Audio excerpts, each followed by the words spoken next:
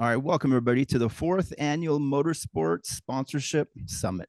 This is a good one. Megan Meyer and I have spent a couple months putting together the most comprehensive and largest motorsports sponsorship summit, I think, in history, at least with us. We're going to spend a lot of time today talking about how to get sponsored. But the summit is not just for drivers, teams, promoters, sanctioning bodies. It's also for marketing directors and other people interested in getting into the industry to learn about sponsorship strategies and activations.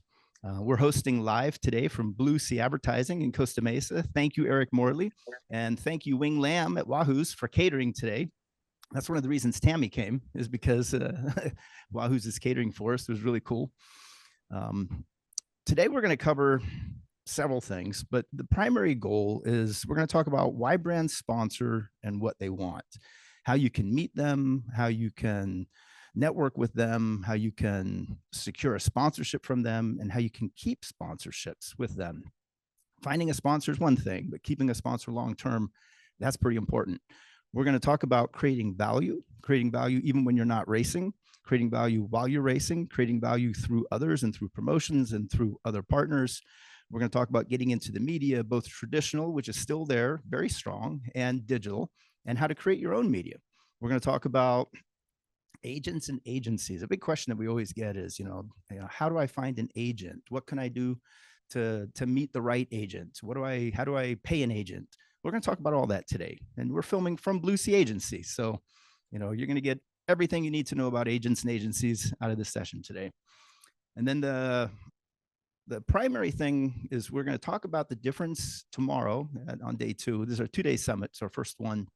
We're going to talk about the differences in sponsorships and different types of racing, because NHRA or drag racing sponsorships are different from off-road sponsorships. They are different from drifting sponsorships, different from sports car and off-road, different from sprint car. And we're going to talk about all that tomorrow and how they are different, because the brands are different and the types of consumers and demographics are very different. And then we're also going to have some one-on-ones, as we call it, sponsor speed dating. That's always the fun part, where we're going to speak, or I will speak with brands and learn all from them, all about, why do they sponsor, what do they look for, how do you get sponsored by them or companies like them. So I don't like to spend a lot of time chit-chatting. Let's pull up our big hitters. We're starting strong with Al Rondon from Coca-Cola. He is the director of sports marketing. Andre Jackson, he's been with Toyota forever. He's marketing consultant with Toyota now. I've worked with Andre for almost 2 decades, starting with Core. And Kyle Keitzman, who is the president of Racing Force Brands. You guys all know that's Bell, OMP, and other brands. And everybody's been on before, so these guys know how to do this. They know what we're looking for. The goal after this session is so that you understand why brands sponsor, what they want, and how you can get sponsored by them. Al, I'm going to start with you. You are with one of the largest companies in the world, Coca-Cola, with so many different brands and so many different properties. How do you manage sponsorships among all the different brands that you have? And how do you allocate what brand goes to what series? And why does Coke sponsor and any of the other Coke brands? Well, thanks, Alex. I want to say thank you for putting me on the same panel with Andre Jackson. Certainly has elevated my credibility, my street cred, especially. But anyway, with regards to how we look at sponsorships, I think it's really around understanding what the unique brand, what the different brand needs are, what are the goals for that brand, and then how do we achieve those.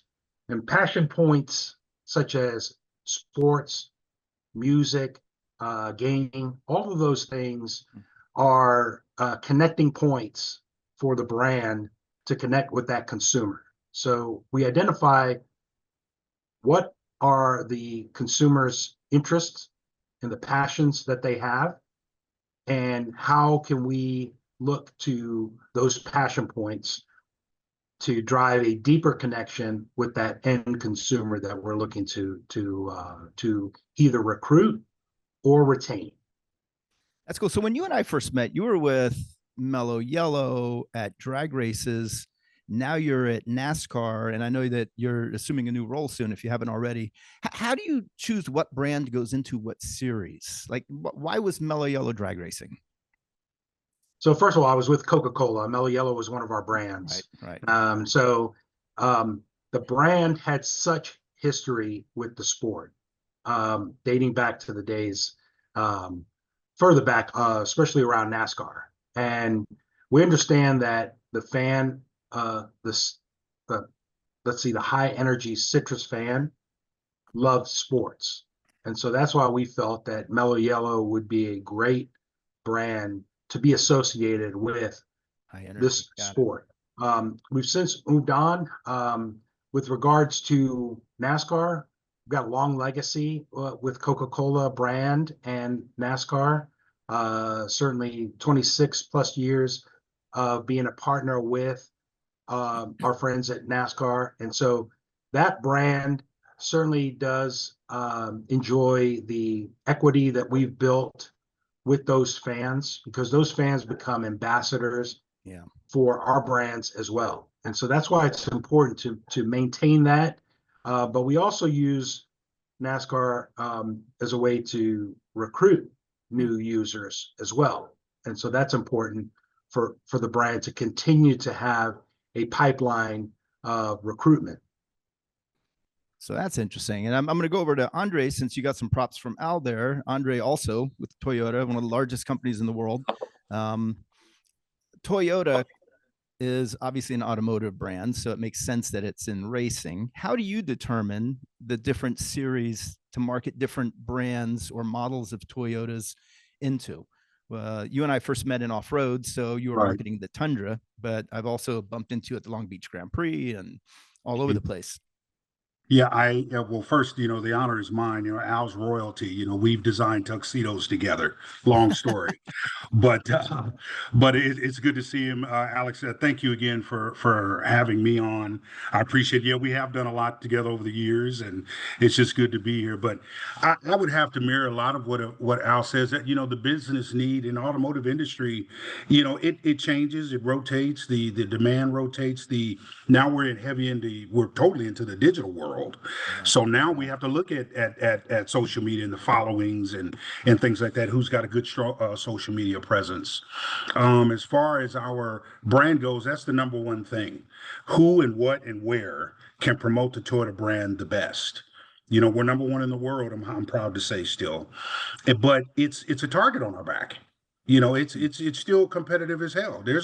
We don't have to stop working because we got a number one product and all that, but we have to look at who can connect us, meaning in sponsorship, who can connect us with the appropriate market, the appropriate demand, be it Camry, be it Tundra, you mentioned. That's how we started in the NHRA game. Mm-hmm. And then we started to design a body for the Camry as a result of that. So who out there in driver land, as you hear me mention Antron Brown, who's an ambassador for Toyota for 17 years now. We've had a long time. The Coletta family is right there too for 13 years now. Yeah. And those relationships take nurturing. They take nurturing professionally and for that matter personally. And you on my podcast, on this podcast before, I've mentioned it's like courting. When you're courting someone, you're courting a young lady. You don't go up to a stranger and say, will you marry me? You gotta get to know. You gotta go out, you gotta have conversations, you gotta build trust. All of that's involved. Yeah, no, that's true. You're right. It's very rarely do you propose to somebody on the first date, but I guess I mean, it happens. there are Yeah. wedding chapels in Yeah. Vegas. Yeah. It It could happens, happen. but yeah, not common. I hear you. Let's go over to Kyle. Kyle, so you're present to Bell helmets. Everybody needs a helmet. Um, they're going to buy your product regardless. They need to use your product while they're racing. Where do you see the value in sponsoring motorsports, and why do you sponsor motorsports versus just discounts? Well, sponsorship's important, obviously, for a lot of reasons, but exposure, credibility, trying to influence buying decisions. But for what we do, we're really selling products to hardcore racers. So our sponsorship involves targeting, higher level athletes or people we think will influence buying decisions.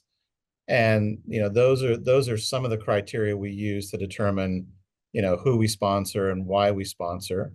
And then some of it is based on the brand itself. So, for example, if we want to expand into a different market, we may choose a sponsorship for a driver or race team based on some of the specific goals of the brand itself. Now you told me once, and correct me if I'm wrong with this, but I think you said that 80% of your business was through distributors. So when you're sponsoring, are you also working with those distributors to create a sponsorship package or market your brands?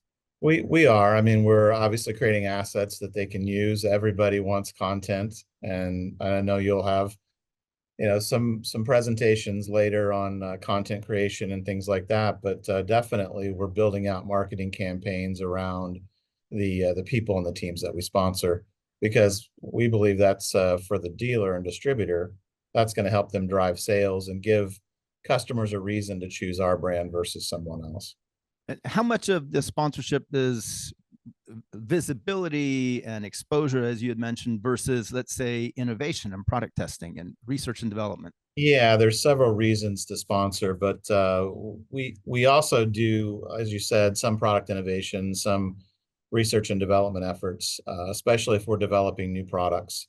We'll go and we'll find the right partner to help us develop those products. Not just from a safety standpoint, but also we have a radio communication brand called Zero Noise. We have within that brand an in-helmet camera that gives you a point of view.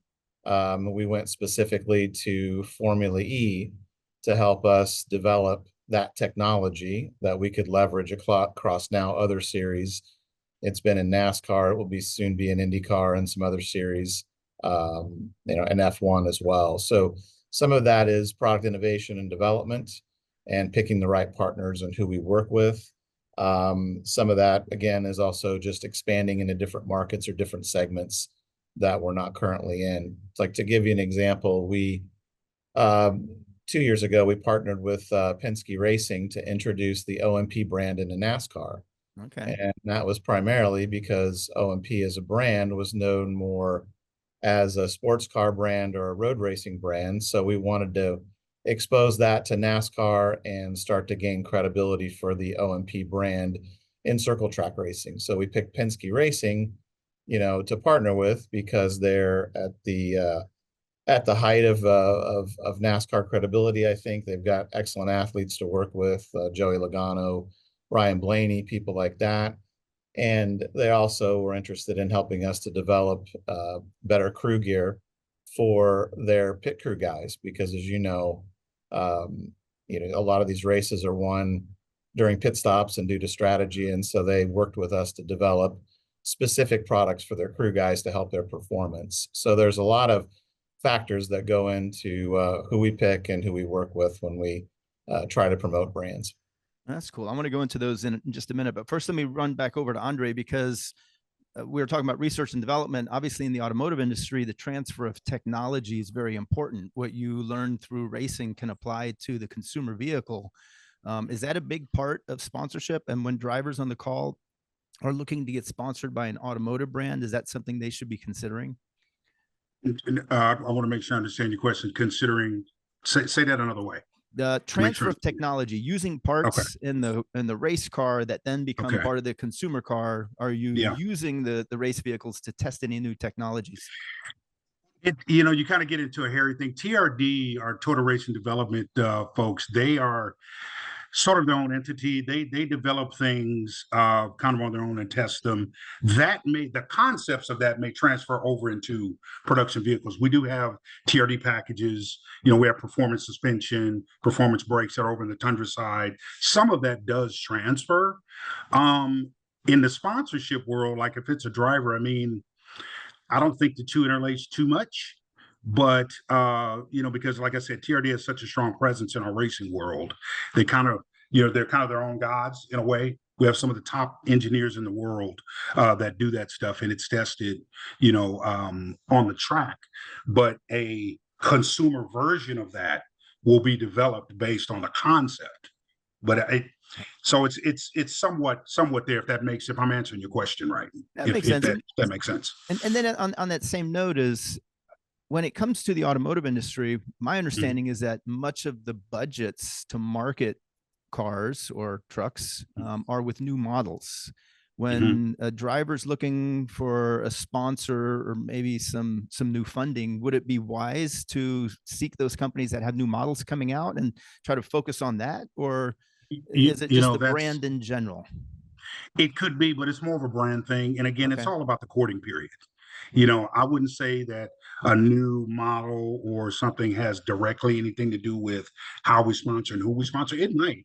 When you go to the NASCAR side, we used to use Kyle Busch and Joe Gibbs Racing for a lot of launches and things like that from the Camry when it became a new Camry, not developing a whole new vehicle. So it could in the advertising. It really depends again on the courting period. It's a newer a driver or a newer person to the market, maybe not.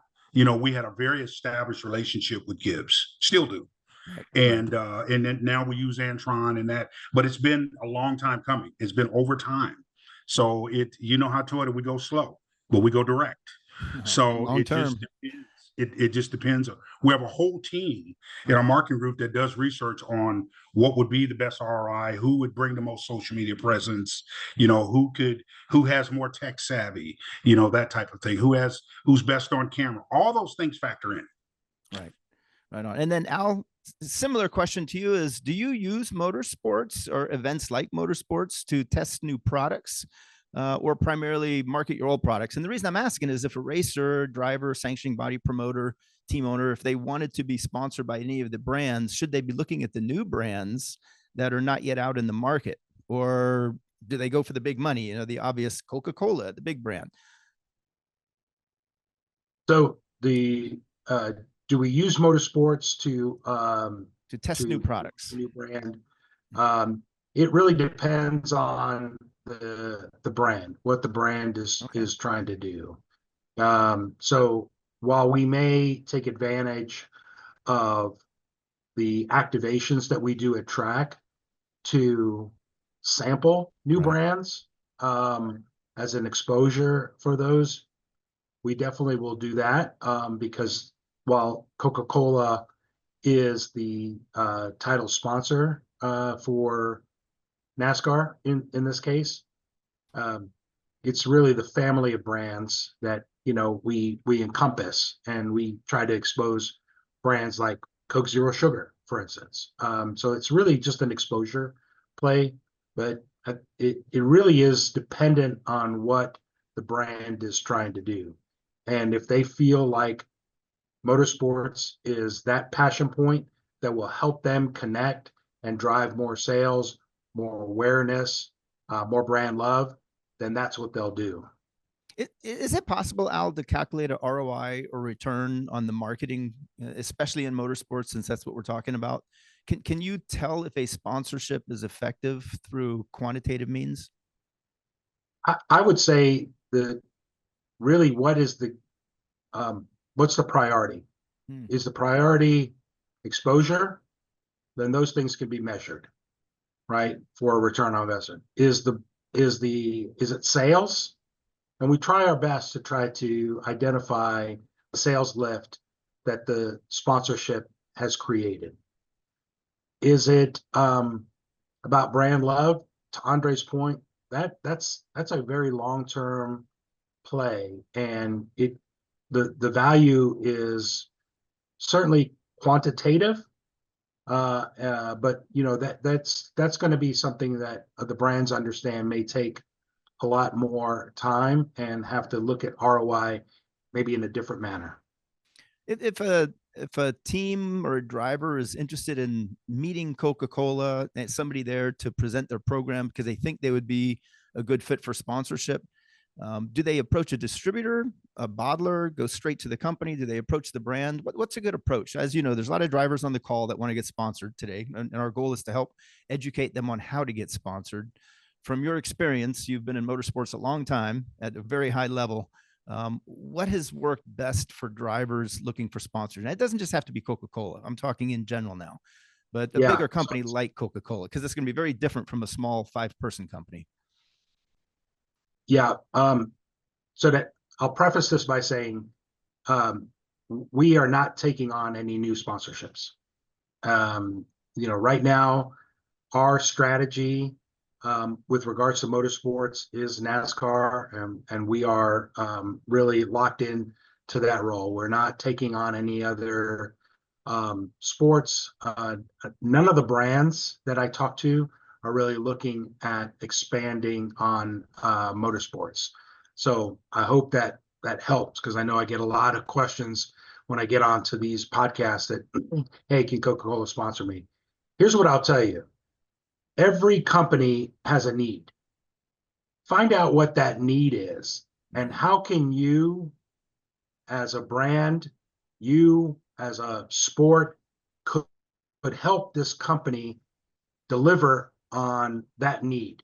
So much of the time, it's about putting branding on a car, and here's the exposure you're going to get. And that's fine if the company is looking for exposure. But I would build on what Kyle said. Penske had a need, and Kyle's company was able to deliver on that need. And there was that opportunity for this partnership. And I would say companies are looking for partnerships more so than just providing dollars to people to live their passion, right? Whether it's driving or have a race team. So that would be my biggest advice to everyone on this call. And Alex, I've said this before on other calls. Do the homework, find out what that company is looking to do, what are their needs, and how can you help them solve their needs. And that's going to take a lot of work. But I would tell you how to do that. How to do that? Is that just researching online, Googling, meeting somebody? Exactly. Research, find people within that organization. There's a lot of information that's out there publicly. Companies put out, a lot of their reports. Find out what it is that they're trying to achieve. And is that something that you could help them do? Got it. So since you had mentioned Kyle, let's go to Kyle real quick. Kyle, you also once told me about the Brad Keselowski relationship, how that has benefited Bell and actually RFB, I guess, in general. Can you explain to drivers on the call if they wanted to emulate that relationship? Yeah. So, with Brad, we started working with Brad almost a decade ago, and we use Brad very strategically to help us develop a new NASCAR helmet. And he worked with us very closely. And we ended up developing a helmet that went from, in our world, 3.9 pounds, race ready, to 2.7 pounds. Wow. So we took over a pound out of the helmet just with different feedback from him. Now, obviously, our engineering team worked very diligently to do the engineering side and the development side, but he was a key person. And so out of that relationship, we grew with Brad. As Brad became more prominent, he became an owner in RFK, and that relationship led to us then having a relationship with RFK, and now we sponsor all their drivers for helmets. And then we have a business relationship with RFK on uniforms. So it's a story to say that we, I think, as brands, always look for long-term opportunities to have a relationship and partner and find ways to grow with that athlete or individual. How many teams do you work with right now? How many teams do you sponsor roughly? It's across the board. There's within all the different racing disciplines, from F1 to SCCA to NASCAR, there are at least 40 to 45 different partnerships we have within just high level professional race teams, and then a number of other partnerships, at series that are sort of considered more at the grassroots level. That's what I was going to ask, is how much of the marketing is at the high-end professional level versus the grassroots level? because there's a lot of grassroots racers on the call. Is there hope for them to potentially get sponsored by OMP or Bell or? Yeah, we look at each racing segment. So as you know, let's take World of Outlaws sprint car racing, for example. We've worked with Donnie Schatz for over 20 years, has been a sponsored athlete, because we recognize that those athletes influence buying decisions within the winged sprint car market, where they're not necessarily paying attention to someone that's at a NASCAR level or an F1 level, but their heroes are the people that are running World of Outlaws, and that's who they have a passionate connection with. And if the high performing athletes in that segments are doing well, then that's likely to influence their buying decision and what equipment that they select. So it is segment by segment. It would seem to me that Formula One, there's 10 teams, 20 drivers. If you're going to market through Formula One, you're probably not marketing to the teams and the drivers. You're marketing to their spectators and fans. Whereas World of Outlaws, most people who go to those events, they're enthusiasts. I mean, they love it. That's their life. And they have some kind of dirt bike or car or, homemade, custom built vehicle in their garage. They most likely would buy a helmet. Does the marketing differ when you're marketing to teams versus consumers? It does, but keep in mind, for us, on the racing side, our consumers are racers. I mean, that's who we're targeting. So it's very specific. F1 is interesting for credibility for the brand, but as you said, there's 20 teams, and there's some relationships there within those teams. And what we do in Formula One is a little different, because we have a collectible business of mini helmets. So a lot of what we do in F1 is selling, collectible helmets to sponsors and teams and consumers. That's not really related to the racing side. But when we talk about grassroots racing in those series, we're really targeting racers that need to buy products. Right. I figured that. And then Andre, same question to you. I'm assuming that, Toyota is not trying to only sell to racers. You're probably selling to consumers. How does that marketing different when it comes to sponsorships? Well, I mean, everybody's a consumer, whether you drive a race car or whether, you drive a motorcycle, so we want to sell cars. And to Al's point earlier, our marketing kind of goes to that. And then we, as far as drivers on this call, find out what our needs are. I think that's a great way to put that. There's always a need, but it takes time. The ultimate deal is you come to us if you're a young racer. Okay, it shouldn't be Toyota, how can you help me in sponsorship? It should be like, Toyota, you know what? How can I help you sell another Camry? Even if it's one more. Here's how I can do that. Here's what I can offer. And then make us interested. And then it just takes time. It'll grow, but it's a courting period. It's got to be a courting period. There's got to be trust built. When we market cars all over the world, all over the segment, all over the states, and races, no races, whatever it is, we want customers to buy cars, obviously, but they don't have to. They don't have to buy our stuff. So how do we keep them interested? So I would say to a young driver, how do you keep us interested? If that makes any sense. Well, also, it's not, you don't buy a car or a truck every day. It's a purchase you might make once a decade versus a beverage, which you might buy daily. So it seems like you want to be more top of mind in your marketing than on an everyday basis.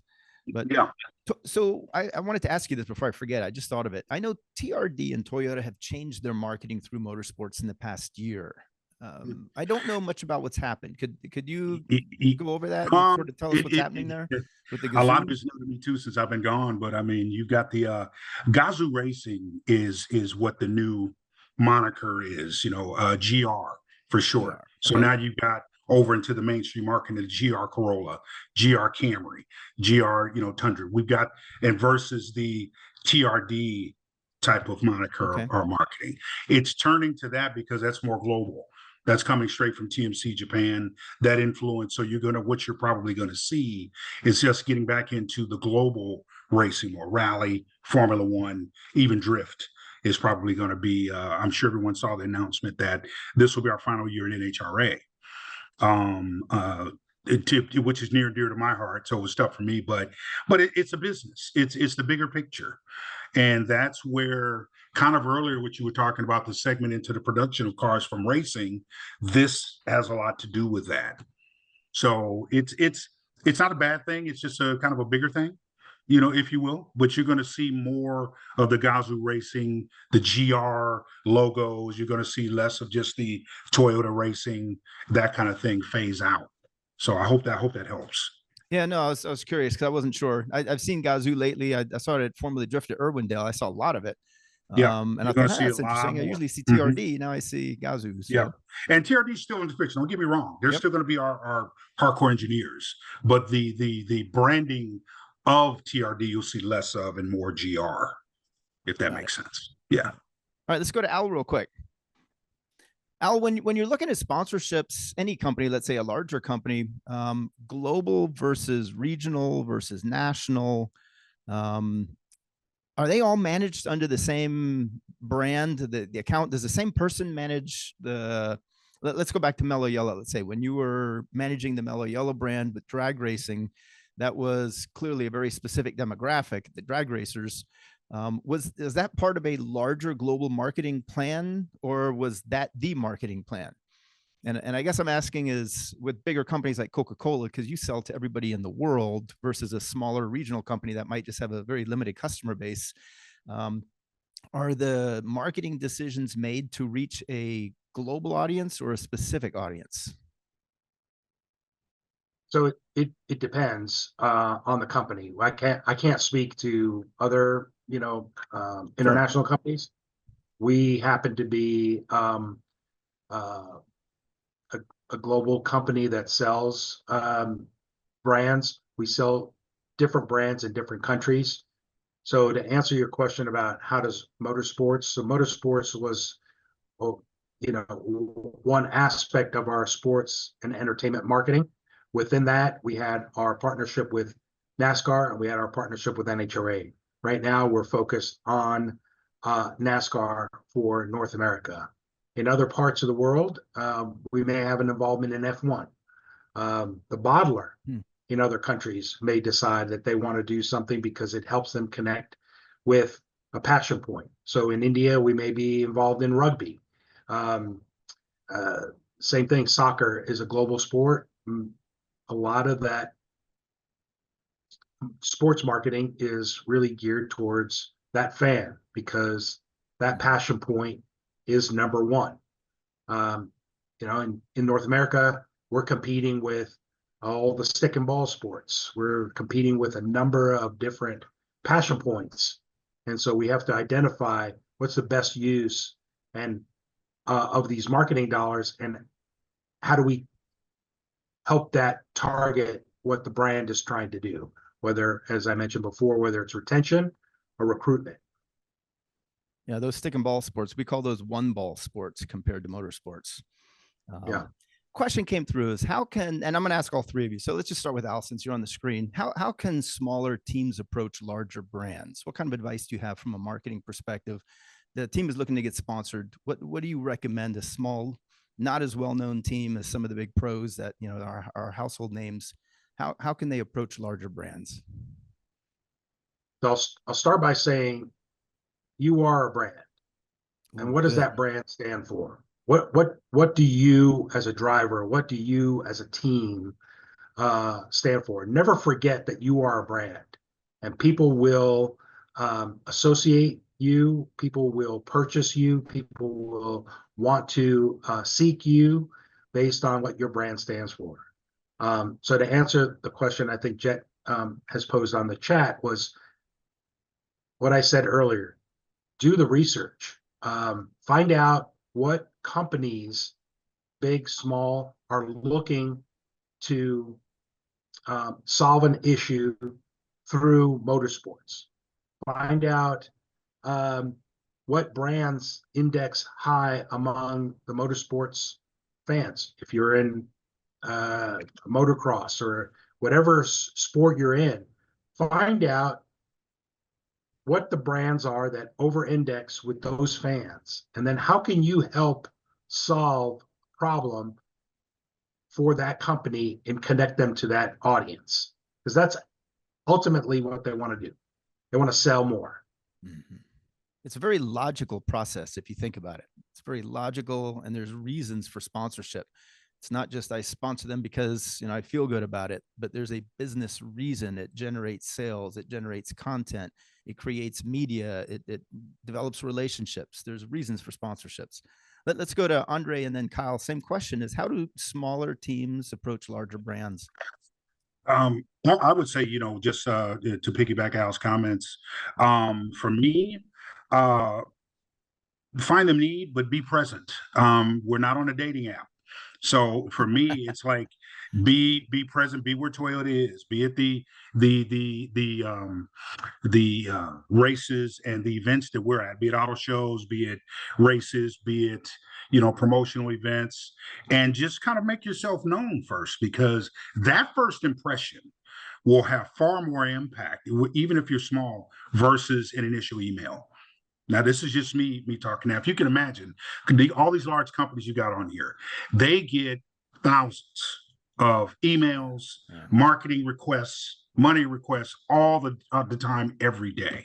So what could make your first impression bigger or better? And I know it sounds like you're trying to slay a giant, but in essence, you are. Because every company on here didn't start this large. Right. It was small. So you got to take that time.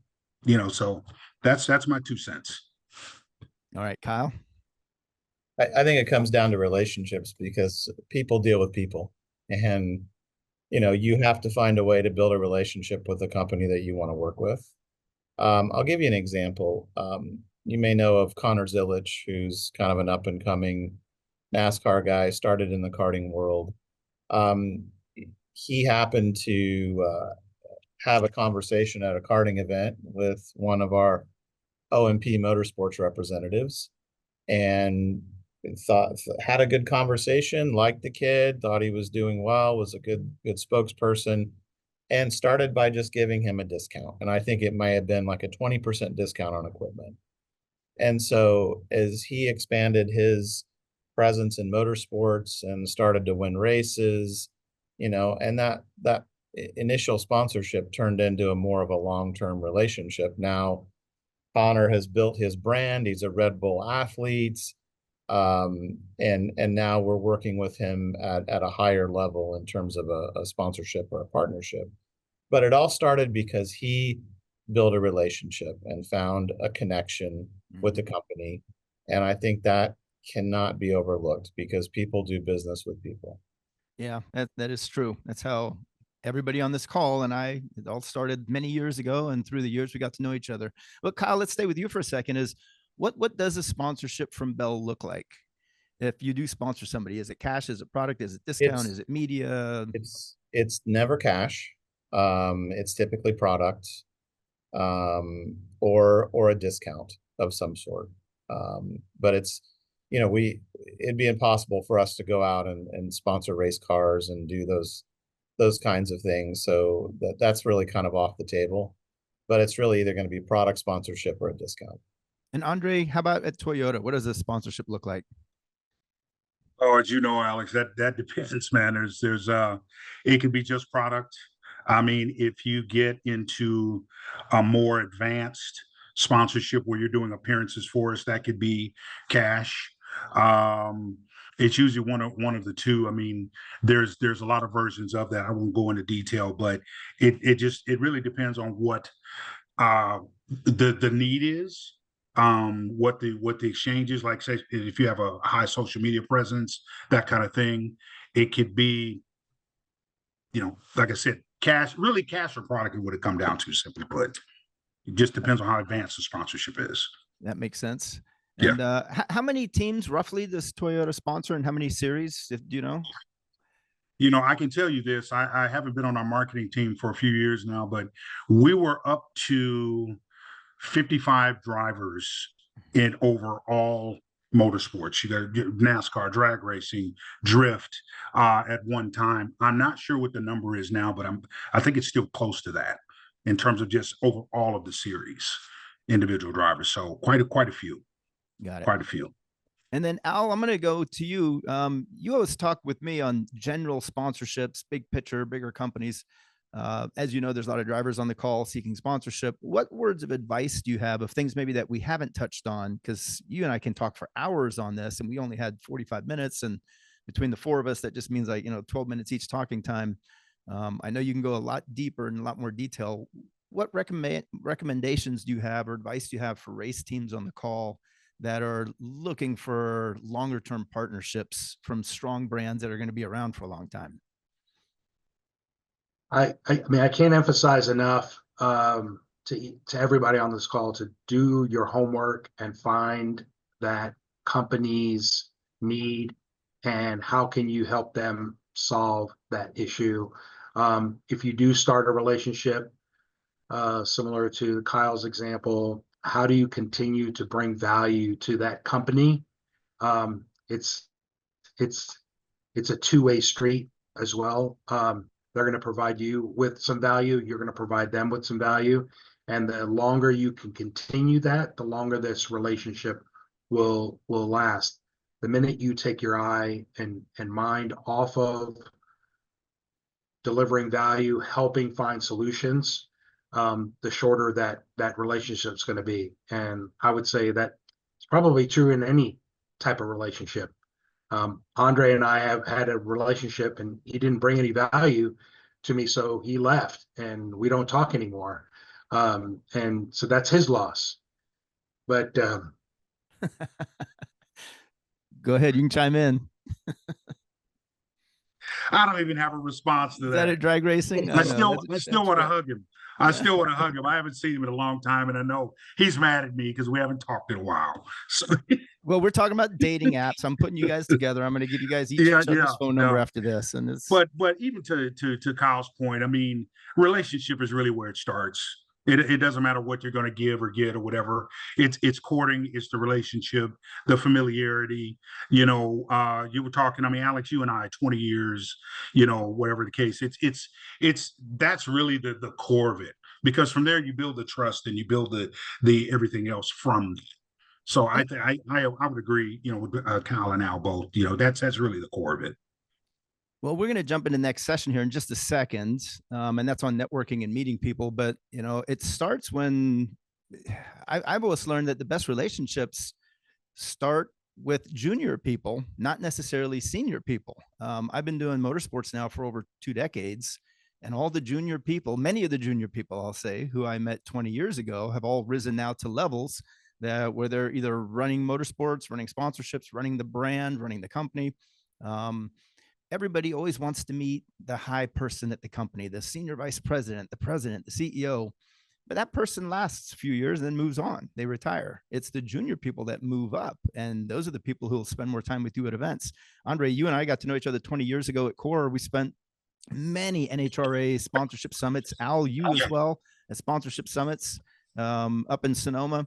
And we got to know each other over time. So we're going to talk about networking next, but I just wanted to throw that in there. I'm going to go to Kyle real quick. Last words of advice, then we will start our next session.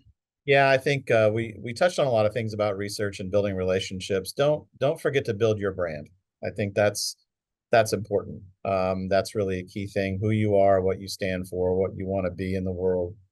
I think you have to establish that. And the other thing I would say, we're talking more from a national standpoint, but don't forget local. The local sponsors, the where you race, you have a better connection or a quicker ability to build relationships locally, and then those can certainly expand nationally. Right on. Well, gentlemen, thank you, all three of you. I appreciate that. What's real quick? What's the next event each of you are going to? We have 30 seconds. Let's go. Al, Andre, Kyle. Next event you're going to? Daytona 500. Fun. Probably be Pomona 1 NHRA. I'm going to be at the Chili Bowl in Oklahoma. That's you're going Sunday. Tonight. What? Is that today? Tomorrow. Yeah, practice starts on Sunday. Right on. I'll be at Anaheim Supercross tonight. A1 Okay. starts today. Right on. Thank you, gentlemen. We'll see you at the next summit. Thank you all. Take care, guys. All right, George, let's pull up our next two guests. Scott Lukaitis, he's the Motorsports Sales and Marketing Manager of Engine Ice, and also Vic Woods. He's the Race Team Relationships Manager at Sander Engineering, Sander Wheels. I think Richie Lewis is having connection problems. We're going to still try to get him up. So when Richie Lewis from Sunoco Race Fuels joins, we'll pull him up. But let's, Vic, how are you? Hey, Scott. Good morning. Good morning. Good morning, good afternoon from the East Coast. It's morning for us. It's 9:45 here in SoCal. Over here in New Jersey, it's 1:45, so we're well into our afternoon a little bit. It's much colder here than it is for you guys in California, though. So yeah, you know what? That's a benefit of being out here. You know, fortunately, sure. Southern California. Yeah. So this session, we're going to talk about networking, how to meet sponsors, Dex proposals. Are they valuable? Do you need them? Do you use them? Scott, I saw you at PRI and we were chatting. Yep. And as we were chatting, you know, you were at the booth, a driver came up to you and started chatting as well. And I was going to ask about that. A lot of brands don't like when people come up to them at trade shows. Other brands don't mind it because at a trade show, you're trying to sell your products to potential buyers and distributors and retailers. And so if drivers and teams, sanctioning bodies, they come up to you and they're throwing proposals in your face, is that okay? Or how is networking at kind of a loaded like question? PRI? So I don't want you to come up here at a trade show and try to sell me. But saying hi and introducing yourself, and frankly, at PRI this year was a ton of racers that we've helped over the last couple of years coming up to say thank you, coming up to express how well the product has worked for them, coming up and asking, is there something else I can help you out with? We had a driver, Ashley Aftal, who was in town, who the week before said, hey, listen, I'm going to be there. Can I come by and hang out for about an hour and sign autographs? And I typically don't do autograph signings any longer because they don't tend to work as well as they used to, but Ashley's been a great ambassador for us. She sat down for a little while. She went on social media and told everyone that she was going to be there. And I actually have a new driver that came out of that because she wanted to meet Ashley. She came by and we chatted for a minute. And I was like, you know what? You're the right fit for our brand. Let's get you some product to try out. And she's already made a couple of posts, just kind of talked about the product. So, yeah, you know, to follow up on your conversation just before, it is relationships, right? It's getting to know people. It's just not coming in and selling me on why I should give you money or product or anything like that. Like let's understand the brand and understand you a little bit and kind of go from there. One cool thing that happened when we were at PRI is someone came up and gave to you, I think it was a plaque, right? That couple showed, pictures. It said, I thank you, Engine Ice. We had two different guys come by and drop off pictures, autographed photos that they had. It's really nice, like this time of year or right before the holidays, I get from drivers, just even just a thank you card is super. It cements that relationship, right? It makes it more than just, you know, what can you give me? And I'll put your sticker on my bike or car or whatever. Like it shows that these folks are, I mean, heck, we got introduced because of a racer that we had sponsored. You know, Justin had said, hey, you should talk to Scott. That's how we came into contact with each other. So, you know, networking across the board is a huge thing. Like it's relationships. Like someone in your last comment said, you know, people buy from people or people work with people. We don't work with companies. We work with people. And you got to make that one-on-one connection. That makes sense. We'll go over to Vic real quick, since he's been doing this for 4 decades and talk about networking. He's done networking back in the old school days when he and I were watching 3 channels of television and when reading newspapers and magazines and billboards way before digital and social media. It was very hard to meet people back in those days. You had to meet them in person. Today, you can meet people online. Vic, how has networking changed over the years now that we can have access to anybody, anytime, anywhere, as long as we're connected digitally versus back in the day, you have to actually meet them in person? Dramatically, in one word. it's nothing like it used to be, that's for sure. But you know, I think I think at the really bottom end of it, it's still exactly the same. And I often refer to my favorite motivator for me, or impact on my life, if you like, uh, the great Dale Carnegie, who made his multi-million-dollar fortune out of simply recognizing people. And I'm giving a false plug for Carnegie, but for my life, we talked about this the other day, Alex.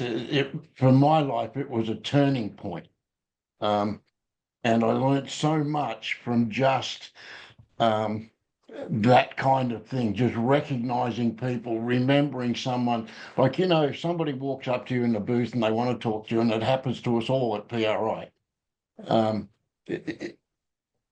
they introduce themselves. And the really big thing is when they walk up and they already know your name. They've done their research. Now, for me, I'm old school. I have my name on my shirt so that I remember who I am. but the reality is, the really smart people actually identify you before they get there. They've done that. The boys before the guys were talking about research, and that's all important. And you know yourself, if somebody walks up to you and they say, "Hey, Johnny, how you doing? Hey, Alex, how are you?" It's like, then you're starting to wonder, man, who is this guy? And the older you get, the harder that gets to remember. So the Carnegie thing is to make a point of reference to remember, does their wife go hunting, or does she play golf, or some little sidebar thing that makes it connect, that builds that connection. So networking to me is really using some of those core principles to remember someone by something different. Now, back in the day, for many, many years, I wore a bow tie. The reason I had a bow tie, it's a little odd at the racetrack, of course, and I certainly wasn't wearing one when I had my helmet on. But in my business life as a VP of marketing for what was then the Australian National Drag Racing Association, I wore a bow tie to every meeting, everywhere I went, and people started to remember me for my bow tie. These days, it's a flat bill hat that has become something of a trademark for me. And of course, my accent is a significant advantage, although Australians think I sound American and Americans think I sound Australian. So I'm not quite sure where. Maybe I'm in Hawaii somewhere, but yeah, somewhere in between. But though it's notice little things about someone to build that relationship. And my last point on that would be something I learned many, many years ago, selling used cars, believe it or not. When the old gentleman I worked for always had this theory that make a friend first, and then people buy things from friends, which is very old school. But he felt that, like, if somebody walked into the dealership, just sit down and talk to them, just have a conversation, not necessarily about, yes, it's $599 or $2,400 or whatever it is, and kind of get right into the hardcore sale. Just have a conversation. And, I've got people now, some young people who I work with, who just came in to say hi and look at our wheels, and then I've known them from other brands where I've worked, and they never asked me for anything, but they have a relationship. And some of those things have now built into deals, sponsorships, support packages, because they've built that relationship. I find that extremely relevant, especially in my case. I've been in sponsorship business for over 2 decades, over 20 years.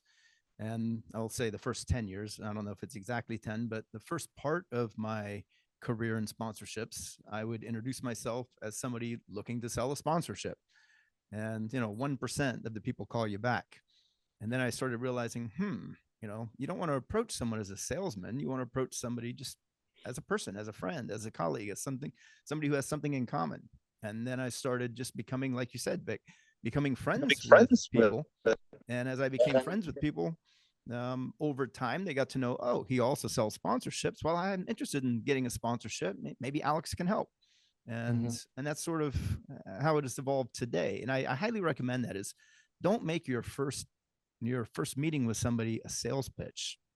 Get to know somebody before you pitch them. As we said in the last session, you don't want to propose to somebody on the first date. Get to know them first. Let's go over. I'm sorry, just real quick. There's a great book. It's going to go to you. Gary Vaynerchuk. It's called Jab, Jab, Jab, Right Hook. And the premise is, you wouldn't walk into a party and try to sell somebody the first time. You walk in, you add value, you provide some sort of value, you become a friend, you connect them with somebody else. I do it all the time. I know someone that knows someone that can maybe, I mean, how many folks have I introduced you to, Alex? I'm like, hey, this guy would be great, maybe somewhere down the road. You do those things before you ask for the sale, the sponsorship, the dollars. Like you've got to, it's all relationships. It's all like who you know and who they know and how this all ties in together. Because remember, motorsports is a really small piece of the world, right? Where we think we're giant, but we're really pretty small, and everybody kind of knows everybody. So you build those relationships, you do the right thing by people, you be very transparent with conversations, and good things happen to good people, right? And that's so true. You want to get to know somebody first, especially if you're going to start to sell to them, because then you know more about whether or not they can represent your brand and whether there's a cultural fit between that person and the brand. Let me just stay with you for a second, Scott. Is how do you get to know somebody? How do you get to, if a driver on the call identifies a marketing director that they might want to do business with and be a sponsor for their brand? How do I meet that person? How do I get to know them? What is a good way to do so? Social media, right? Like social media is out there to be social. So I'm a big proponent of using LinkedIn. I don't think enough of our industry, I'm a power sports guy primarily, but very minimal of the power sports industry uses a service like LinkedIn. And just start looking at people, right? Start looking at, all right, I want to do something with Engine Ice. Who works at Engine Ice? And again, go on there and start to comment on some of their posts. If you find some value in something that they do, hey, that was really nice. Hey, congratulations. Like all those little pieces, all those little breadcrumbs add up. I would invite anyone that's on any of your calls. They want to know more about me, reach out to me on LinkedIn. I love talking to people about what I do. I mean, we're all passionate about our sport. Mm-hmm. We're passionate about the brands that we work for. We want to tell our story and we want to hear your story, right? So you start working out on those things and just don't get all salesy. Like I don't want you to connect with me and then the second thing I get from you is a proposal.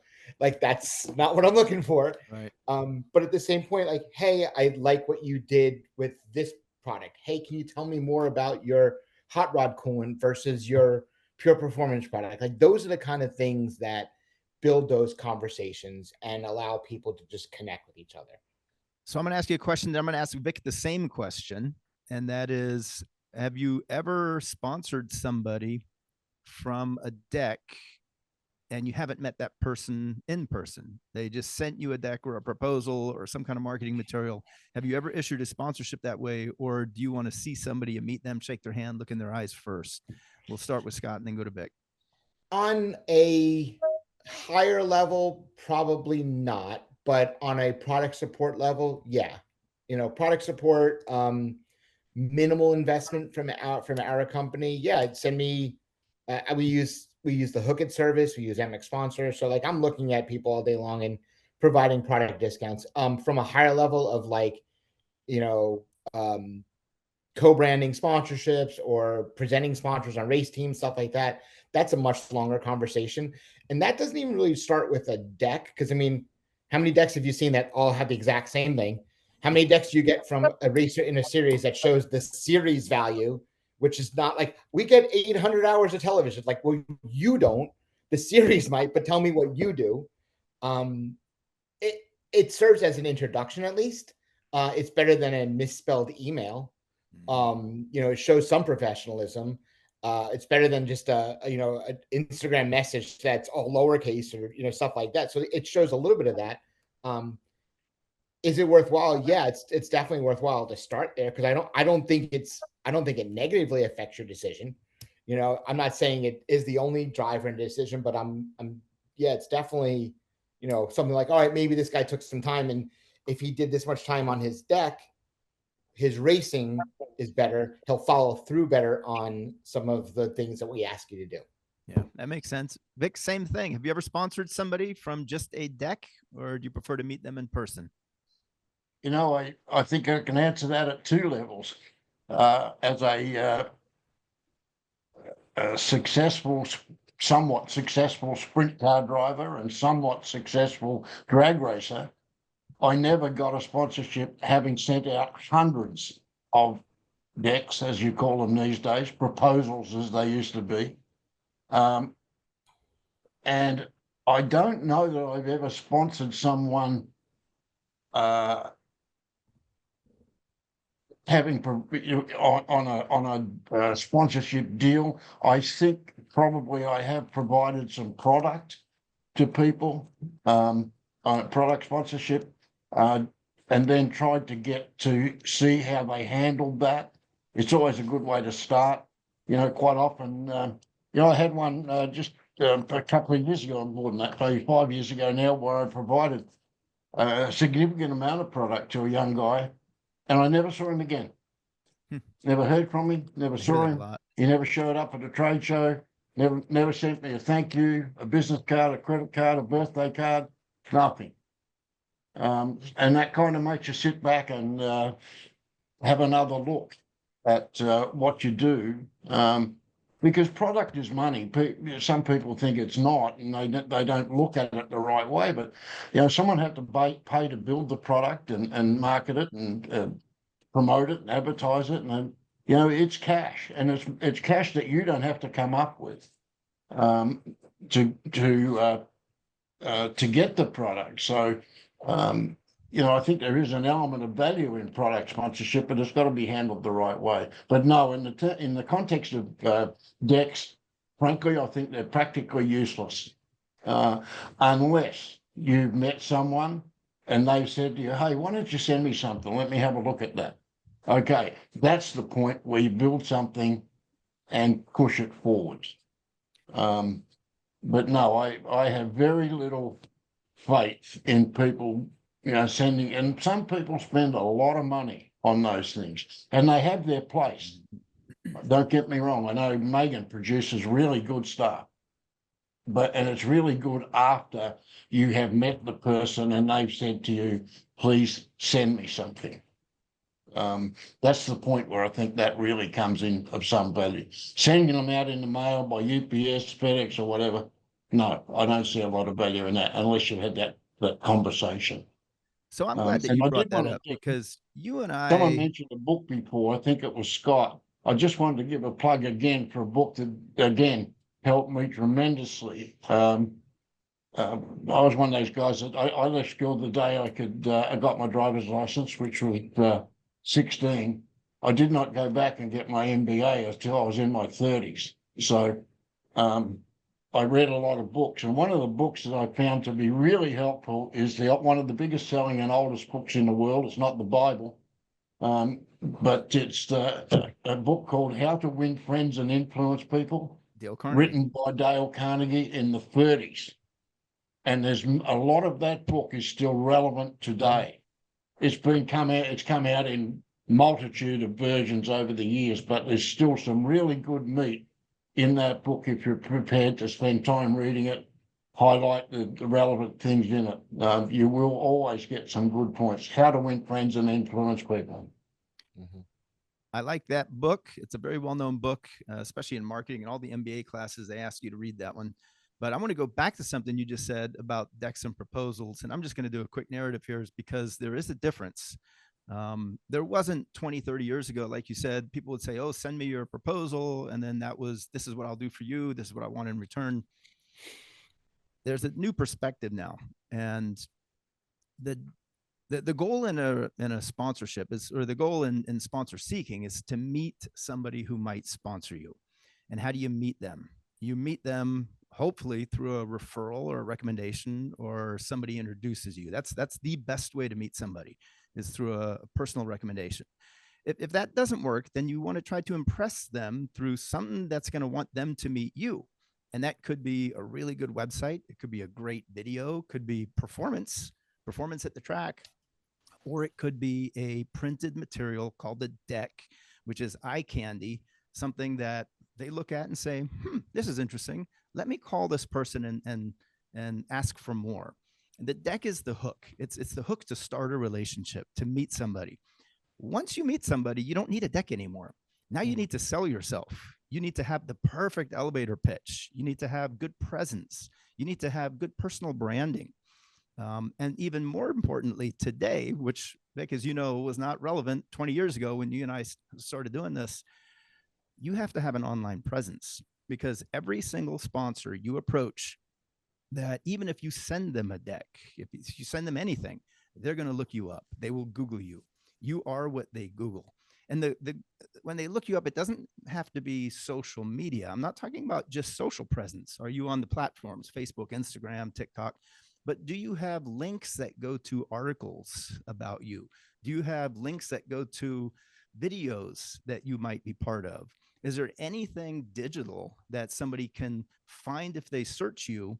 And that's what they're going to do. No sponsor is going to sponsor somebody just through a printed material. Sure. You use that to meet somebody. Once you've met them and formed a relationship and know what their business objectives are, and once they know you and you have that relationship, now it's time to propose. Now you can say, okay, here's what I can do for you, and here's what I'd like you to do for me in return. And that's when the proposal comes in. And that's the specific document that shows the deliverables. There's a big difference between decks and proposals. Sure. And I really wanted to go over that. But I want to piggyback on something you just said there about digital presence, and back to, like, and you and I have spoken. I'm all in on LinkedIn. I underpriced attention. You can get to the decision makers in companies. Several years ago, I started doing a newsletter on there. And anybody on LinkedIn can create a newsletter. It's, you go up and write an article and you can send it out and it goes to subscribers. I recommend, even if you aren't going to go ahead and buy a website and create your own thing, you write a weekly newsletter about your racing. You tell me how you did. You tell me why this type of racing is important. You sell the sport. So, I'm a motocross guy. I'm going to go on there and explain the various bits of motocross each week, so that if someone stumbles across my name on LinkedIn and they're like, oh, he's into motocross, he knows this. Oh, I need to learn more. They're watching an Anaheim one tonight. They may catch that in TV. Oh, this is a little bit more information about that.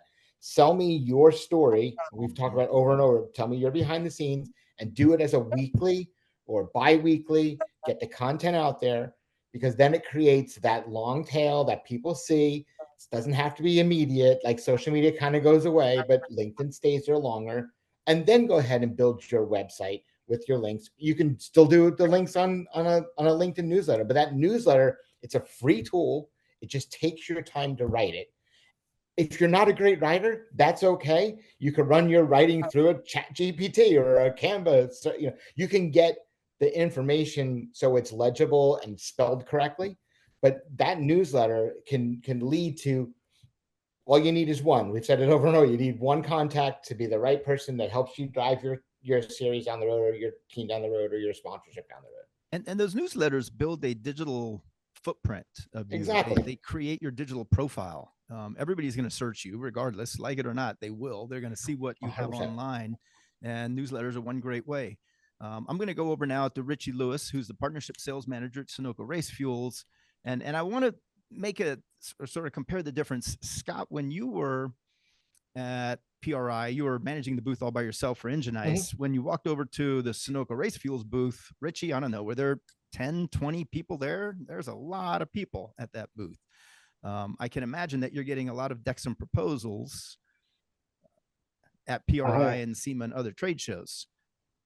Is that a way to approach the brand to get to know you, or what are your thoughts there? We're fortunate that, our product sells itself, and we're in so many different genres and lanes of motorsports that we've got something that most everybody needs a little bit of. and you know, especially if they're in a, you know, if it is true, you know, motorsports on race fuel. And it's so hard oftentimes to see everybody. So we basically build a schedule. We bring in all of our master distributors and we have them help us, and they kind of help. Okay, this is a good one. This is, you know, guy just come by, just wants, you know, all of his fuel for free for, you know, a 4x6 inch sticker on the car. You know, I'll put a sticker on your car, to people that are living and dying by exactly the topics that you folks have been talking about. And I do appreciate the clarity of what you said as far as decks and proposals. I do agree with that. But basically, had 55 meetings in just a little over 2 days Wow. with potential and some renewals. But the biggest thing is what it does is it goes back to, I think, a lot of what I think some of the point that Vic was trying to drive home, as well as Scott, was it's about relationships. And we do them in little 30-minute blocks. And that gives us time to, because we go up on our upper balcony of our booth, and that's really where the rubber meets the road. Because you got to weed through some of it, because a lot of it is just noise and it's hard to get in. You can get so busy you can't get anything done. So the way we choose to do it is before I ever got to the show, I was booked solid, which is a good problem to have. And then all that overflow is your master distributors come in and help weed through some of that and bring, when they come and meet with you as well, then they're bringing you additional information and relationships, index or proposals, whatever someone has handed them. If they know those people, if they're from within their region of the country, they'll say, hey, this is a guy I really need you to look at. And it's kind of nice right there when you don't have access to your laptop, 3 monitors and everything. You can kind of thumb through it. But again, that's what I do. I thumb through it because I want to build a relationship. It's like you said, once you meet and you shake hands and you feel that sense of there's a relationship, we can make this a win-win for both properties, being the racer and the brand. Um, then that's a good thing. You're right. You don't need it at that point, because hopefully you've exchanged information, you're texting, you're talking, and it's not like Vic said a while ago where you go and some people just want you, you know, let's slap a sticker on a car, you give them a bunch of product and you never see or hear from them again until they run out. Yeah. And sometimes you don't ever hear from them again because the next guy down the road that offered them one more widget or gadget than you did, they sailed. You know, they didn't have a relationship. They had a need, they had a void that had to be filled, and they didn't fill it by the basics of what we're talking about. And there is still no substitute for FaceTime. Sitting FaceTime. down in that booth and talking to these people and hearing how do they articulate, you know, and how are they going to do on a bad day? Anybody can do great on great days, right? But who's going to get out of the car after someone spun them out, or out of their bike when someone's just KO'd them going into a set of whoops or whatever, and when they get back in front of the mic, you know, who can handle that situation? That's always we have found of great importance to us, because we're not the most trendiest brand, if you will. We have the best fuel in the world, and we feel like we hold ourselves to a really high standard in doing so. And we don't have to do it through drug, sex, and rock and roll. You know what I mean?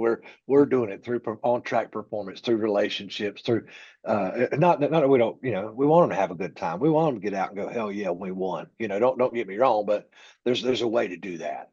And we do hold our athletes to that sort of standard.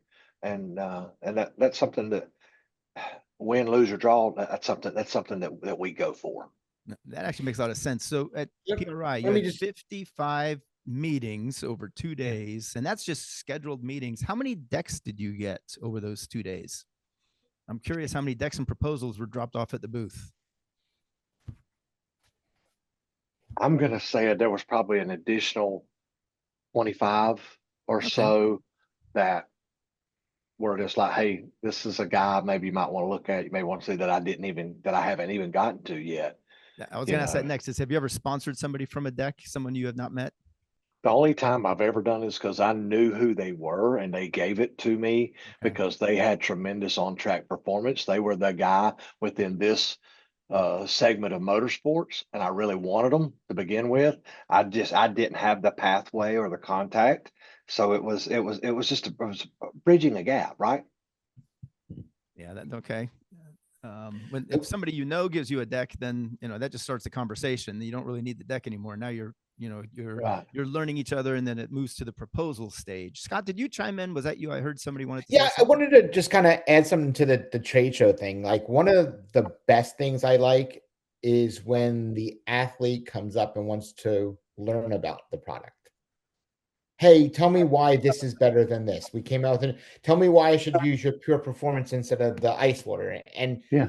that is super helpful because that helps them sell it down the road to other people, which is what I'm hiring them to do. We're not Absolutely. hiring them just to represent us. We're hiring them to sell our product, right? Yeah, let's So go in the detail on more that. they Why know do you about it, sponsor? Yeah, that's yeah, why are I you mean, like, hiring them? That's why are you sponsoring them? I think that's the most important thing. Keep going on that. yeah, yeah. I mean, great. It's cool to have a sticker and it's cool to like go on the podium and have the pictures. And all. But at the end of the day, we need to sell product. I need to sell a lot of engine ice to sponsor athletes. We need to sell a lot of race fuel to sponsor athletes. So at the end of the day, it's you're a salesman that's being hired. So the more you know about my product and why you should use one versus another, or what's right for your type of racing, that shows me that you have interest in the product, not just I want this because I saw somebody else use it and I'm going to use it and just say it's the best. Tell me why it's the best. So getting that technical data, and that's you saw me doing that at PRI. Every customer that walked by, I was explaining our line of products, and here's why we have this, and here's why we have this, and for a racer to be able to tell someone else that at the racetrack, that's the ultimate goal because that leads to the sales. Well, Yeah, that's exactly right, Scott. And we if I may chime in, we try to do that through like 3 bullet points because expect a guy to get out of a car or in a place and try to do what you or I would do if we're standing there in front of a drum of this or bottle of that or what have you. Because we're around the tech guys of it that build and make and model this stuff, right? But if he can remember that we're the only race fuel in the world that's double distilled, if he can remember that, number one, then now all of a sudden, okay, so it is superior. So no one else has a distillation tower. No other race fuel company in the world can double distill their fuel. We double distill every bit of our alkylates. So in other words, we take out a lot of impurities. We start with a much better base product. Now, the rest of it, most everybody, we're all buying the rest of it out on the market, whether it's toluene, isopentane, the different parts and pieces that go into making most race lead, things like that. Now you can buy it at different grades. You can buy it in a B plus, an A plus, or an A double, double plus, and that's all we will use. We will not step away from that. And if I get this, so now I got 2 things that's all of a sudden went, wow, okay. And then the third thing is what's ask your engine builder about it because we're steadily funneling this stuff and this technology to the engine builders because then the guy that's actually buying the engine, that's paying the bill at the engine builder shop, now knows that okay, yeah, they approve of this. Just yesterday, I had a guy, man, I want to get on this fuel you got. I said, where did you hear about it? He starts telling me. He said, well, I talked to the engine builder. My engine builder said, if I want true performance and extra durability and protection and be able to get more laps out of my engine, this is what I need to be running. I said, that's exactly right. So then I go into the other two things. Now I got him. If I can get him to just share two or three of those, then when they are bench racing, water cooler racing, whatever, to their other people that they see or people coming to their shops, they got something to say other than, well, I want you to do this because they sponsor me. I could use the solid if you'd go call Vic or you go call Scott or you go call this guy or that guy. I want you to do it because of that in a sense, but I'd rather you do it because you believe. Yeah, And now you're that you said saying double we, distilled, I us, and believe. I'm a believer. you know what I mean? That's all. Yeah. I mean, that's what it takes. Well, Well, let's So stay you on this can for a win second. fuel. Richie, you were just saying the referrals. The distributors referred, set up some of the meetings, and then the engine builders refer, set up some of the meetings. If I'm a driver on the call, and as you know, there's a lot of drivers on the call that are looking to get sponsored, and Sunoco is certainly one of their targets for a lot of teams. How do they get that referral, or how do they get to meet you? How do they get to know you? How do they get on your agenda at SEMA or PRI to schedule one of those meetings? And then I'm going to ask Vic the same question. Well, if it's someone that we don't know, the beauty of what we do is that we are basically in every form of motorsports, basically from NASCAR to a street stock to a UTV to wherever. So obviously our website is a good way, and our fuel finder puts you right in touch with someone pretty quick and in a hurry. And then there's also technical people that you can speak to from the technical side that'll get you going. But you just reach out to there. If you start a chat there, then it's gonna alert me. I'm gonna know. Okay, and that's gonna come through Salesforce, and then I'm gonna get a lead, and then I'll work that lead from there. So we kind of do it in reverse order a little bit, if you will, Alex. Okay, cool. I Thanks. hope that Vic, helps. no, that's good. Vic, same question. If somebody wanted to meet you and set up a meeting at the next event you're going to, whether it's a trade show like SEMA or PRI, or if it's at a race, what is a good way to do that? For me, it would be find me on Facebook, find me on LinkedIn, find me on our website, or send an email to the website, and that'll find me. I'll get back to you. I try to pride myself on returning all those sorts of things. And to set up a meeting at a trade show or something of that nature, the same deal. I mean, I get a little bit like someone said they did 50 meetings. I think it was Scott, or I'm not sure who it was, but you know, I did the same. I did not get out of my booth apart from bathroom breaks at PRI, Wow. and which was an awesome show. Yeah, you know, and we've just taken over a company that's been around for just short of 50 years, but it was old and it was run down, and so I'm in the process, or our team is in the process of trying to put a new face on an old girl. So you know, it's kind of busy, and priorities are what they are.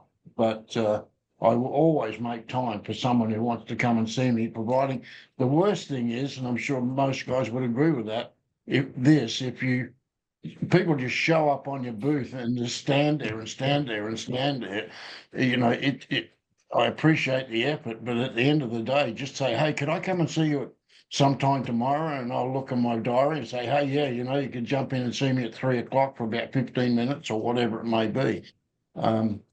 And you know, do it early in the show, so you've got 2-3 days ahead to try and make an appointment. But it gets pretty tough. I think we all agree when you're standing out working a show, trying to give everybody your best effort, and it gets difficult when other people are just standing around waiting. Yeah. And one final point on those decks and proposal, I think Alex, the other day I mentioned I saw a guy walk up to my booth, drop a deck on a table and walk off, and it's like we're going to run over and grab it and flick through it and give him a call and send him an email. It was just a waste of effort, and I would just don't do that. You know, if you take nothing else away from this morning, because it just went straight in the trash. You know, I suppose most decks at trade shows go into the trash, but you correct me if I'm wrong. I've heard that many times. Yeah. You know, if you're gonna bring something to a trade show, present it at the very least. Start that relationship. At least shake a hand. Yeah, exactly. And you know, another point about the networking thing, which I think you were touching on, is you see a lot of guys who come to the show with 3 or 4 of their buddies, and at 5 o'clock the show finishes, and they take off, and you know, at the nightclub or whatever. The really smart ones figure out where everyone goes to dinner or hangs out for a drink later, and they like associate with the right people. I think is a really key thing. Don't just be hotel morning breakfast. The Marriott across the street from PRI this year that breakfast, That's it. the concierge lounge, and sitting outside there. Yep. Great time. Great time to Same just, deal hey, at by the the St. way. Elmo's, Yep, St. Capital Elmo's. Grill, you know. That is a very valid point. In fact, what I often say is the best time to meet someone at a trade show is not during the show, but perhaps the day before the show when they're setting up, or during lunch when they're, like you just said, Scott, at the local restaurant. You want to meet people when they're not in the environment where they're trying to sell to their customers and distributors. You want to meet Yeah, them. don't walk up to socially. their table while they're biting their cheeseburger. Let's be real. But I mean, yeah, I mean, just that's a great time. So I want to stay with you, Scott, because you said something last time about the power of one. Let's Yep. go into that real quick, because I think that's completely relevant. And with networking, if you meet somebody at the right time, boom, power of one kicks in. Yeah, I have this belief in my life that you know, everything can change with one, right?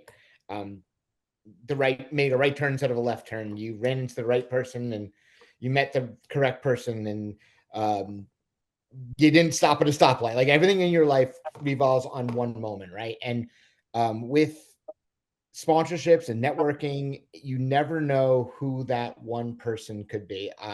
From the power sports side, I was telling a race team for years that, you know, she needs to go out there and tell her story, because she's the only one that has that specific story. And all she needed was the right person to understand that, oh, I want to sponsor motocross because I like this athlete and this family and his story. And in power sports, you know, we don't need millions of dollars. You know, $10,000 sponsorship or the right connection with the right brand would have meant the world to them. Mm-hmm. And it's just that one. And that's why I think, like we talked about, creating that LinkedIn newsletter that people see every time, building your appearance on there. Because again, these are decision makers outside of motorsports and power sports. I mean, we keep going to these same companies for the same checkbook.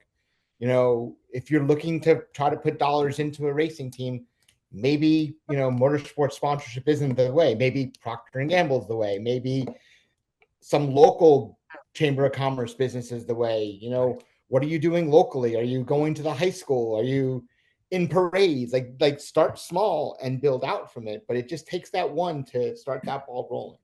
Humpy Wheeler once said that local media turns into regional media, turns into national media, turns into global media. So, you know, 100%. just start local.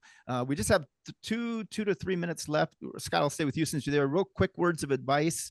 We'll go to you, and then Richie, and then Vic. And then if we have enough time, I think Brian Basson from, he's the CEO of Power Tube Media, wants to chime in real quick and give some words of advice as well. Yeah, just like we've said it over and over again. People buy from people.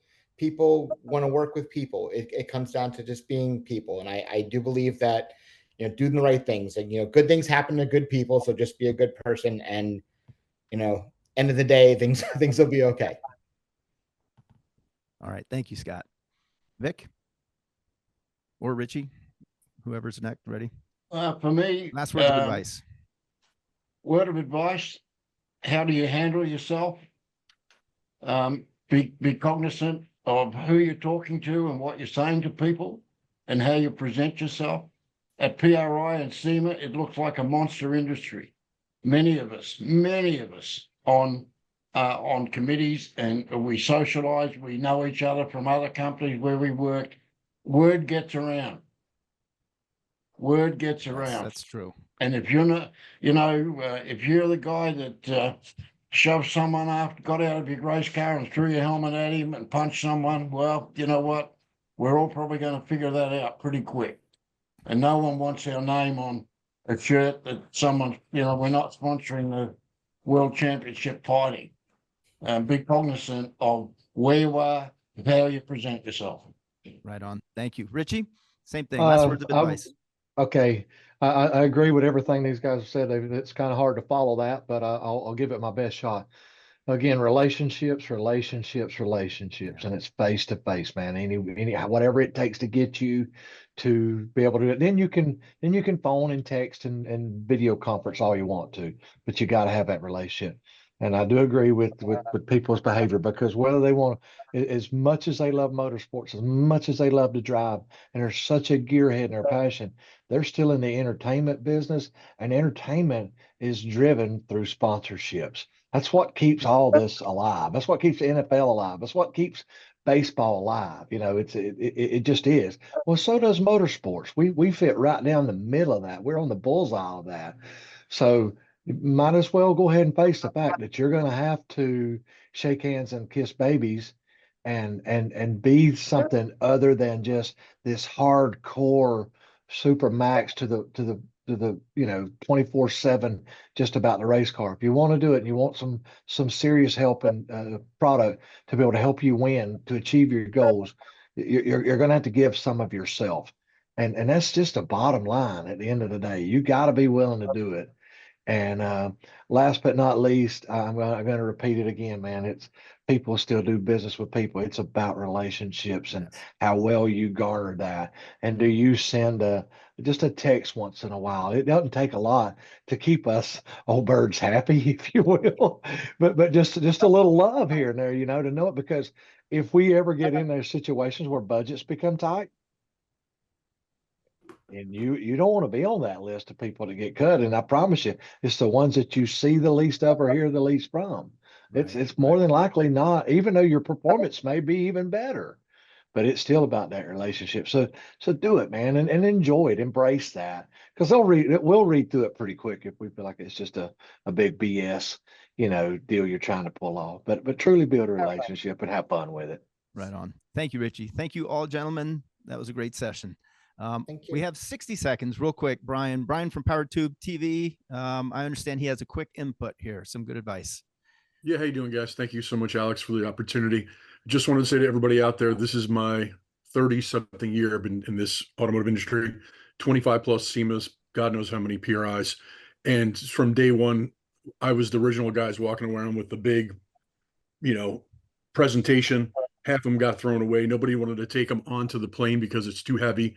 We used to carry a big deal around, and I kind of adapted and learned over the years how to reduce the size until the technology finally caught up and realized that carrying that big bag around with all that crap, and nobody wants to take that back with them. And technology has gotten to a point where you got to remember, we have an automotive network. We have so many options when it comes to marketing that you'd have to have a 20-foot thick book, and now it all fits on here. If you can see that right there. Right. So that is a 8 gigabyte drive that has a logo for our television network on there. It even tells you, learn from mistakes, just handing a drive people throwing away, to actually plug that in. It's a USB. I take this, I stick it on my business card. When I walk in there, we leave either that, connect to there, or we do this nice little simple deal where there's 3 ways, which is our 4x6, which tells you about that, with QR codes, which use the technology because it's a lot easier to go click a QR code, read something. It's all on PDF from there. Tells you pretty much all of our options there. Here's my card, but as well, my digital business card is on here. So if you lose any one of these, and just so happens there, you've got that, and you know how to plug it in, you've got everything you need. And it makes it so much easier for somebody just to take home, because I've been down that road, I mean, it's years and years sold a lot of sponsorships thrown over in the the years. crapper. I'm Yep. sorry? I said you sold a lot of sponsorships over the years. Oh yeah. Now, I mean, the problem is it's a lot easier when you have a race team and you're just trying to do one single car, and with a couple races, we've got 13 different, options. We've got 7 channels. We've got everything from racing. And how do you put that? I mean, like I said, I would have to give you a stack of decks that thick, and you're not taking that home. I wouldn't take it home. I mean, geez, this little deal does it all. And honestly, I had these shipped in. I bought 100 of these things, and I think they cost me $3 a piece. Cool. You can't even get it printed for $3. No, You that's know what I true. mean? That's true. I appreciate that. Thank you for chiming in. Thank you for sharing that. I think that's really good information. Is nowadays everything does fit in your pocket. It's nuts. I mean, and that's if it links like a QR code, if it links to your website or something that shows everything that you've done online, that's enough right there. Yep. Now, let's head over to our next session, which is getting into the media. And media means everything, any type of visual marketing and promotion, whether it's traditional or digital. My partner in crime, George Hamill, who is not only the founder of the Dirt Life Show, but also of Starstream, which is absolutely changing media in remote motorsports, off-road drag boats, offshore racing, I should say, off-road racing. He works with Brian Moore, who's the executive director of marketing and aerial production for Terrible Herps Motorsports. Somebody who's worked both with George and Terrible Herps Motorsports is Trevor Hocking from High Torque Media. Trevor and I worked a long time together at Lucas Oil. So Trevor created all the Lucas Oil television productions back in the day. So he speaks not only from the traditional media, print media, magazine side, because High Torque has motocross action, dirt bike, dirt wheels, and mountain bike magazines. But Trevor also speaks from the video and television side, having produced many shows for CBS Sports, NBC Sports, Speed Channel back in the day, MAV TV, and also Heather Wilson, who is the CEO of High Gear Success. We have some great panelists on here who are going to help us understand how to tell our stories through the media, because we heard a lot about telling stories. George, let's start with you since you're working with me here as well. When it comes to getting into the media, does it matter if it's digital media, print media, any type of media, or obviously media is media? You just want to reach the right demographic. George, you're muted. George, you're muted. George, you're muted. I think it does, Alex. I think it has to be part of the times that you're in, right? Like, obviously digital communication is much better now than the print stuff was back in the day, right? But I wanted to chime in on what Scott was just showing. So connecting with your audience, we now have QR codes that you can scan when you're at Tech and Contingency to be able to watch your video live stream. So making it easier for people to watch your media is one of the things that we're going to talk about today as well. I think there's two ways to get into media. I think you can utilize the media of the organizations that you're participating in. King of the Hammers is a race that's coming up with Hammer King Productions as the organizations that's promoting it. You know, you have Baja Racing down in Score. You have Best in the Desert. You have the Martelli series. All of these different series in off-road that allow you to be part of their broadcast now as well. And then you have forums that are more dedicated to yourself, right? So you can take your team and you can get on a podcast. You can get put through their social media. You can utilize your sponsors and branding to get put into media. So there's two different ways to look at it: the self-promoted media and the organizational promoted media. And what you can do with the live stream stuff is you can be part of both of that. Live stream, and that's Starstream. That's where Starstream comes in. And you work real close with Brian Moore, who creates a lot of those live streams from helicopters and aerial productions for off-road races. Brian, are you on? I'm here. What's up? All right. Ryan, let's talk for a second about how Starstream has changed the way that you can tell your story through the media. And yeah, I mean, what's cool is, like, obviously, as a very, very, passionate off-road person, racer slash, media guy for the last 12 years.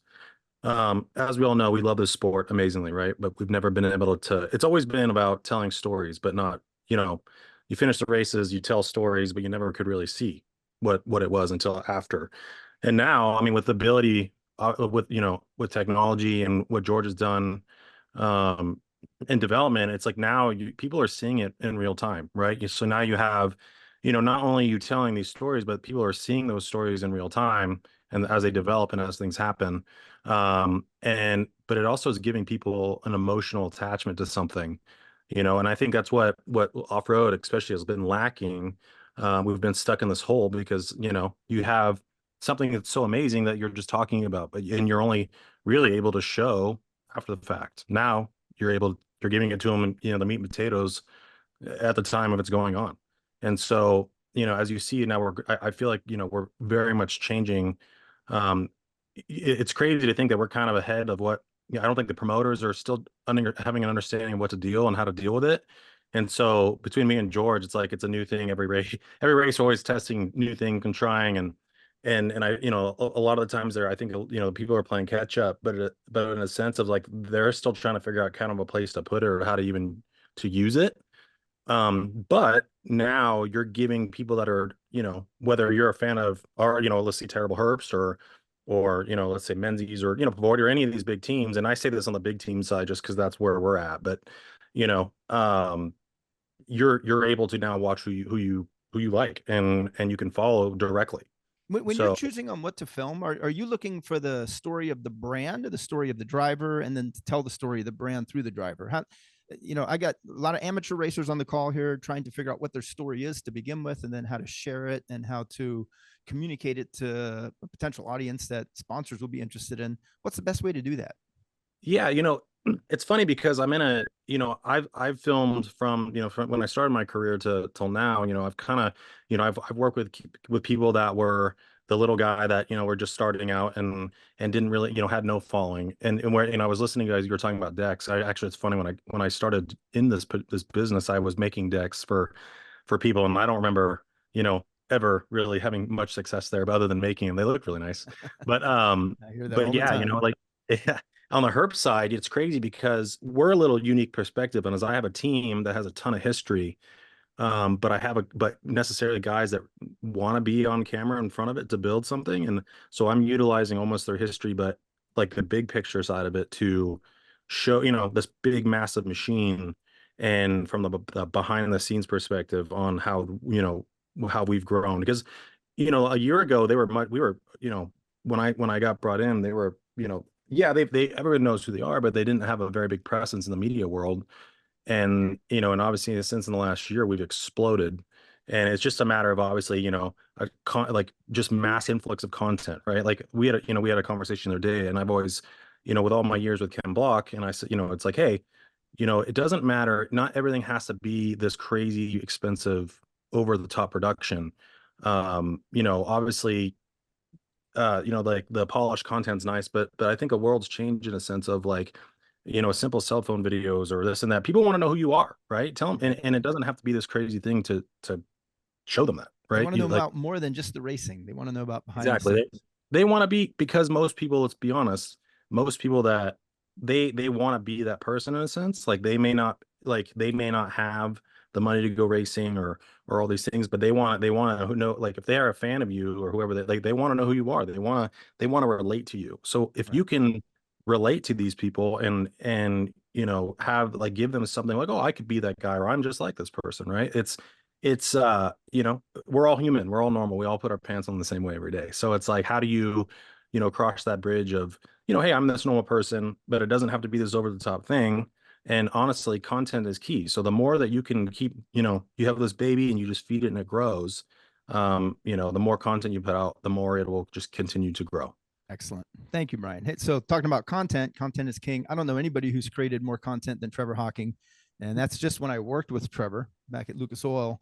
Now Trevor's in the print side as well as the digital side, but more so than video. Trevor, let's talk about how to get into the media and telling stories through the media, because I don't know anybody who does it better than you.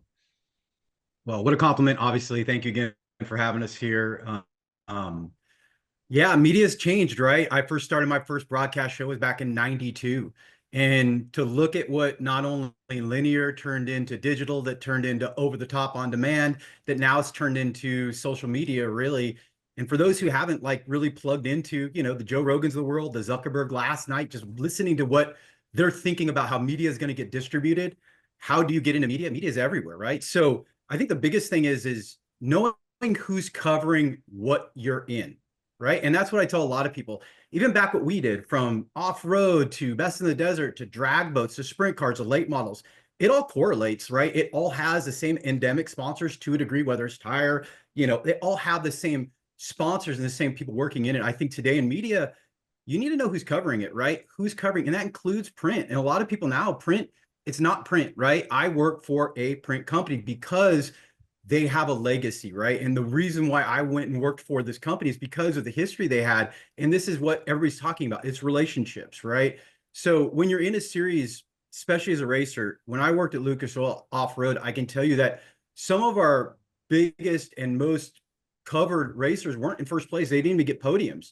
They were the person that had the best story, that would talk to us too, that would tell us the other stuff. Because as storytellers, right, we know who's going to be first. We know who our top guys are. We're always looking for that up and coming guy. We're always looking for that new story to tell that has it. So I always told the racers, like, hey, how come you're not covering me? I always told them, I'm like, give me a reason. come talk to our media guys. Don't be shy. They all have media days. And if they don't, even the grassroots guys have media meetings, right? I mean, you remember those, Alex. How well did we talk to our sponsors then when we had those big meetings with Richie Lewis and all these people, right? So again, I think that's the biggest thing in today's, how do you get media? Know who's covering and why they're covering. And not just, like I said, print. Who's your influencers there, right? Who are the big people there? So that's what I would suggest. Right. All right. So we talked a lot about media and getting into media, telling stories. Heather, you're really good at this. How do you get your clients into the media? And I'm assuming it's not just about the story of the client, the story about the client's sponsors as well. Yeah, and I think to kind of echo what everybody has said so far is you have to have a strategy first. Like, why are you pitching it? What are you pitching? Who are you trying to reach and why do they care? Building those relationships. If you're choosing to reach like industry media or reach outside of the industry media, there really has to be a strategy and a reason that you're doing it to start. And it has to also serve the outlet because they want it to fit for their audience too. So George, I want to be in the media. I want to be on a podcast. You have a podcast. How do I get on it? How do I get media and promote myself and my sponsors? What's a good way to do that? Not just your podcast, but any type of media or podcast. Well, I'll tell you two things, Alex. I'll tell you the first one is what you don't want to have on the podcast, right? Is the guy that's the same as what you guys have been talking about before about coming up and throwing a deck at somebody when they're at PRI or at somebody. You don't want to come up and aggravate the person that you're asking, right? So don't come up to somebody and say, "Oh, I want to be on your podcast. I'm the best racer." Okay, well, there's 1,000 other best racers too, right? So if you have some sort of story, I'll give you one example. Chuck Foreman from Pro Eagle, he operates a jack company. And that jack company, he wanted to be on the podcast. And I said, "Well, what do you have?" He says, "Well, I want to sell more jacks." And I said, "Okay, cool. That's great. But what do you have that's interesting?" And he goes, "Honestly, man, I don't really have that much. It's just a jack." He goes, "But I'm going to think about it." About 9 months later, he came back to me and he said, "George, I got it." And I said, "What is it?" He goes, "I'm going to propose to my wife, my soon-to-be wife." And so we set up an entire thing at a Four Wheel Parts, which was one of his dealerships, and he proposed to his wife on the show. And what that does is it creates exactly what Brian and Trevor and Heather were saying is those connections. Now it's a real human being that has a sentimental value at a dealership that he represents and his product, and he's connecting with all of these human beings outside. So it was a very, very good show. It was something different, and it qualified him as a good salesman too, because now he can go to all these different events. Like he said, people walked up to him and goes, "Dude, I saw you. You were so nervous. Like I didn't know what you were going to do." Like, and so those types of things are what ends up selling the products. Andre Jackson said before, you have to build those relationships. You have to cultivate them, right? And what he did was he cultivated all those people. And now, I don't know, let's just say a year or two later, I can promise you that sold more jacks. That's excellent. I want to go back to Heather for a second because we're talking about cultivating relationships. Heather, if I want to tell my story in the media and I want to reach new media that I haven't met, what's a good way to approach media to tell your story? And do you send them press releases? Do you speak to people in person? What's a way to do that? A driver on the call wants to get more media to sort of build their digital database. How do they do it? Yeah, first you need to do a little bit of research on your end, like I said, to make sure that it's going to be a good fit for that media, that you're just not throwing a giant net out to any potential motorsports media and they wouldn't even cover what you're talking about or you. So really making sure that it's going to be a good fit and then finding the right contacts. And sometimes that's challenging on websites because editors don't want you to find their contacts very easily. So a great way to go about that is going to LinkedIn and looking up the company and trying to find the right contacts there, and just building that relationship over time. But journalists love when you can bring a story to them that's of interest because it makes their job easier too. Yeah, and Alex, I want to echo that because, you know, as someone who does get inundated with a lot of stories, right? High torque dirt bike, motocross action, you know, a lot of how do I get on your social media is the new thing, right? It's not just print. How do we even get to collaborate with you? It is. It's like anything else, courting a sponsor, you got to court media. You really need to go in there, like I said, know who's covering it, know who's why, but have a relationship with them, right? And again, as you know, Heather said here, make sure that you give them something that they want, right? Don't just give them a broad story, give them something relevant and recent. So on that same note, how do you keep the story going? You know, you don't just want to tell one story one time and then it's over. You Yeah. want a story to be 3, 4, 5 years if possible, something that continues. How do you do that, Trevor? Yeah, and I think the best case, and I'll say this because most of my world has been, I did Lucas Offord, so my world was watching the Deacons do what they did, and to see what they've done with this constant story of racing, right? If you have this niche that you're in, the niche is a broader thing. It's expanding upon that, right? It's also organically telling your story. Like if you're in school and you do a thing and the school lets you out for racing and you get to go race because schools let you out, well, that's a good story. We had a lot of kids that race mod kart, for an instance, and these guys have now grown up, Haley, to watch them see what they've come. Their story always was integrated with their day-to-day lives, right? And I say that because it already is, but it's, as so many saying, is making sure you're formulating that story. You're putting it down and you know what it is and know your story. But again, be yourself, be organic, but don't be afraid to be out there. And if you're not one of those people that are outspoken, I have a lot of people who wouldn't even get on camera.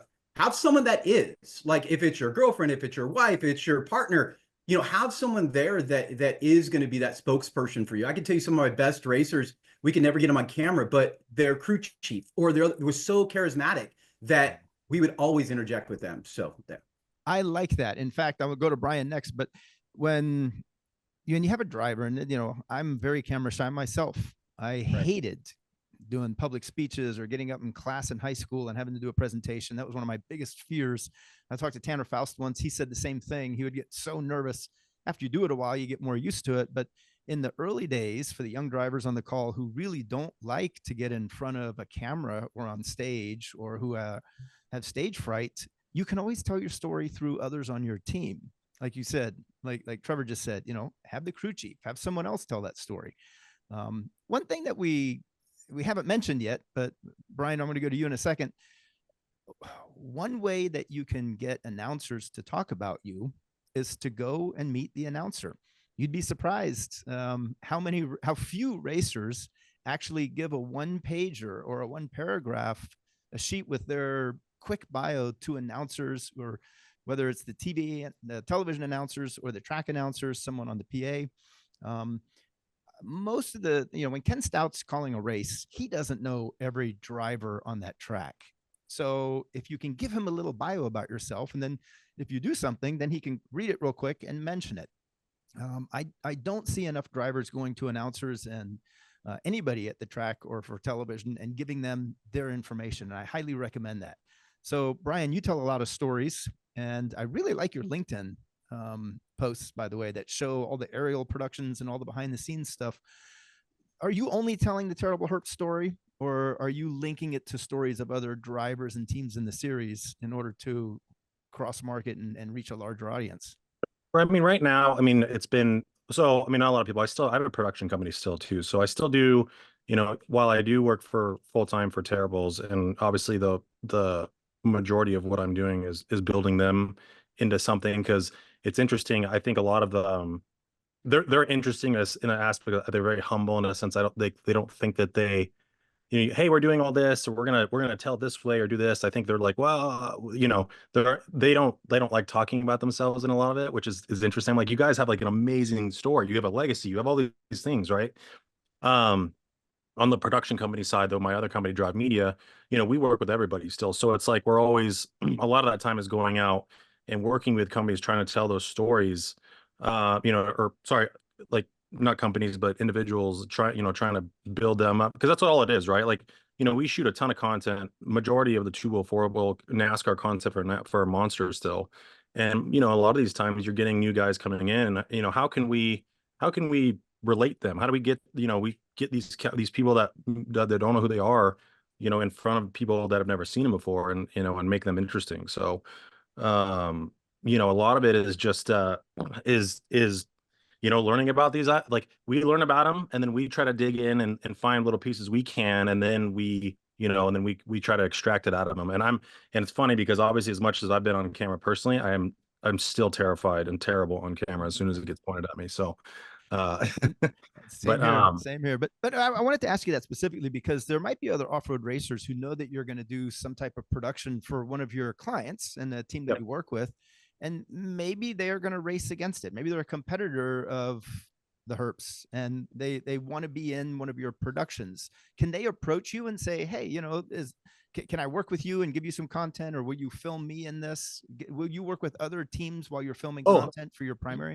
Yeah, no, we will, and we do. And so it's funny. So like for King of the Hammers, for instance, obviously, like, this last year we handled all the aerial production and live stream production aerial wise for them, and we encourage trying to, one, people like say, hey, this is what we have going on, this is what we're doing, we have something new, because in passing, right, and I'm saying just from the helicopter perspective, but like, hey, we may see them and I'm like, hey, flip around, let's get, we'll get some coverage.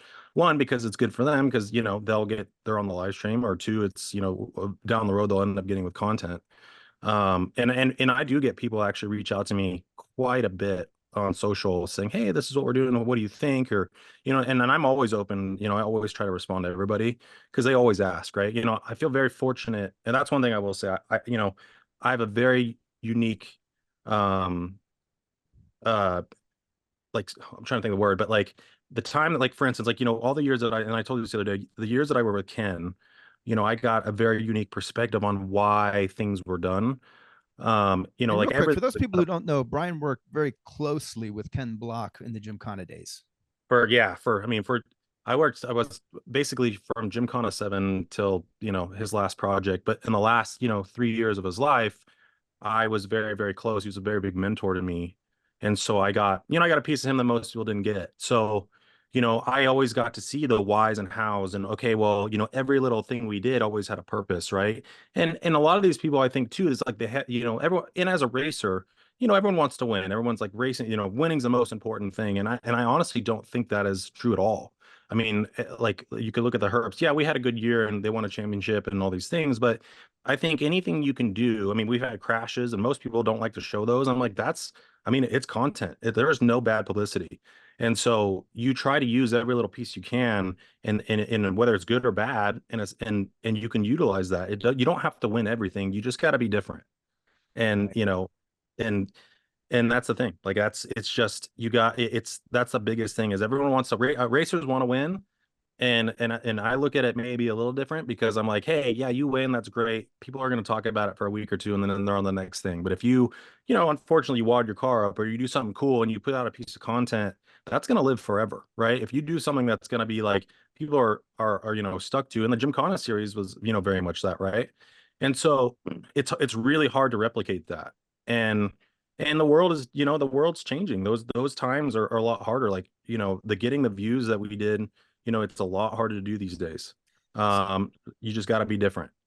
I tell you what, speaking of the world changing, 2 years ago, George, you changed the world of off-road racing with Starstream by, I think it was correct me if I'm wrong, I think it was at the Baja 1000 when you first introduced the Starstream, where for those people who don't know the context, let me put it in context real quick, is in the past with off-road racing or offshore boat racing, all footage on board or in car or helmet footage, it was all on a GoPro or some kind of remote camera that had a chip. And then you take the chip out, you download it, and you have in post-production, you edit it into a show, and it was all post-production. Nothing was live. Well, Starstream changed all that. With Starlinks, now you can put the satellite dish in a car, drive in the desert where there's absolutely no cell towers, no Wi-Fi, no signal, nothing, and you can stream live. And so now the stories, as Brian said earlier, can be told in real time through Starstream. How can a team who doesn't have the media company, somebody as big as Brian's company behind him, like an individual driver with just maybe family as crew, how can they utilize your resource and your Starstream to create a story and tell the story and create media? Do you need to have a production company do it, or can somebody do it all by themselves? Yeah, they can actually do it all by themselves. I want to just go back to what you said, Alex. It wasn't just me that started it. We had this idea across the board. Brian helped. We have a bunch of other people that work with Starstream that helped. And most importantly, the people that subscribe to Starstream and do it, they're the ones that are sharing the stories. They're the ones that are building the content and telling those stories, right? So those are the most important pieces. There's 3 ways of distributing that live content. We have a cloud-based system. So you have a system that goes on your car. You have 2 cameras, one that's usually pointing forward and one that's usually pointing towards the back. We always tell everybody there's 2 pieces that really resonate with people. And the one is showing the action inside the cab because you see the people, right? You see them jostling around in the race car. You see them, coming up behind somebody. You see the dust. You see all of these different things. And then the audio. The audio is fantastic at telling the stories that Trevor and Heather and Brian are talking about because you're literally right there with them. Like there was no way to be part of it. And now you can sit on your couch and you can have the heartfelt feelings that they're having inside the race car. It's not post-edited content, it's right there. You're part of the action. And I can't tell you how many people utilize this system and the distribution points. First, you have your own Starstream page. It has 2 videos, the front and rear facing camera, let's just say. You can share that with grandma, grandpa, your cousins, all your sponsors, whoever it is. You can keep it private. You can have your second point of distribution, which is very important. Like at these big events, you can give it to the event organizers. If they have a live broadcast, like KOH does a fantastic job, and it goes straight into their production crew. So you're giving them a resource that they usually would have had to pay for, right? So we heard the guys earlier in the show. I think it was Kyle Keitzman. He said that if you save them money, you're giving them value back, right? And then that means that you're providing value back to the event organizer. Just like you said, you can go give a little bit of information to the announcers. Well, now you're giving them content. Now you're giving them your direct line into your race car.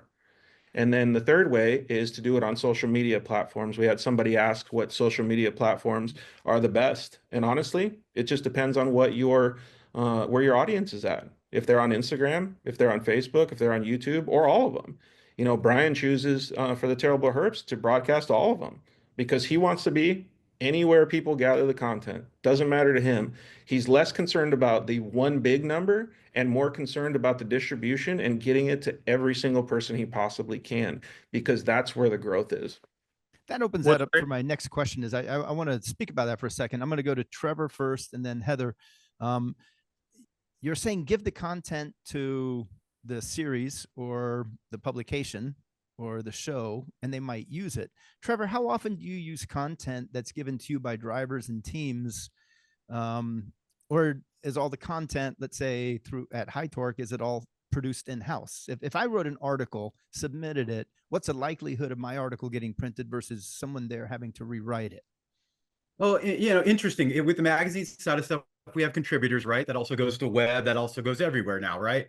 So contributors are a big process of what we do. Some of those contributors are paid. Some of those, are just regular contributors because they have passion for it and want to be in, our magazine. So it's a little bit of 50-50. We do not have any paid editorial in any of the magazines that High Torque produces for, reader reliability. We're a 44-year-old company and made a premise on that. So nothing in the side of our magazines are paid. So sponsors, none of that stuff is there. But, as far as the racers go, it really is a collaboration and we're looking for that. We constantly have our guys in the field. So if you're looking for anybody there, they're there. And I kind of echo a lot what's happening with media, right? So it's hard to know where you're going to distribute your media, where you want to put it, whether it's streaming, whether it's in print, go as broad as you can. Don't have one stop. I mean, that's what everybody's trying to say here, right? Is making sure that, as you're trying to get into it, print is still viable. Find out what that is. And that's kind of what I was saying at the beginning.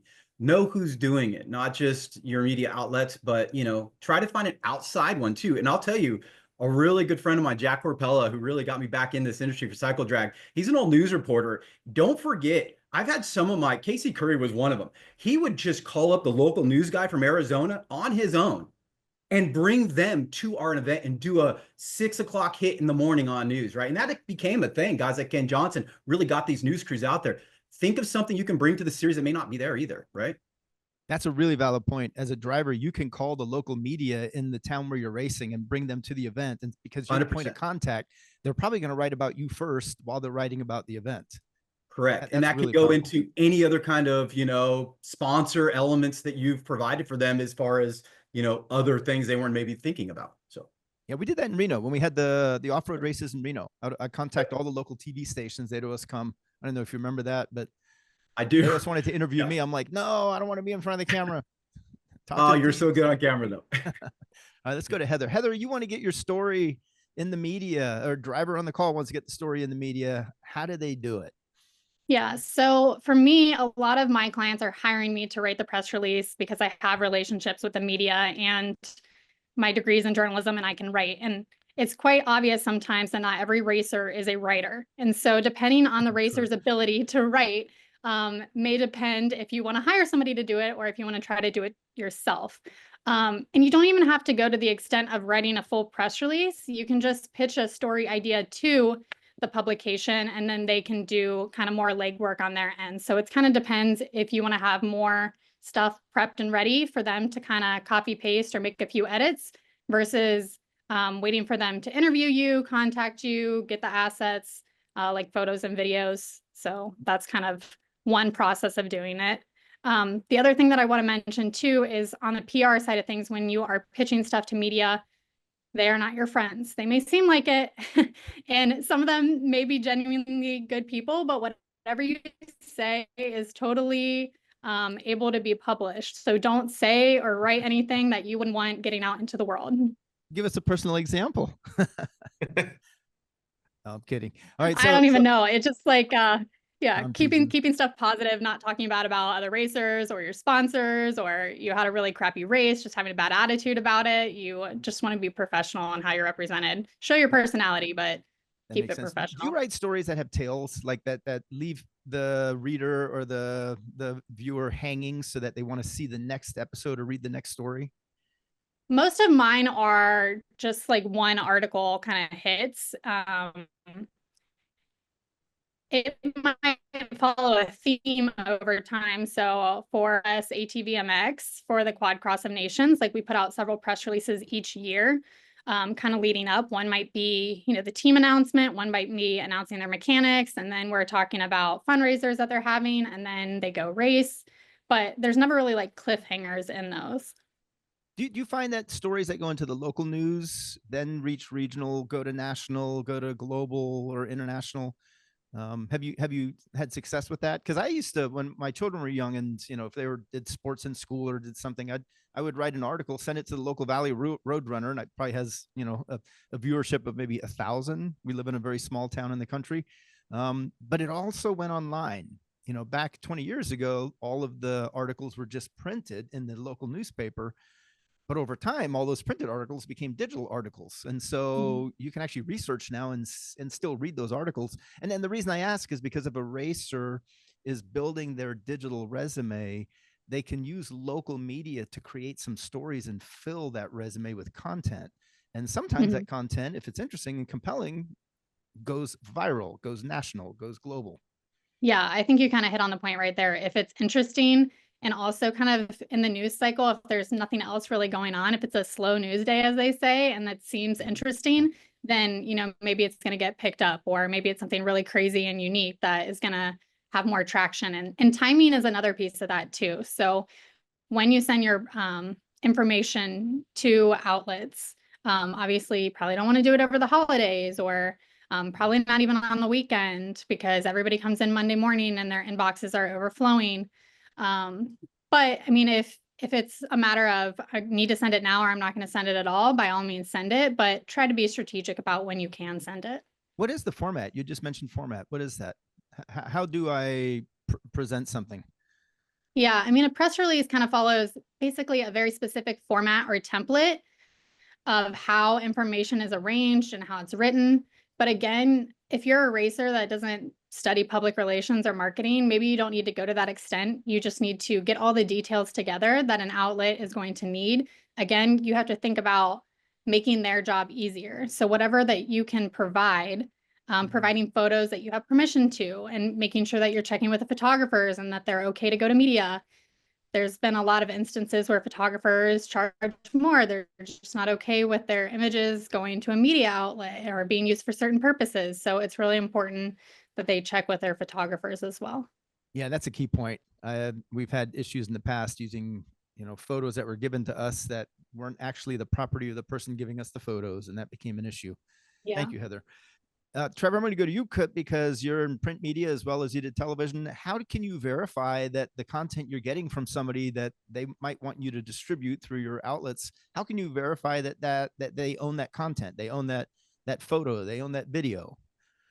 Well, in today's space, it just really needs to come from the team direct, right? So usually it comes from a team partner. If they're pulling something, not on site, or you haven't dealt with someone on the team directly, you really, as a media source, we're going to be leery, and try to check your sources, just because, again, as copyrights go through, you got to really check yourself. But in the world of grassroots motorsports, guys like Zendrowski and a lot of these guys, they're open. A lot of the media guys, they don't mind it just because we're there, but just having the courtesy of making sure that photo credits are taken are a really big thing in our industry. So that's where we do our due diligence and make sure that we have all the proper credits and everything done for all the media. But yeah, it's tough, especially with today when everybody is stealing media, and now we have, not to go down this vein, but the advent of AI too, right? And changing media and taking things out and adding stuff in. And so, it's a place of knowing what's generally real media too. So we try to get it from the team sources, the best place.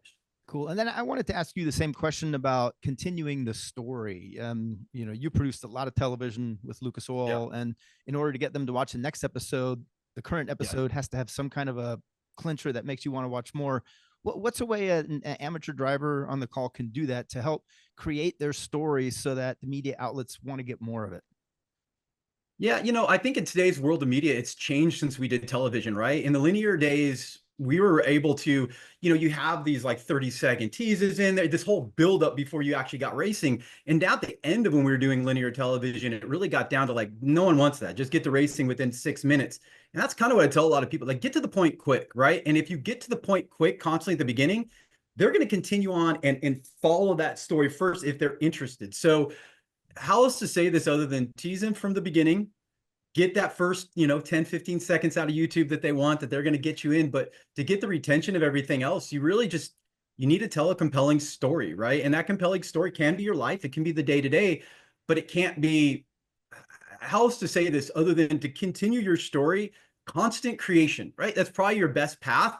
But I would say in today's world is shorter rather than longer content creation, and make it constant. So whether you're doing something every day, but making sure that you have a corner pin to that. And that corner pin is going to be your overall telling story, right? I'm a student at school.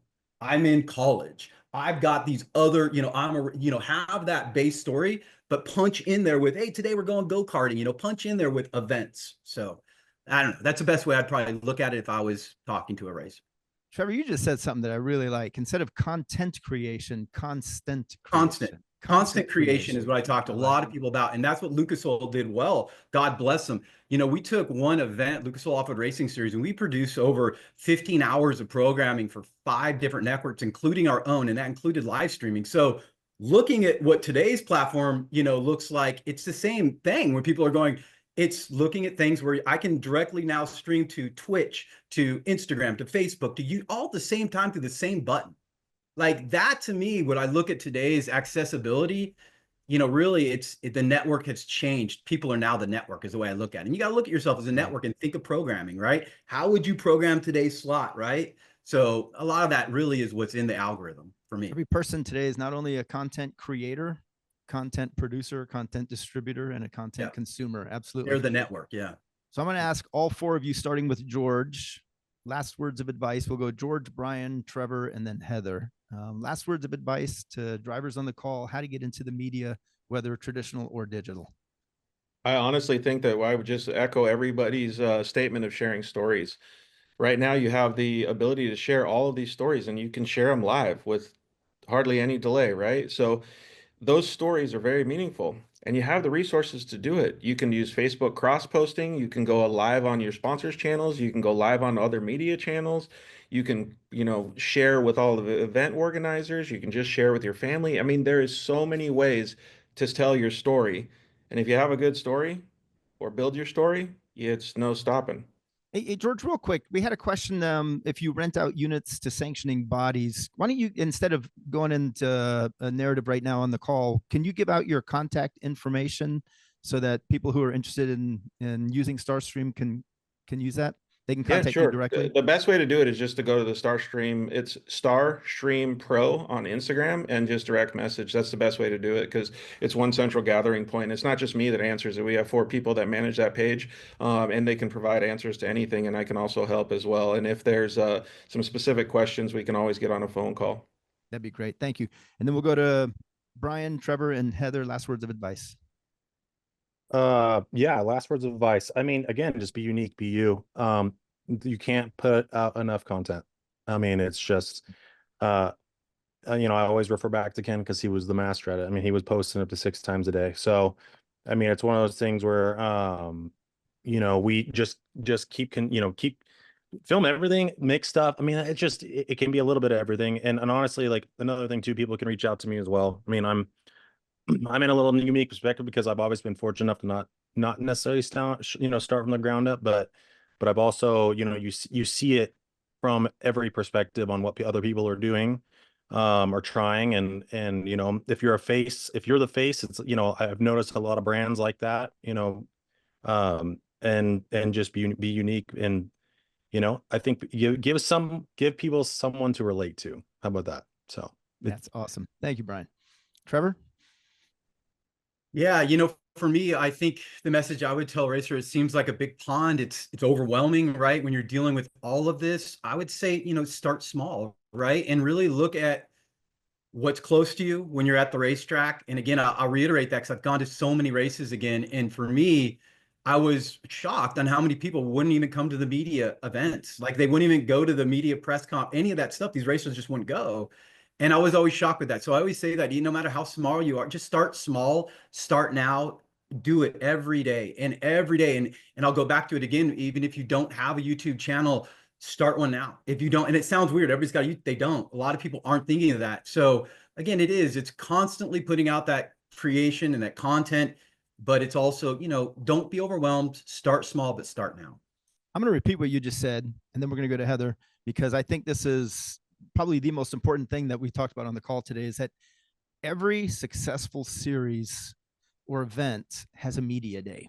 100%. And if you're a driver or a team in that series or going to that event and you don't attend that media day, you're going to miss out on the opportunity to reach all of the publications that attend media day. So find out when the media day is and go there, meet people, shake hands, give out business cards, talk to the reporters. Like Trevor said, that is where they are all in one place, and they're there to report on the event specifically. And if they report just on a generic event, that's one thing, but they like to tell stories about drivers in that event. So if you go there, you have the hands up of all your other competitors, because as Trevor said, very few drivers go to media day. So that was a good one, Trevor. I never thought of that before. Thank you. Heather, last words of advice. Just to do your research on outlets, build those relationships, and constantly be thinking of new story angles that you can present to them. It's just kind of a rinse and repeat process. New story angles. I like that. That's really good. You're right. Because you don't want to hear the same story over and over and over. And that's what a lot of people do. They tell the same story over and over, and it gets excessive and repetitive. But the new angle, I think that's awesome. Thank you. Thank you, everybody. We're now going to jump over to a very relevant session, and that's all about agents and agencies, because we are filming live today from Blue Sea Agency. And I'm going to, well, let's pull up first Eric Morley, who's the founder of Blue Sea. We're going to pull up Nate Hunt, who's the program director of Jackson Motorsports. Now we're going to pull up Luis Martinez, who's the president of 660 Marketing. We have, who else we have up here? Nate, how you doing, Nate? Is he there? Yeah. There, okay, I see you now. Right on. I'm going to start with Eric real quick, because I get a lot of questions about, hey, will you be my agent? How do I find an agency? How do agents get paid? There's a lot of questions on agents and agencies, but an agent might not be an agency. There is a difference between brand agencies and team agents. Eric, can you help us understand real quick? And by the way, thank you for letting us host from here. This place is awesome. But help us understand the difference and give the whole agency perspective an overview, so that we are all talking about the same thing. So that's a really good question. That happens, that comes up a lot for us, is we keep the barrier of, we're an agency, we're a brand development and marketing agency. And we utilize sponsorships, ambassadors, influencers for the act of marketing. Then there's agents that actually go ahead and market, either brand ambassadors or influencers, to either agencies or the end users on it. So there's a huge difference on it. And I've always stayed core to what we do. And I truly believe that we have to be great at what we do. We have to stay in our swim lane, and we have to utilize our resources appropriately, which are agents. Being an agent is a full-time job, and it's actually progressed through the years of not just selling a name or a likeness or an image. It's actually taking care of a lot of their personal work, coordination, adding social media content, adding content, negotiating side deals, appearances, and so forth. So that's a full-time initiative on it. From an agency standpoint, is where we stand is that we're going to utilize different personalities for different kinds of applications. And it might include working with 10 to 15 different agents. Right on. So the agency essentially is on the brand side, whereas an agent could be on a team side or a property side. It's on the personality side, yeah. And so Right. let's, in that sense, let's go to an agent that everybody thinks is the brand. And I love this one. This is my favorite example of all time.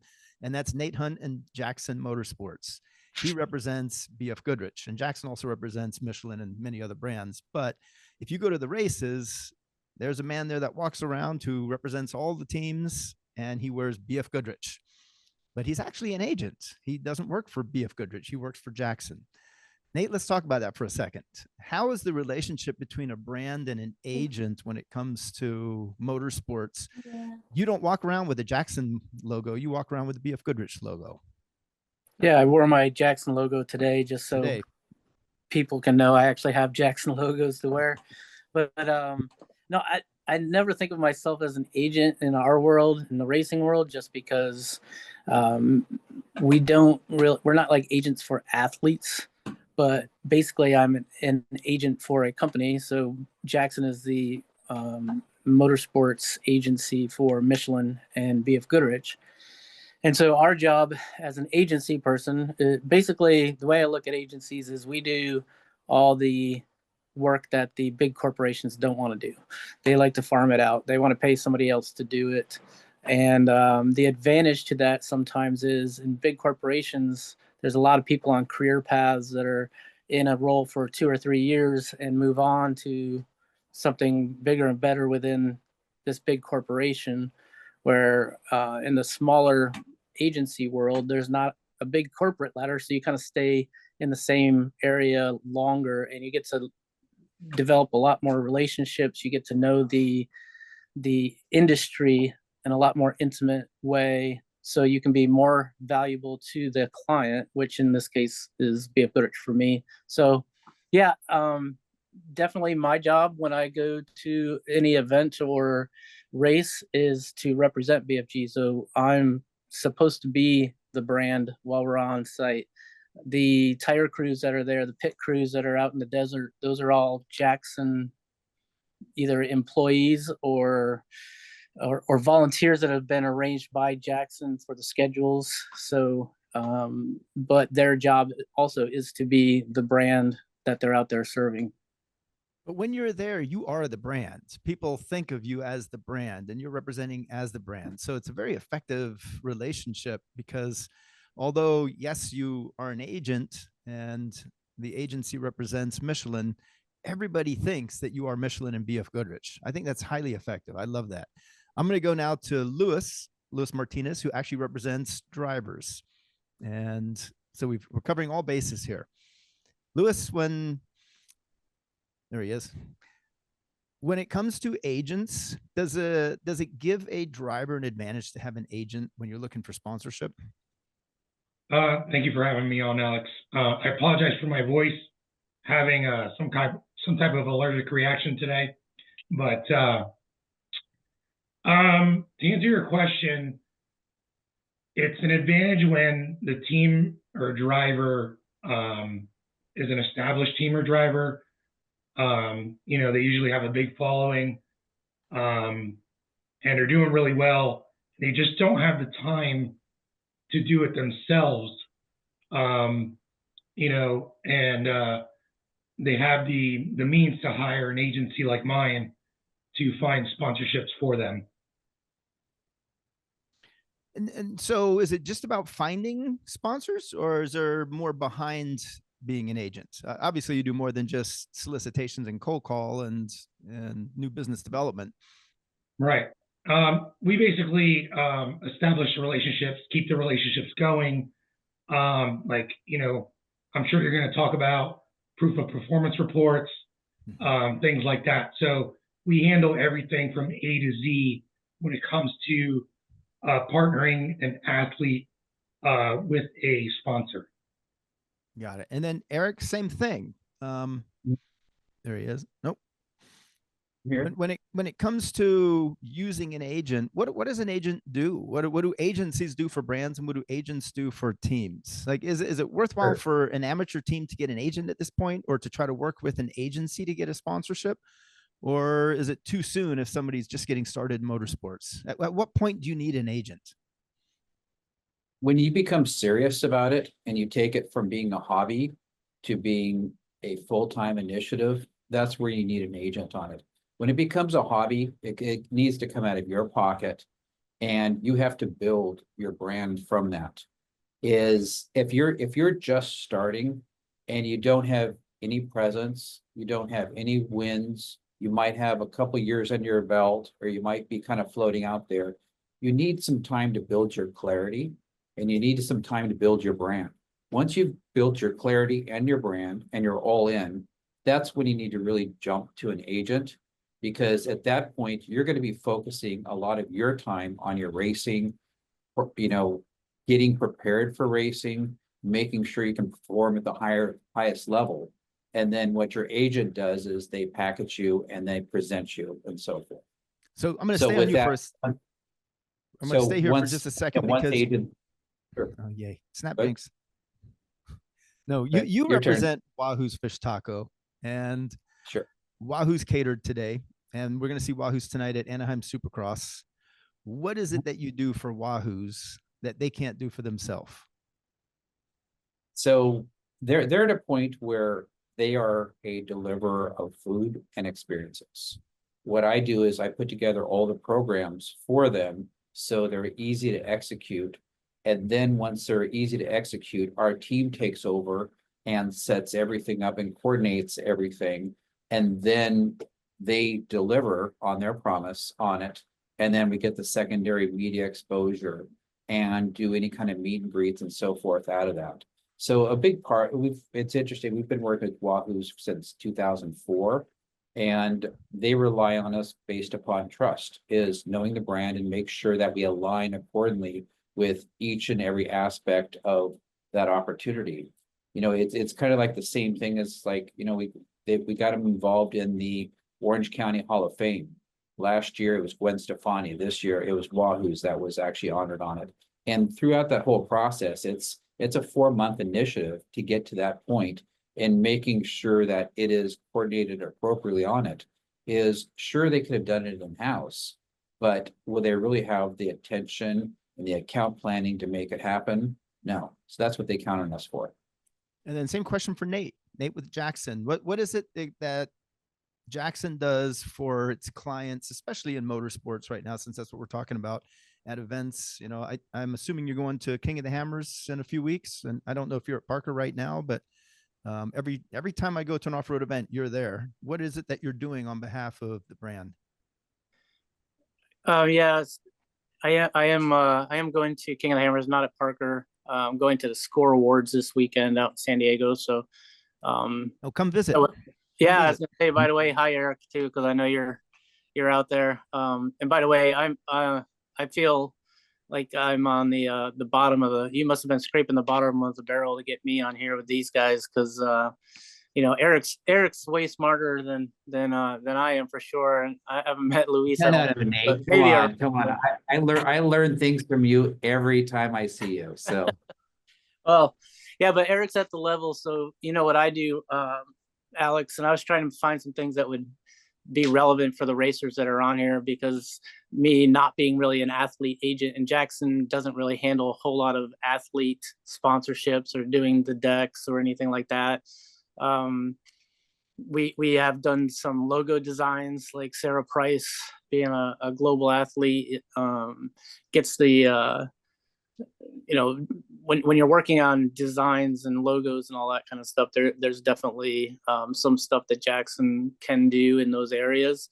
But really, it's not in the agent world. We're not out there trying to sell sponsorships. I will say that as a BF Goodrich representative and as the guy who people come to for sponsorships in those areas, as well as even Michelin tires, dealing with a race team, a grassroots race team compared to a professional race team or even an agent, when somebody gets to a level where they can hire an agent to do their work, everything just becomes cleaner, crisper, easier for us to work with, for me to work with, because they know what a big corporation is looking for and what they need. And sometimes in the grassroots, it's really difficult to figure that out. And how do you knock that door down into a big corporation? How do you figure out how to even just get some product or money when you're dealing with a big corporation that has a lot of big sponsorships? And I was listening earlier with the Coca-Cola guys and some of those bigger customers that you had or bigger corporations that you had earlier, and how does a racer get into those kind of things? And it is super difficult, and especially in the grassroots level, because the probably the hardest thing for a racer to know inside their own head is what they're really worth to a company. And you have to be honest with yourself at some point. You have to realize that Coca-Cola is probably not going to give you $1 million for a grassroots race program. So you got to know where you're at, and that's some of those things that are fun to deal with grassroots racers, because there are opportunities out there. It just may not be with that big cash cow that you see on the billboards that are around the racetracks. I think we used an example one time where this racer went to a local Pizza Hut, not Pizza Hut, but a local Pizza Hut restaurant, and had an hour on a Tuesday night where anybody that came, it worked out this deal with the local restaurant that anybody that came during this time frame, they got some percentage of the pizza sales during that hour. Yeah. There's so many things that grassroots racers can exhaust and dive into that you don't have to spend so much time trying to get those big fish, and just know where you're at, look around, and go find something that you guys can actually get somewhere with and provide value to. And it's a direct ROI with something local like that. I don't know if that's where you're going, Alex, but that's where I went. No, that's a really good point. And let's just continue there. And I'm going to ask Lewis next. The same question is, when is it the right time to approach an agent or an agency to represent you? When should a driver go, you know what, I just can't do this on myself anymore. I need an agent now. How does someone on this call make that determination? Basically what Eric said, when you're ready to take it to a professional level, do it full time, not just a hobby, that's the perfect time to hire an agency like mine. When you're doing it just for a hobby, again, that's kind of, you're not going to be able to do the things that's needed for a sponsor. Certain activations that need to be had. Are you going to be able to, we did an activation a long time ago with National Auto Parts stores. Basically, we had the property go to each location because they wanted to drive traffic to their stores. Are you going to be able to take off, for a week to do that off of work, or 2 weeks or whatever it is, and then still be able to hit your races, on the weekends, so those are the type of questions you got to ask yourself is, do I have the time to do all this stuff for said sponsor? Because if you're thinking about sponsorship, if you're thinking about it, oh, I'm just going to wrap my car and, Coca-Cola is going to give me $1 million. That's not going to work. It's all about creative activations, because at the end of the day, these companies need to sell more product or services.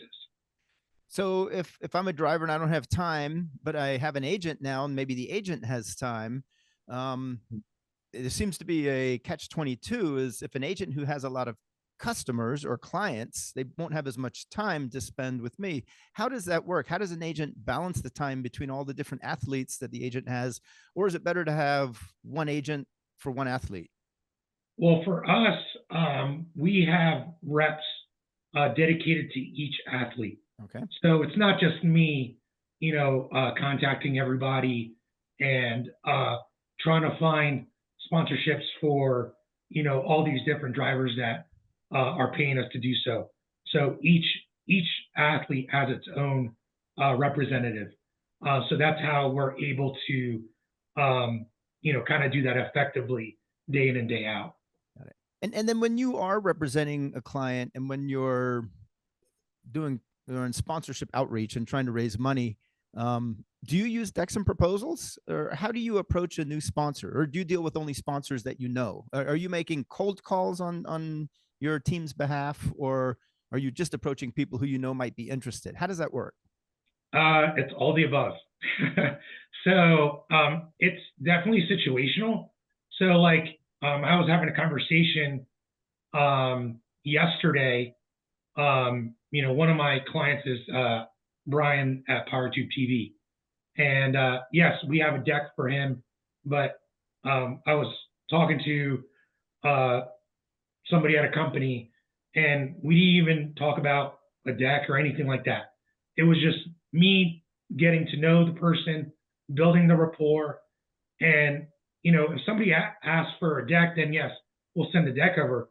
But most of the time, just like you've been talking about this entire summit, it's really all about relationships. We found common ground. We had something in common. We were talking about that, and it had nothing to do with motorsport. We were talking about that for at least 30 minutes. You know what I mean? And then we got back on the topic of sponsorship for the network and things like that. But it's very situational. It's not, it's not all the time, hey, do A, B, C, D, E, F. Yes, that does work, but again, it's situational. It's all about relationships. I love connecting with people in the motorsports world. So do all of my agents. So again, we use decks, we use proposals, but not all the time. Understood. Got it. And then we'll go to Eric and then Nate next. Same question for both of them is when, oh shoot, I just lost my train of thought. I can't believe it. Oh, when you're working with the brand and a driver approaches you, are you considering how the driver relates with that brand? Or let me reword that. No, I can jump right in on that. You know where I'm Alex, going? because I know exactly. How do you coordinate the driver versus the brand aspect? Yeah, so a lot in what once we're introduced to someone that actually makes sense, we'll spend time. It's not like we're going to say automatically yes, go right now. It's typically like 6 months, 8 months where they're on our radar. We watch what they do, how they act, how they perform, how they present themselves, how they market themselves as well. And then the more they're on our radar, the more we can figure out how they align with the brand. And not everyone aligns with every brand. You have to really figure out what you're going to do. I think a great example is like years ago, working with Cameron Steele. And that's when he first started racing trophy truck. And we had a tire brand or wheel brand, American Racing at that time. And we knew we needed sponsored ambassadors and influencers, but we didn't have an off-road wheel. And I met him, we talked, and it's like, hey, you guys should do an off-road wheel. It's like, yes, but there's nothing in the queue for that right now. But 9 months down the line, there was an off-road wheel in the queue, then there was a second wheel in the queue and a third wheel in the queue, and he was automatically a shoe-in because we had that relationship on it. We connect him directly with the brand and the athlete work together. If they need us to manage the process, great, but we don't broker the process. We're specifically a fee management system on it. So fee management, you represent the brand, but if drivers on the call want to work with your brand, you're sort of recommending that they should get to know you so that you get to know them when the opportunity does come down in the future. They're first that you call. Exactly. How does a team learn what brand or what agency represents a brand? Is that just you look it up on a website, or how would I know that you represent Wahoo's if I'm a driver and I want to approach Wahoo's? Is to be one, if you're if you're dedicated, if you want Wahoo's as a potential sponsor on it, it's you got to get to know the brand, and you need to understand the people behind you. I think it's been said several times over, do your research. There's no shortcuts, there's no silver bullets, and you have to really do your research, and I call it unpeeling the onion. Find out what really is involved in the onion on it, and truly understand, do they align with me? And then I think the other thing is like, well, how can I bring value to this? If it's just an awareness thing, a sticker on a car is, those days are over. There's no value at that at all. You have to do other things that fall in between there. And so one of the things that was really interesting is, what Nate said about the local Domino's guy is, well, you know what is, that's an interesting way, because they're bringing revenue to the location. We have, from Blue Sea side, is that, yeah, Wahoo's is one of our franchise clients, but we have 10 other franchises that we work with on it. And if that person can bring value and hard money back to that through fundraisers and so forth, you know what? Companies have a 20% margin to give back for fundraising. So that's actually the easiest way to get sponsorship, and letting you focus on the marketing of those events versus trying to chase that dollar over and over and over. So one of the things I mentioned earlier is like, hey, it's either a hobby or a full-time gig. If you're on the fence, why don't you become your own sponsorship person and really focus on fundraising for other companies? And therefore you take that 15 to 20%, and then you eat what you sow. Is that pretty common? 20% is what companies will give back? Yep. Nice. Fundraisers are 15 to 20%, depending upon the company. That's good to know. Yeah, I guess that makes sense. Because that's called what if money, meaning that if they don't do it, they're not going to see that. But if they do see it, it's going to be there. The other thing is it opens up other doors for those people that go there for catering, which is, in the restaurant business, in the franchise restaurant business, is catering is king right now. Is the takeout and the seat in, is that just keeps the lights on. Cool. All right. Thank you, Nate. Same thing. It's because you work with the brand, a lot of drivers will approach you. How do you know which drivers are worthwhile to use to represent the brand? Who are you giving tires to? Who are you letting them market the brand? And how do you choose which ones not to? Because some might not actually represent the brand in the way that the brand wants to be known. Yeah, there's definitely a few factors that are included in a sponsorship, and whether we would consider, when I say we, BF Goodrich would consider a sponsorship for a racer. There are some personalities out there that some brands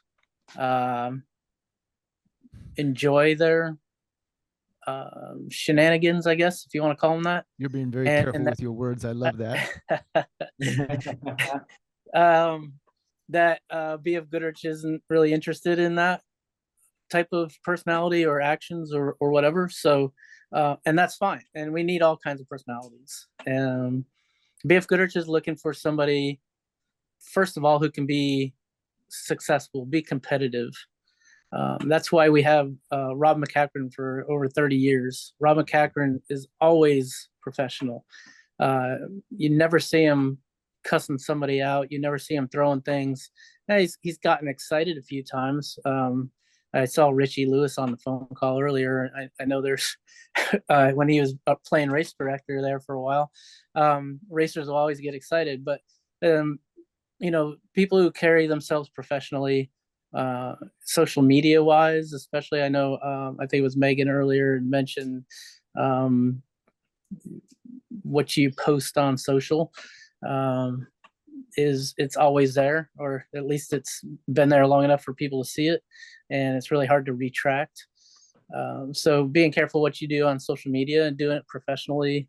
And then I would say for me, what we really like to consider is somebody that you can tell has done their homework. So the people who come and say, "Hey, how many free tires could I get from BF Goodrich?" Probably we aren't going to walk away with any type of a deal. But when I got somebody that comes to me and says, "Hey, I've been thinking about this, and I think we can sell X amount of tires, and however it is, we can get you these tire sales. If you can help us out with our race program, we'll bring this back to you and show you that we can sell tires, because BF Goodrich has to sell tires. That's how we are able to sponsor. So if you can't come to us with how can we sell more tires, it's probably, again, not going to be much of a relationship moving forward. So that's the tire side of things.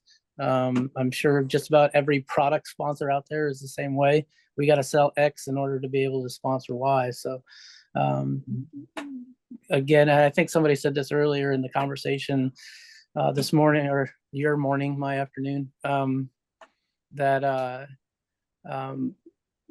do your homework before you approach, and yeah, relationships is a big thing for sure, and there's relationships developed over the years that are great, and I'm happy to have relationships with people who we don't sponsor, who are competitive brands, and I learn from everybody. I've learned from a lot of the guys that you have on the panel that are speaking. I learn from all the time, and that's why I like listening in too. In fact, Alex, I think you should do a panel for just industry people, leave racers out of it for once, and just let us whack away at it for the betterment of the sport. Sure, but anyway, yeah, that's the long and short, I think, is just be professional and conduct yourself professionally and do your homework.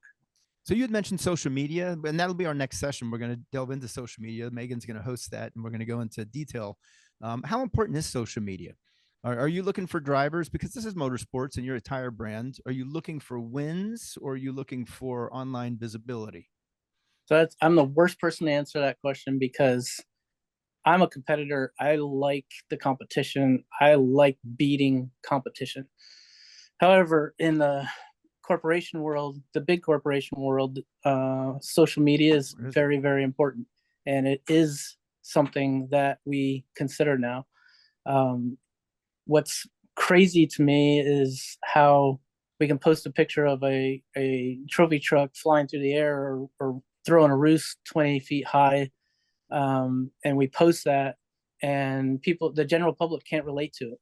And you get a few likes, but when you post a picture of a guy kneeling next to his Jeep petting his dog, for some reason that hits. And I think it's just because the general consumer can relate to that. They can't relate to $1 million trophy truck, but they can relate to having a Jeep on all-terrain tires and petting a dog. So I am not the social media expert, but I can say from BF Goodrich and Michelin that yes, followings, how you do it, how you structure your posts is very important these days.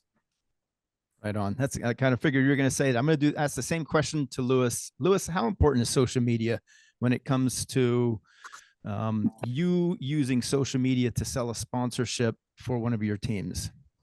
Yeah, it's very important in the sense of you got to have one. I still meet some racers sometimes that don't have anything, not a Facebook page, not an Instagram page, nothing. But some racers believe, oh, I have to have this huge following to get sponsors. And don't let that discourage you whatsoever. I'm a racer myself. I still race. My personal, social media pages, I think I have like 3,000 followers on Instagram. I think on Facebook, I think I might have like 5,000. But I have no issues getting sponsorships for my own team because I understand how sponsorships work. I understand that, companies need to sell more in order to sponsor me, right? So once you understand the sponsorship game and how it works, it doesn't matter how many followers you have, but it does matter that you're posting, somewhat consistently.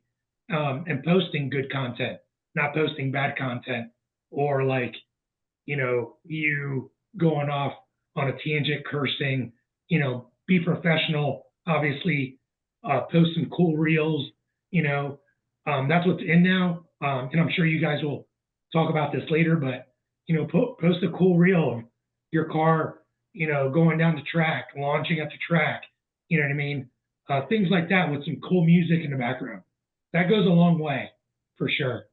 Right on. Thank you. Thank you, Lewis. I'm going to go to Eric. Similar question. When it comes to the brands that you represent and they're looking for marketing to promote their brand and their products, how relevant and important is social media versus general marketing, word of mouth, prints, radio, things like that?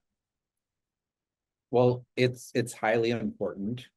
I would consider it on a scale of 1 to 10. It's definitely 7, 8, 9. It's people throughout whole of history, people love storytelling. And if things can't be told as a story, people are not going to, garner interest.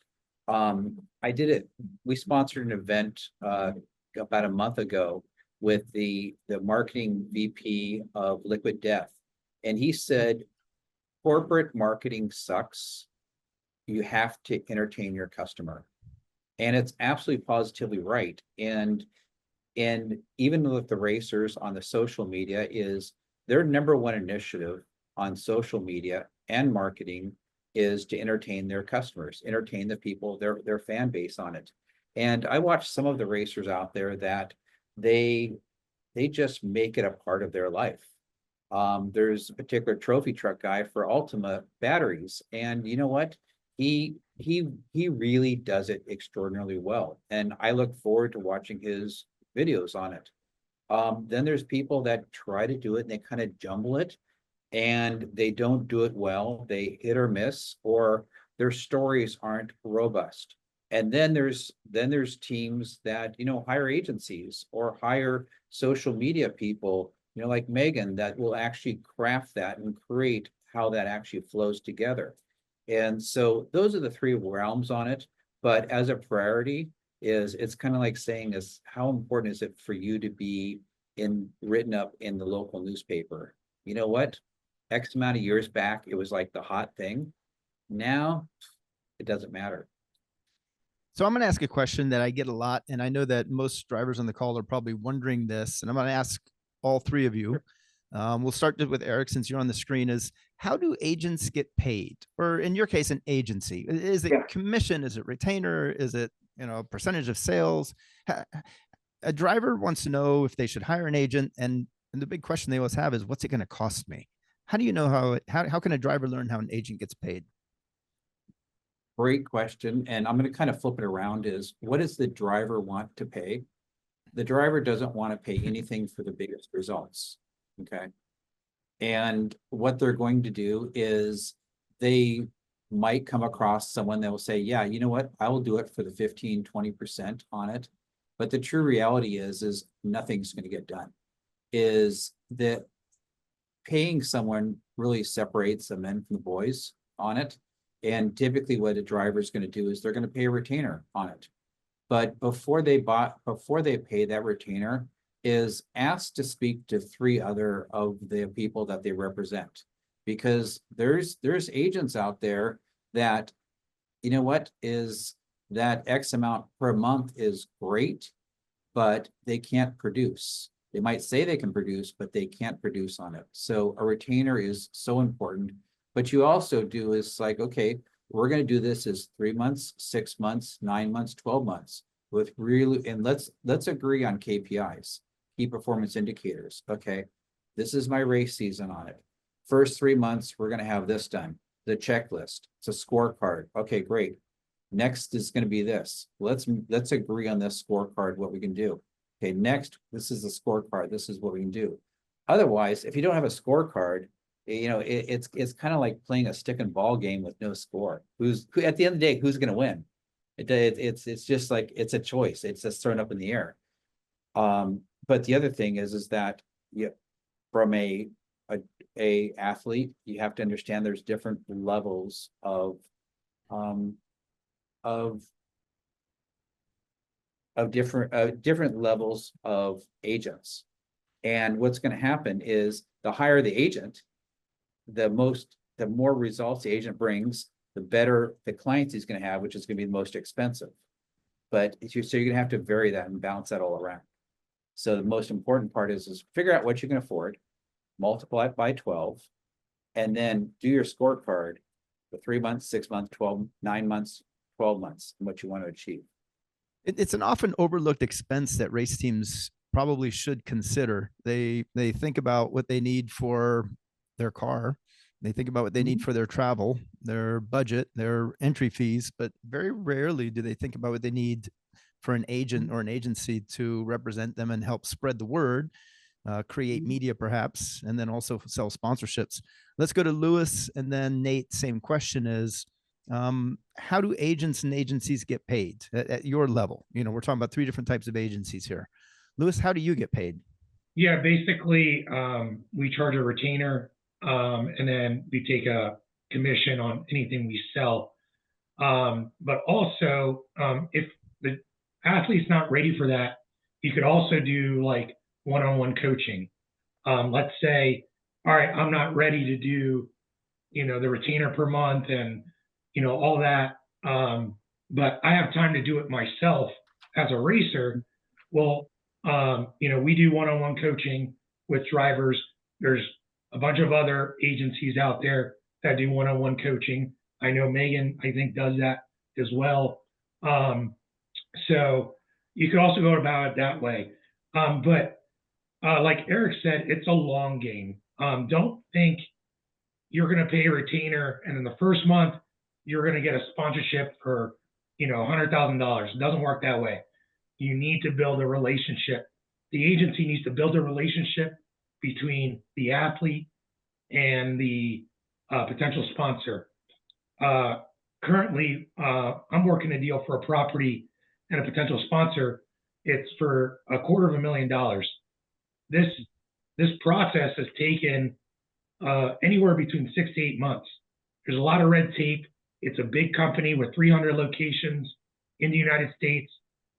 So we've had constant meetings with the chief marketing officer of said company. There's a lot that goes on with this stuff.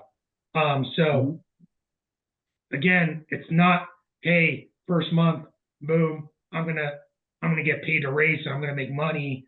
Again, it's a long game. Got it. Can I jump in really quick on this, Alex? Yeah, go Because for it. this is really unique what Lewis offers versus a lot of agents that I know of. Is the coaching idea is kind of a hybrid, which is something I've actually never heard of. It's either that you're going to do it yourself or you're going to hire an agent. But the biggest value that I'm hearing from Lewis is that coaching, that he can actually take you up those steps until you get to where you want. So Lewis, hats off to you for, doing that, because that's pretty awesome. So thank you, Eric. Yeah. You know why Lewis said that is because he knows that I do coaching.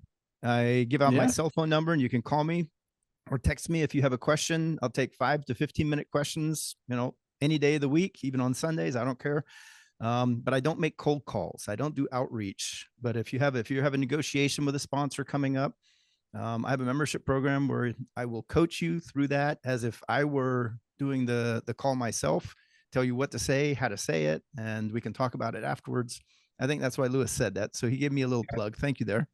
Yeah, let's go to Nate. I learned a lot from you, Alex. So, I highly recommend Alex to anybody as well.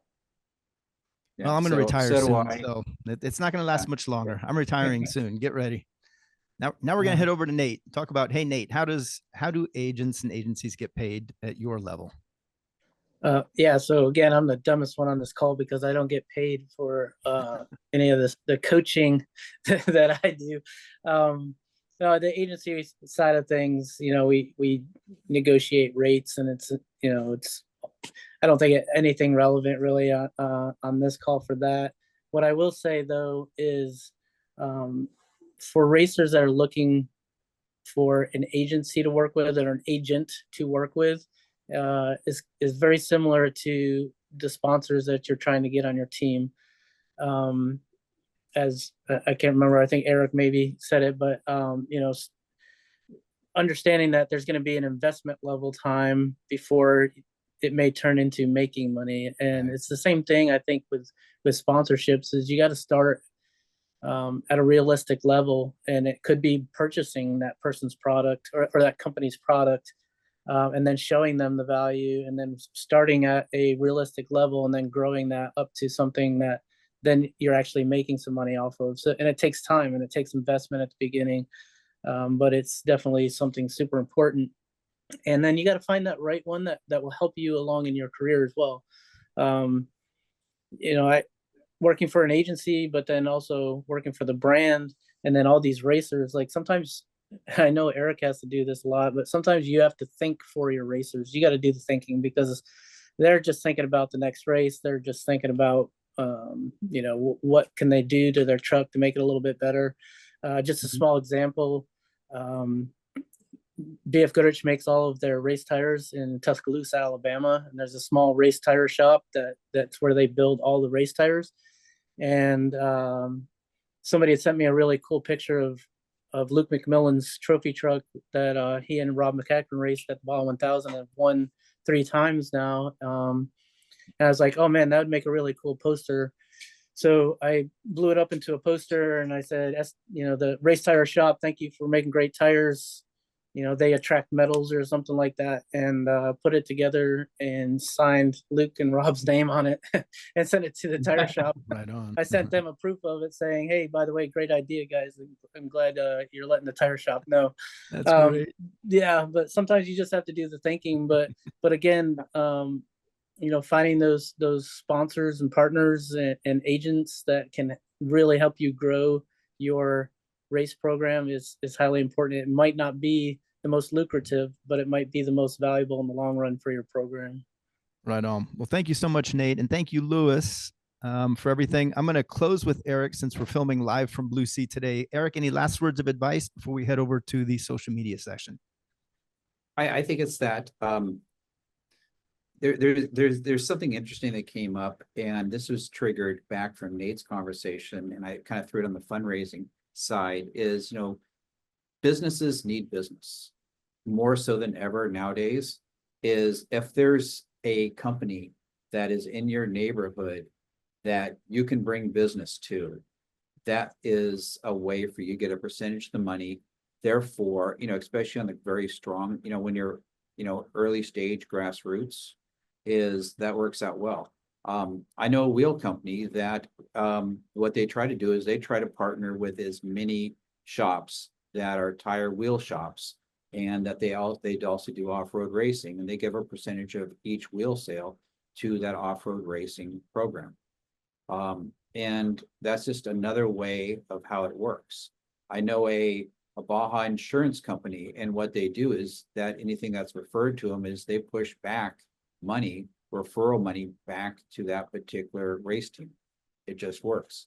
So it's a good way to step into it, but you just can't stop there. Is like, so once you get that particular, whether it's a fundraising sponsor or whatever, is you need to make them look like they're the biggest rock star. So what happens is that next year when you come back to them, is that they're saying, okay, cool, you brought all this, what else can we do? Versus, oh, you again? So if you can cross that bridge to like, hey, let's get more excited about it. Hey, you know what is your plans next year? It's like, well, we plan on buying a trailer. Hey, I'll pay for half of it. Like, okay, you just won it. If you can get to that point, that's the most important part. And the best part is nowadays is you can create your own content. You can throw it up on CapCut. You can revise it. You can get it out there instantly. If you're not doing that in the masses, it's that you have to remember is that you're a business. You're not just someone that's just racing cars. You're a business. And as an agent, you're representing either a client, which is a brand, or a team. So thank you, gentlemen. Thank you so much for that.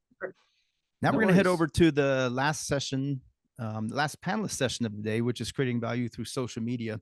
And this will be hosted by my partner, Megan Meyer, who is not only a 2 times NHRA champion, but she is a social media coach and the creator of motorsportsmarketingtips.com.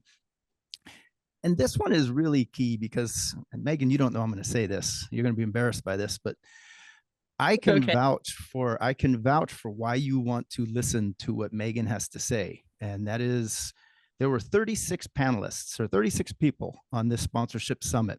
Everybody, including myself, we all have promo codes. And so I can monitor who's successful at getting others and racers to join. You guys know I don't have a big social media following, so I rely on others. Megan drove over half of the traffic, over 50% of the traffic to the summit.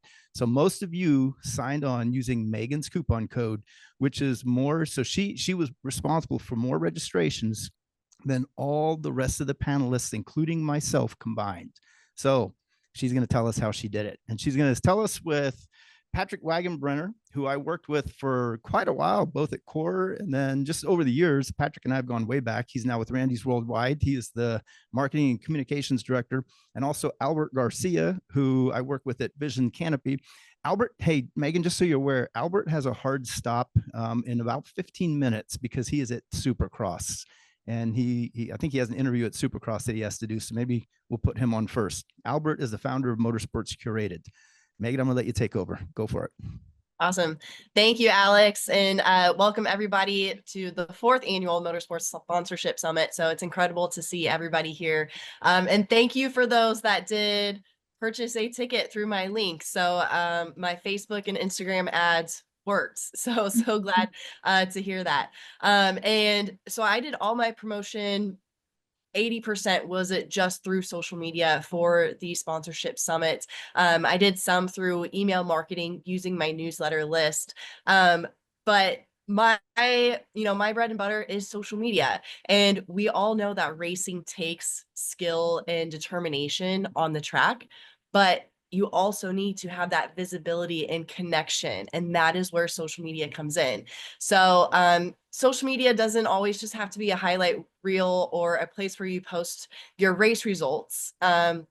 Especially with racers, it is a tool. And I think almost every speaker so far on today's summit has mentioned how important it is for racers to be visible on social media, because social media allows you to connect with fans, you engage with your community, and you showcase your value to potential sponsors and to your current sponsors. And these are ways that 15, 20 years ago, it wasn't even possible. So I want to use this session to talk about the importance of posting on social media and truly engaging, because engagement is what turns turns followers into fans, and it will help turn brands into partners. So it's what makes your page an actual resource, an actual platform that people tune into and they want to hear from you. So we have Patrick and Albert. And so I'll get started with Albert because we do have a hard stop there for him. But so Albert, with your experience, what is some of the best ways of how racers could start to build that community?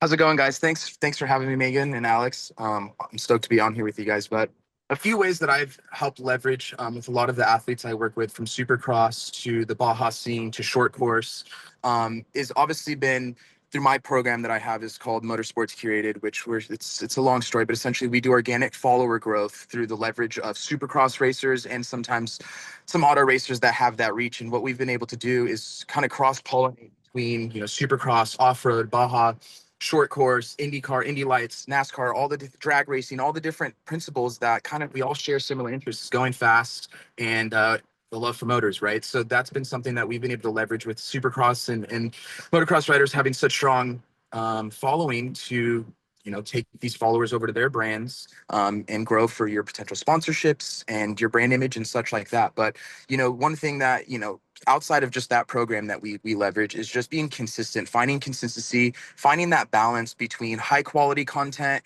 and quick content, like I heard mentioned previously, through CapCut and quick ways like that. But it's finding that good that good balance between those styles of content and consistency. The biggest success I've had with any athlete is the ones willing to be successful.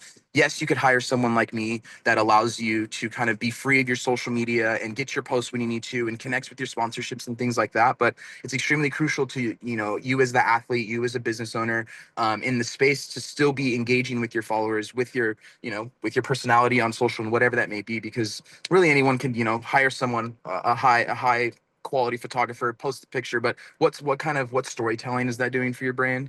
And is that really getting you the growth you need? So I guess, one of the biggest things for me is consistency and brand image.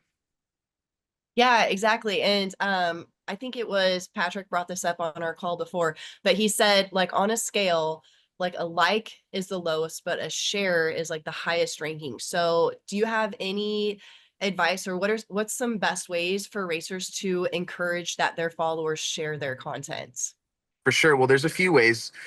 More so on the business side that I've used is even within the drivers, as well as having them, with the reminders on your page, having that reminder turned on. So every time you're posting, if that is something that you do consistently, your fans can engage and find an incentive. It's if them signing up for a giveaway, for them to be a part of your VIP racer list and things like that, and asking them to save your post or share it. One thing we do with our giveaways is one of the rules in order to enter our giveaways is there's 1, 2, and the third one is to share this post to your story. And as we talked about, this creates that domino effect, which kind of just loses its control. And that's usually what we want as social media, people in the space, is we want to see that continuous domino effect. So one big thing is asking them and or finding an incentive for them to share it to their story. So from an athlete, a racer, a motocross racer of those principles is, if you're giving away a jersey, a signed t-shirt or a poster, XYZ, getting them to share this post to their story for an incentive usually will get your fans to interact, and not always incentivizing. Usually you'll have your core fans that are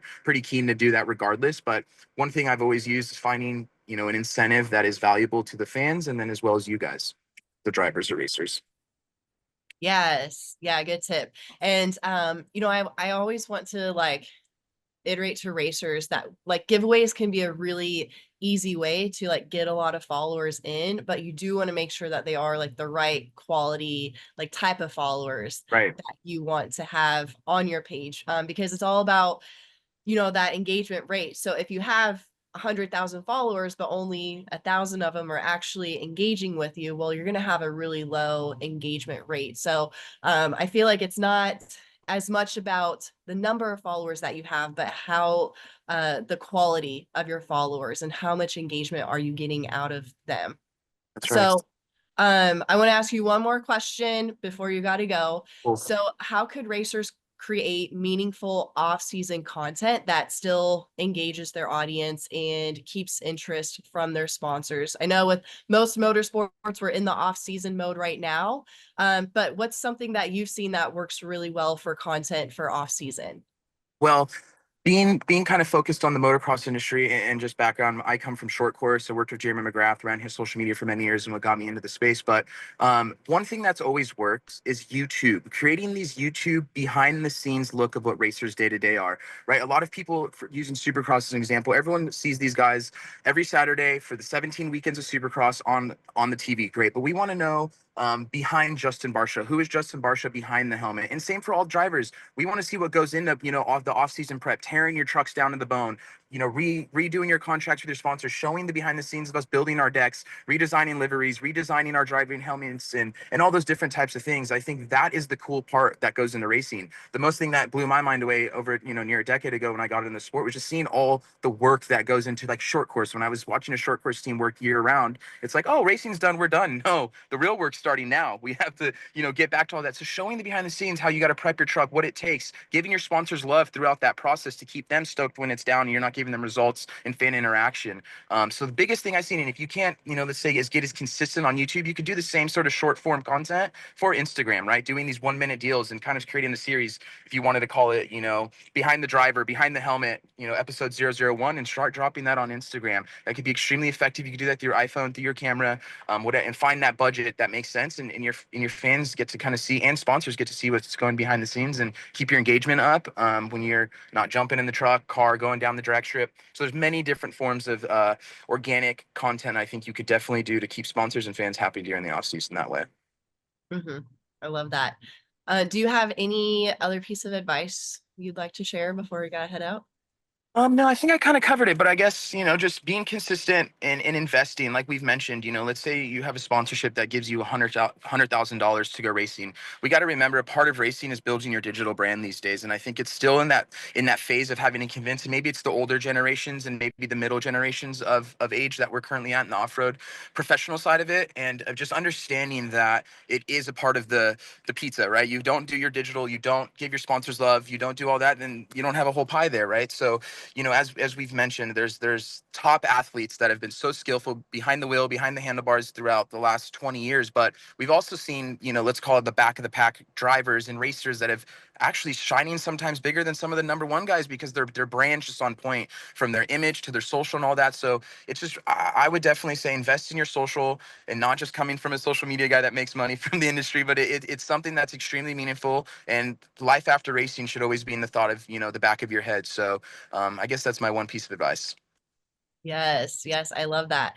And I am in that point. So for those that don't know, I retired from professional drag racing at the end of 2020, and I had a really big platform, big following on Instagram and Facebook. And it's like, okay, now what do I do with it? So I've been able to maintain that the followers there have been consistent with content, and it's taken me a while to figure out exactly what type of content, because I can't post as much racing stuff as I did before because I just don't have that anymore. But I have been able to secure multiple brand deals and even get enough to where I have enough to continue to race full time if I chose to do so, all because I still have this very large, loyal following on social media. So, there is a point where all of us will stop racing or driving, and that is something that you can use for when you're in your retirement phase, such as what I am. So thank you so much, Albert. Let's move on. Thank you guys for having me. Yeah, let's move on to Patrick.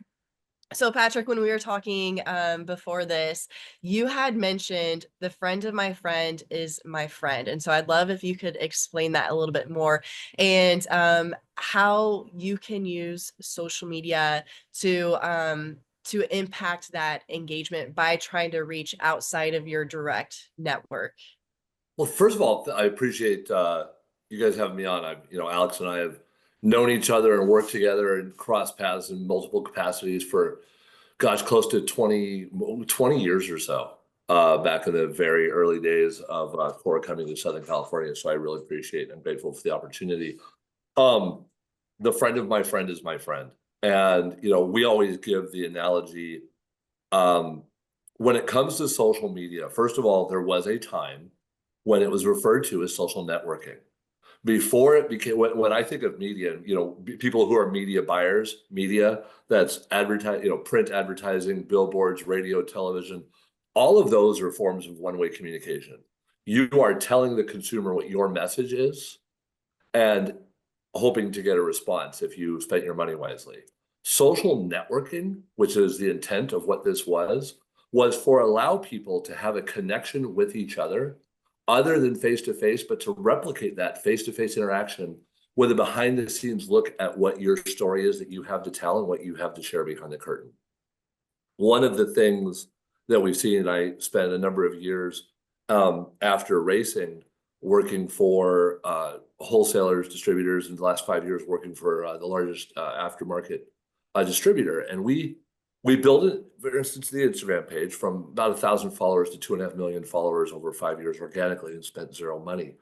And what we did is we realized we had to leave our nest, right? And the analogy we give is, imagine if you were out watering your lawn every day, and your neighbors all drove up and down the street and they waved and said hello and said, "Hey, what's going on, Megan?" And you ignored them. You kept your head down and you kept watering your flowers. They're only going to wave for so long. And so, but if you go knock on their doors and you drop off, cookies at Christmas, and if you wave back and if you say hello, and if you engage in your neighborhood and you participate in the ecosystem that you live in, those people reciprocate that. And it's the same with social media. It's how we think of that with social networking. And it's the idea that publishing the content is about 5%, maybe 10% of the overall task. The other part is, first and foremost, making sure, because Instagram checks these things, so does Facebook, all of the meta platforms do. How long does it take for you to respond to DMs?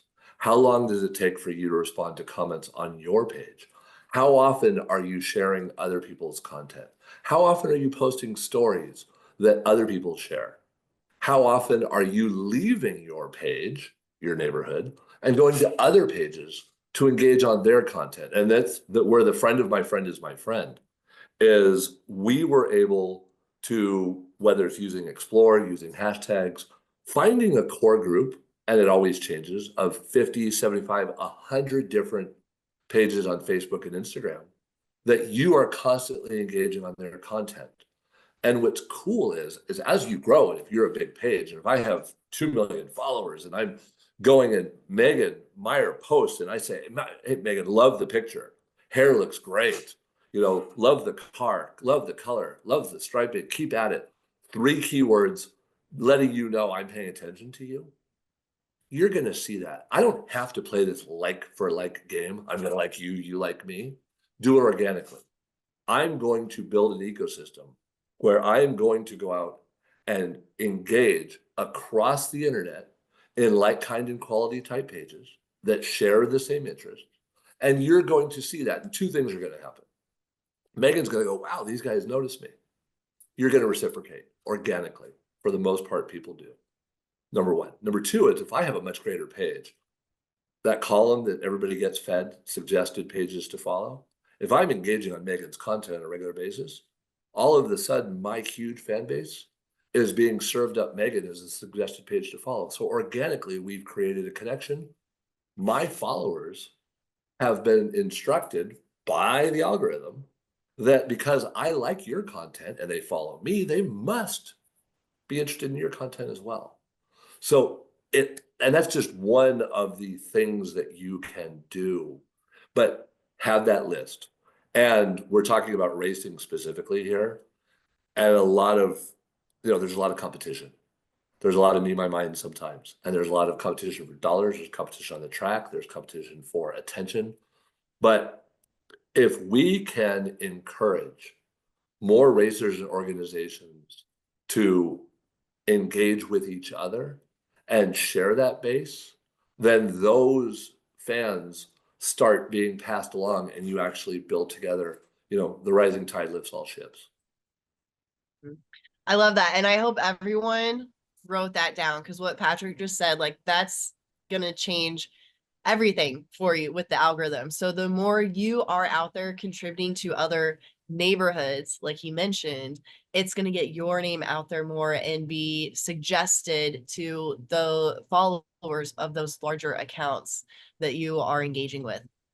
So Patrick, you mentioned the perfection of my enemy is good content. So what advice would you give to racers who hesitate to post because they feel like their content isn't good enough? And how can they find that balance between quality and consistency?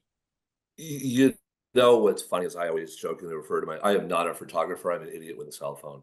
And we have seen, and I've been involved with organizations that spent, and this goes back to the evolution of content creation and the value of content. I've been a part of brands and companies that have in-house media folks that are full-time. I mean, they've got, I've got an FX3, I've got an A6700, I've got cameras and equipment. We've had these teams and camera equipment. We go out and do these shoots, and they're awesome, and they all serve a purpose, whether it's print or long form or YouTube. And we'll go. I'd like to address that later. Every channel has its own purpose, but when it comes to short form content, YouTube Shorts, Facebook Reels, Instagram Reels, I'm with Randy's Worldwide. One of our companies now is Icon Vehicle Dynamics. And the other day, people can go visit the Icon Instagram and see it. January 2nd, I think January 2nd, I went to the office and we were all back. And there was a beautiful Lexus GX550 that we had just done a lift kit, wheels and tires on. And I went out and took about 15 seconds and went back to front and shot a little 15-second clip, threw up a bunch of music. And I think it's 600,000 views and 16,000 likes on a page that has 150,000 followers with Icon. That is an example of when you just do a thing, you don't know what virility is. And, I always tell people if somebody comes and says, we can create you a viral video, run, because nobody knows what that means. I've had videos of a 9-second video of a car rolling in or out of a parking lot that garnered, 40, 50, 60 million plays on Reels. Who knew? But if you consistently do it, right? Go behind the scenes, show people things that they can't buy a ticket to, show people what you're doing in the garage, show people when you're working on the bike, show people that this the whole connection with social media is the fact that you are establishing a connection with your audience and giving them information or giving them entertainment that they're not getting when they buy a ticket to A1. Yeah, I love that. And yeah, like we've noticed like some things that we think like when I'm posting on our page, like, oh, I think like, oh, this is going to be amazing. Like this video is definitely going to go viral. And then I post it and it just falls flat. And then like the one thing that like I don't think anybody will care about, like won't do well, like it's the most simple, most basic thing. And that video goes viral. So you never know, right? Yeah, it's like And everybody has a different definition of viral. I mean, when like I said, I was with the aftermarket wholesaler. I was committed. I had a goal. I mean, we would post 4 or 5 times a day of cranking out reels. And you know what we found is, especially with reels right now, and a lot of people love them, a lot of people hate them because photography, really great photography, isn't getting recognized for the art that it really is. Yes. And you literally have, goofballs with cell phones that are out there doing this and have no talent. But once you understand what works and doesn't work, you can repeat it. And there's nothing wrong with finding a formula that's successful and repeating a formula. Facebook, Instagram, Twitter, YouTube, the best pages that succeed are the ones that have a consistent look and feel, a consistent formula, are doing the same thing because they're first and foremost, it's entertainment. It's replacing the 65-inch big screen on the wall. Mhm. Entertain, educate, inform, but entertain. But find that formula. Have your page and your profile have a look that's consistent. No, because when your audience comes back, you want to become appointment television for social media. Mm-hmm. Yeah. And so you mentioned you want to talk about the difference for platforms. But real quick, before we get to that, since we're talking about posting consistently and all that, is there a sweet spot of like how often you should post? And I'm assuming it is different depending on the platform. There used to be a time when people would say, there'd be such a thing as overposting. I don't see that as much anymore. And whatever it is you do, if you decide I'm going to post every 3rd day, do it every 3rd day. If you decide, at a minimum, do something daily, even if it's not a standard post, share a story, remind people that you're there. And again, it's not just about publishing content. And, the bright light of the algorithm shines upon the people that use all the tools that are available to you on the platform. There is a reason why you have lives available to you. There's a reason why you have stories available to you. There's a reason why you have photos available to you. And when really trying to pump up your profile, if you do all of those things, you are shined upon favorably more so because you're using all of the elements of the toolbox that they have given you. So you can do those things. Hey, I'm out in the garage, go live, do a Q&A. I'm out here, hey, we're Christmas shopping. Do a quick story of, God, I can't believe I'm here at the mall. If you're an athlete, tell your story. Do something that creates a level of intimacy from a brand perspective that shows people about you and who you are as a human being. And you and I talked about this the other day when I would work with athletes, like Jeremy and Twitch and Cameron and all these guys. They're wearing a helmet. They're wearing a race suit. They're sitting in a roll cage. They might as well be Iron Man. They're the superhero on the track, right? And what we all loved about DC Comics or about our superheroes is that we, as the viewer, knew that Clark Kent was Superman. We knew who their real identities were. We knew they were people. We knew they were fallible. We knew they could break, they could make mistakes. We knew what their weaknesses were. And that gave us a level of intimacy with the connection with the superhero. As a race car driver, as an athlete, you don't always have to be the superhero. And that humanity and that connection of being able to show people behind the curtain has a tremendous amount of value. Mm-hmm.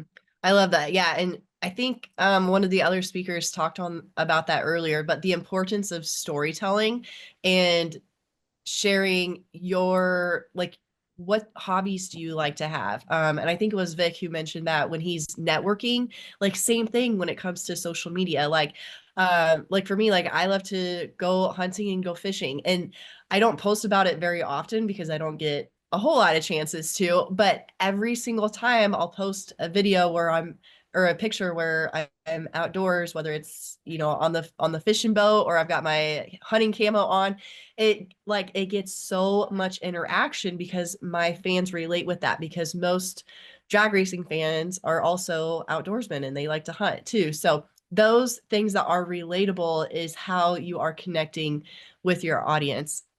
So Patrick, is there a platform that's best for storytelling, or do they all do a great job at that? You know, what's interesting is everybody's got a different strategy, right? And what I liked to say was social networks are communication platforms. And what you can do is look at each platform as an individual channel.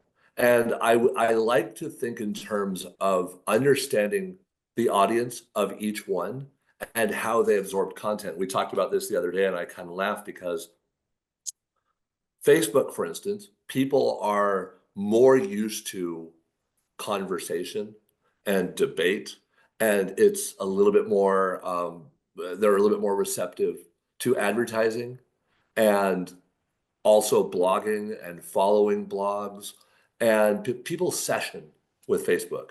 You know, my mom, I would laugh because she'd sit down with a cup of coffee and she'd turn on the lights. Everybody would be, you know, and she'd Facebook, and understanding that people have a little bit greater attention span there.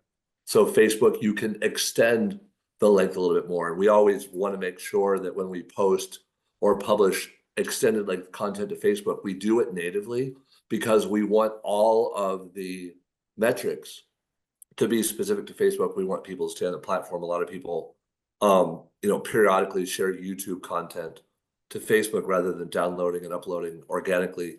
Keep them separate. Keep separate channels. And also, what we often find is that if you're linking your Facebook and Instagram, you're doing yourself an injustice by publishing simultaneously to both, because you're not creating two separate audiences, and you're not giving people the motivation to visit your Facebook page separately than your Instagram page.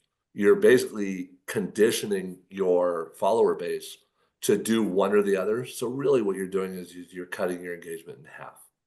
So specifically, I like to think of each channel as a unique platform. LinkedIn has a purpose, and we haven't really talked about that, but it's an important tool for employees retention. It's an important tool for recruiting, and it's an important tool for a lot of your B2B interaction. And so that LinkedIn perspective is talking about employee rewards and employee motivation, causes, concerns, what your company believes in as a whole, because those are increasingly becoming more important. That what a company stands for is as important as what they buy or sell. And those the profiles, the company, the people, growth opportunities, you know, there is a specific place for that. I look at YouTube as a more educational platform that, you know, Matt Martelli years ago, we would laugh because somebody said, you know, on YouTube, nobody's going to watch an 8-minute video. And that was Gymkhana 1. And it turned into a thing where people are conditioned to watching 8 and 10-minute videos. And YouTube has now become long form replacement again for the 75-inch TV in your living room, that people are looking and expecting longer form content. So you have a much greater opportunity with a channel like YouTube to provide longer form information, longer form education, longer form detail, which is why you have, Autotopia LA and Matt Ferreira and Supercar Blonde and, a lot of the shows and a lot of the repackaged shows that people have created personalities and personas with their own channel rather than just doing shorts. And then I look at Instagram as, that's quickly, easily digestible content. And I've generally liked to lately emphasize more of a 75-25, 75% reels to 25% stills. If you have great stills, use them. But you do not have to go out and spend $30,000 to do a photo shoot out in the middle of XYZ to get that great content, unless you know that that content will also be used on your print and on your commercials and other sources. Because you can go and take, to me, if I get 5 minutes of great content, I divide that by 15, because I would never post anything on Instagram longer than 20 seconds. And usually your sweet spot is, in that 9 to 15 second range. If you haven't sold everything you're going to sell somebody in 10 seconds on Instagram, you've already lost them. And retention is one of the largest, right now, one of the largest metrics on both of the meta platforms with Reels, as far as how often that gets pushed up into the greater algos. Mm-hmm. Yeah, I want to go back to something you said earlier about posting between Instagram and Facebook, and how cross posting can cut your engagement in half, and how you need to treat the platforms separately and have separate audiences. That's something that I've definitely noticed that just organically happened with my content. Facebook, it is, as you would imagine, like older demographic on there, more of the 30 to 40-year-old range, whereas Instagram's more of the 20 to 30-year-old range.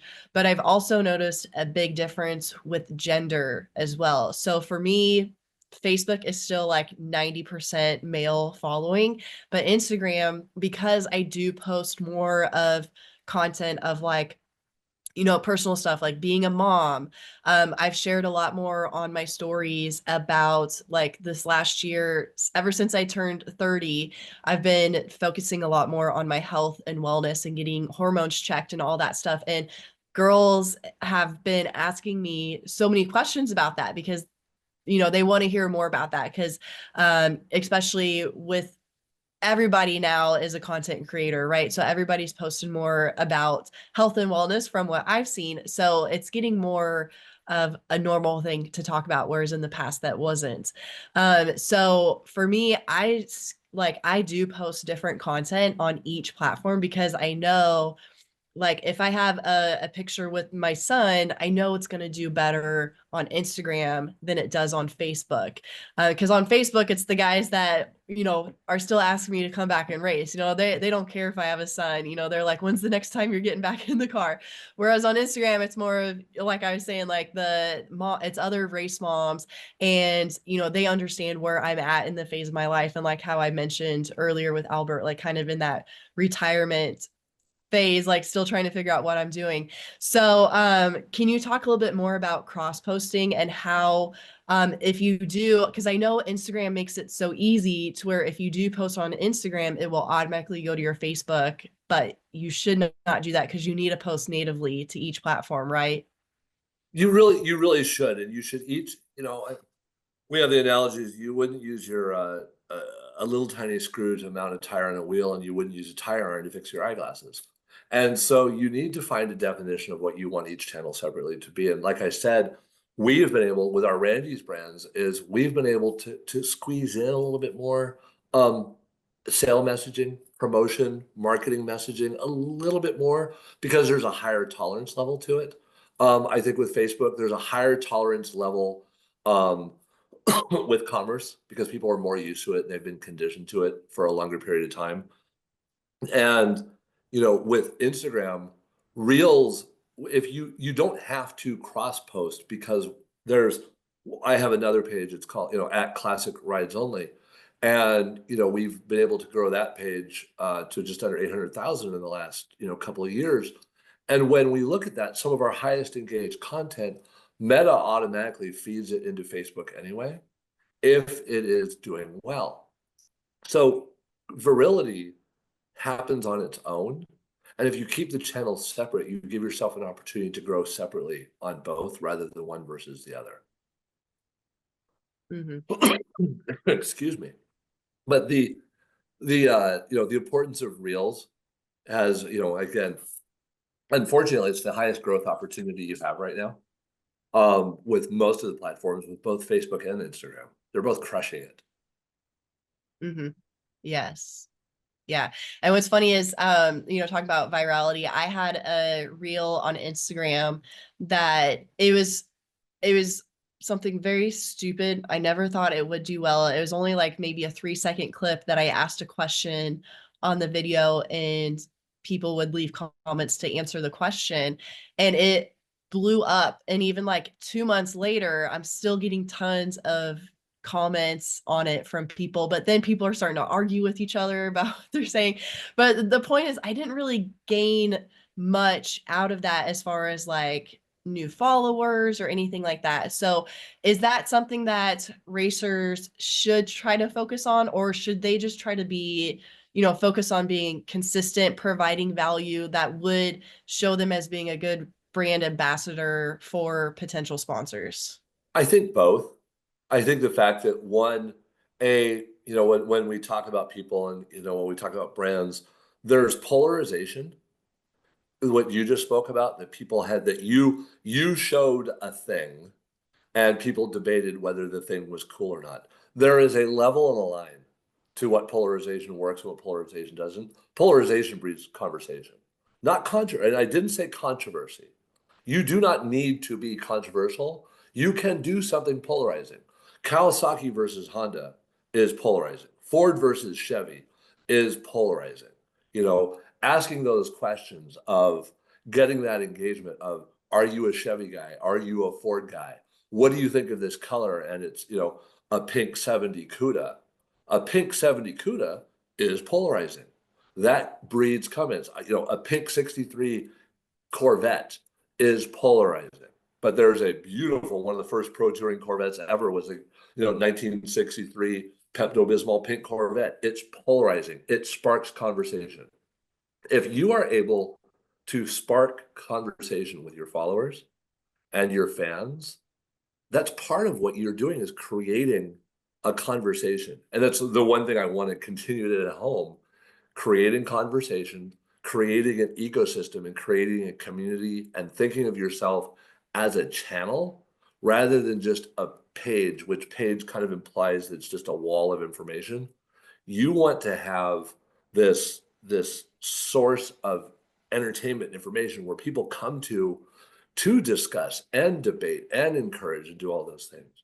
But when you talk about being a brand ambassador, if you are a racer, you have to still make it.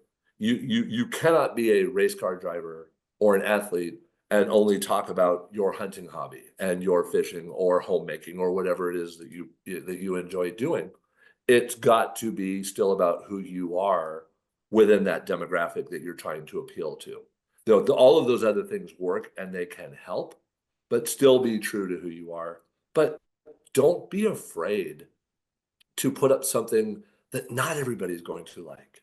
There's a bumper company. I worked with Trans-American Auto Parts for a number of years, and there's a bumper company, and that bumper company makes a product, and we used to advertise it all the time. They make bumpers for Jeeps, and 50% of the people thought it was the ugliest, most hideous thing they ever saw. And one of the case studies we always laughed is we would post it knowing that people would debate it. And you get, hey, check out this thing. We posted on Facebook, and check out this. Is this the most hideous thing you've ever seen? And they tag 50 of their friends and forward it. It's a win. Yeah. Some of the best advertising we did when I was at wholesale distribution was for a floor mat company that made rubber floor mats imprinted with logos of NFL teams. And we would every year on Super Bowl weekend, we would post A or B on the two teams. And then we actually put money behind that and target it towards the other teams that hate. If it was Eagles, we target the ad towards all the other teams that hated I those teams. see. Yeah. And we would get 5,000 comments from people, and I wouldn't wipe my feet with that thing. Great. They're all thinking about floor mats with a Patriots logo on Super Bowl Sunday. The silliest little things, because you can spark conversation, can grow into the largest things that you can do. I agree. Okay. We've got like 60 seconds. My last question for you. So as someone who has worked with brands and racers, what is one thing that racers should do today to start creating value through their social media? Build an identity, build a profile, pull back the curtain, show who they are, and do it regularly, consistently, find a consistent pattern, and spend time going out and engaging with the brands and the people who you as a racer are a fan of or would like to become involved with. Leave, go out, engage, do all of the things on your own channel, but leave your channel and go out into the world and knock on all the other social doors and announce your presence. I love that. Mic drop. I hope everybody took lots of notes, because Patrick told you exactly how you can grow your following and rank higher with the algorithms. So thank you so much, Patrick. Thank you. Appreciate you guys having me on. Yes. Right on. Thank you, Megan and Patrick and Albert. Patrick, I don't know if you're at A1, but Albert, I'll see you there later. If you're still on, I think you're gone. Megan, that was outstanding. I think that social media is a key part nowadays with sponsorships, because like we said earlier, they're going to look you up. They're going to see what your digital footprint looks like, your digital presence, and social media is a very large part of it. So thank you very much. Now we're going to head over to, kind of a funner's not a word, section. And these are sessions on speed dating. We call it sponsor speed dating, one-on-ones, 15-minute one-on-ones with 5 different brands to see why they sponsor, what they want, what they look for, and how you can get sponsored by them. Let's start with one of the big dogs, Tony Merritt, Stanley Black & Decker. Tony, I know you're up somewhere. There he is. I love that office. How you doing, bud? Hey, man, thanks for spending a Saturday afternoon with us. I appreciate it. No problem. I don't know that this is going to be a funner segment. Funner, I know. I don't know if I can be funner than social media. I mean, I mean, when she was talking about, Facebook was for 30 and 40 years olds, and I'm saying, okay, I'm 50 and 60. I'm a Facebook guy too. So, but I'm excited to be here. Thanks for having me, Alex. It's funny you said that. I wrote the same thing down. Facebook 30 to 40 equals old. I was like, okay, we forgot about the 50-year-olds. We're old, man. We're old. They're still on MySpace. Right. Yeah, we're still on MySpace. That's a good point. Nice. So I live in Valley Center, which is in San Diego County, and Harrah's is one of the local casinos. And Harrah's renamed their little regional area. They're part of the Rincon tribe, one of the tribes that has a casino, and they renamed their little area Funner, Funner. So there's signs in my community that says 7 miles till Funner. That's I don't know, I had it in my mind, but anyway, let's not talk about that. Let's talk about motorsports marketing. Tony, you manage many different brands. With Stanley, you have Stanley, obviously Black & Decker. You have Craftsman, DeWalt, Mac Tools. Let's talk for a minute how many brands you have and how do you differentiate which brand goes into which motorsport? Yeah, so man, I can't even count how many brands we've got. We've got brands that we don't do a whole lot with. We've got outdoor brands, Hustler, Cub Cadet, Irwin, Lennox. So I mean, we've got a ton of brands. Our main focus is on our big brands like Craftsman, DeWalt, Stanley. Those just about everybody on this call has probably either got a Craftsman, a Stanley, or a Black & Decker product in their house. All of them. Yeah. So those are the brands we really focus on in any sport that we're in. We're across a lot of motorsports, F1, NASCAR, NHRA.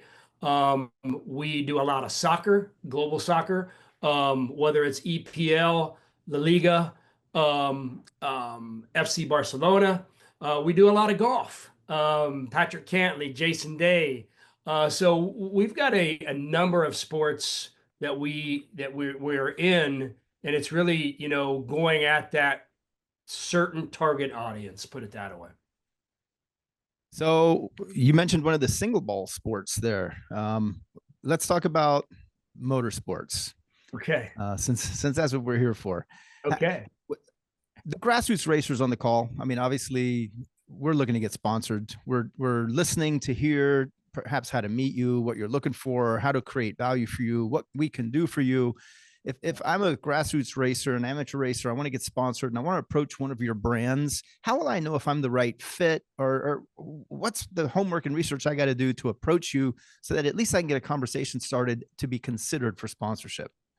Yeah, I mean, I think that, you know, I think I started this back in 96. And, you know, from 96 to now, that arena for sponsorship has changed so much. Back in 96, it was, you know, hey, I'll put your logo on my race car and for this, and I'll do this and this. Really today, I would hate to be trying to sell sponsorship. It's a tough world. Everybody, I mean, look at the Chili Bowl this weekend. How many cars are there, and how many different sponsors are on those cars? So I mean, it's really about knowing as much as you can about that brand and about that company. We, you know, have multiple brands. Each one of those brands is going after a different target audience. So, you know, whether you're in, you know, a professional mechanic, you know, NHRA drag racing is probably, you know, professional mechanics, sure. they're using those. Those cup teams, most of these professional teams are using Mac tools. If you go to a cup race, you're going to see a lot of yellow. You're going to see a lot of DeWalt. You know, so Mac's targeted towards professionals. DeWalt is towards professionals, and Craftsman is really around that DIY. So that young, let's call it that 18 to 30-year-old that's wanting to remodel their bathroom, and we're telling them, hey, you can do it yourself. You can, you know, you can do DIY by yourself, and this is how easy it is. And that's really Craftsman's target audience. Now, we've probably all got Craftsman stories. My grandpa passed down the Craftsman tools to me. I've got a ton of Craftsman tools. We could probably talk about Craftsman stories, you know, for the next 15 minutes. But it's really about learning as much as you can about that company, about that brand, and how do you help them show return on investment. Just sticking a logo on a race car is not going to help me show return on investment with our brands. Let's talk about that. How do you calculate return on investment? Yeah, we do it a lot of different ways. You sound like my finance department. You know, how do you do that, Tony?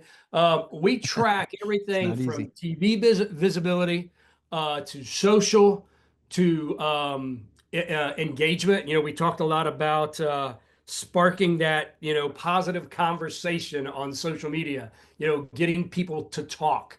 The bad thing about social media, you're going to have people talk good things and you're going to have people talk bad things, but it's about having that conversation. So social media, we track that. We track a lot of B2B. So sales to other sponsors with the teams that we're with.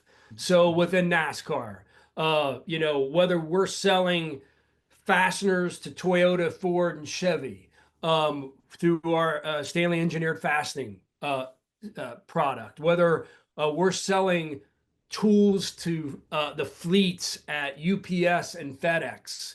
So B2B is a big piece of our tracking that return on investment. Promotions, whether it's POS in store. So you go into a big box retailer and there on the end cap is, you know, buy this, win this as a sweepstakes, and tie that to sales. We've got show cars. We got 2 show cars that do 200 stops. You know, every time that show car stops, that customer is buying products. That's generating revenue. And something that we've started doing, and we've done it now for 15 years with another company, one of our customers. But if you get behind your customer's philanthropic desire, man, that does a lot when you can partner with a customer and support their favorite foundation, hospital, whatever that may be. And so visibility, revenue, B2B, is our biggest, and customer entertaining. I'm sorry, and customer entertaining. When we want to be seen, we want to sell, but we want to host our customers too. So whether it's on an F1 paddock, whether it's in an NHRA pit side hospitality, whether it's in a suite at a NASCAR race, we want to make sure that we want to be where our customers work, play, and where they spend their money. Is where what we want to do. And you also told me once, it's when I was writing the book over a decade ago, we were talking about the hospitality, and you have pass-through rights where you will allow your customers to have delivery on some of the vehicles so that they get the benefit of the marketing as opposed to one of the SB&D brands. Let's talk about that for a second, because that's probably an underutilized asset that a lot of race teams have that they don't even realize they can offer to their sponsors' customers the visibility, and then the sponsor gets more business from the customer, which then hopefully profits go to the racer. Yeah, it's funny. I just grabbed your book down here a few minutes ago. I can't believe it's been almost probably a decade or more that book was written. But and you was talking to me back then. So, but yeah, we do this a lot. Whether it's in drag racing, where we take one of our franchisees' names and put it on the side of the race car, or where we take an end user, one of our customers, and it's called an end user logo. We put their logo on the hood of an NASCAR or on the deck lid of an NASCAR. And lots of times, of course, that generates revenue, but it's not every day that Alex could put his logo on the hood of a NASCAR and get national TV visibility, go and have a VIP experience, stand on the grid with the jets flying over, photos on the grid, sitting on the pit box. That is creating an experience that customer will never forget. So we do a lot of that. Every one of our primary races in NASCAR, we do an end user logo. So think about that as you're running your race teams. How can you use your race car to help that sponsor sell more product? I like that, because it's a hidden jewel, an asset that a lot of racers don't even realize they have. Let's talk for a minute about budgeting. With Stanley Black & Decker, you have a lot of different brands that you just mentioned. How do you determine which brand gets the budget to market through motorsports? And then what's the fiscal year? And if I'm a racer trying to approach one of your brands for sponsorship, is there a good time to do that? Yeah, we run January through December. All right, racing season usually, racing season runs all year long. I mean, I keep bringing up the Chili Bowl. I mean, the Chili Bowl was this week, but normally racing is somewhere between February and November with the series that we sponsor. So we start looking at sponsorships. I start looking at sponsorships in that July, August, September timeframe is when I start looking at them. And it's funny. You said we got so many brands. How do we figure out who gets what and this and that? Man, it's a battle every day because we don't spend any money on some of our brands, and some of the big brands, they get all of the funding. But it pretty much, who can drive the biggest return on investment. And it's usually the biggest brands that get the biggest amount of money, put it that way. So you're looking at the brands that are on the NASCARs like DeWalt, like the Truck Series, the Craftsman Truck Series, the Mack Tools Top Fuel Car.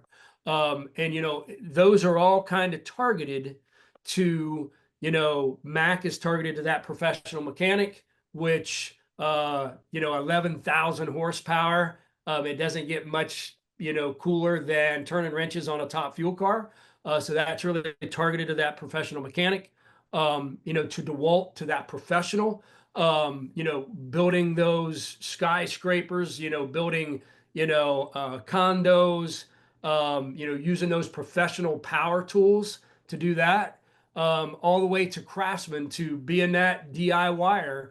Think about those young Craftsman Truck Series drivers, 18 years old, these young guys, that it's really, Craftsman's targeted to that younger demographic.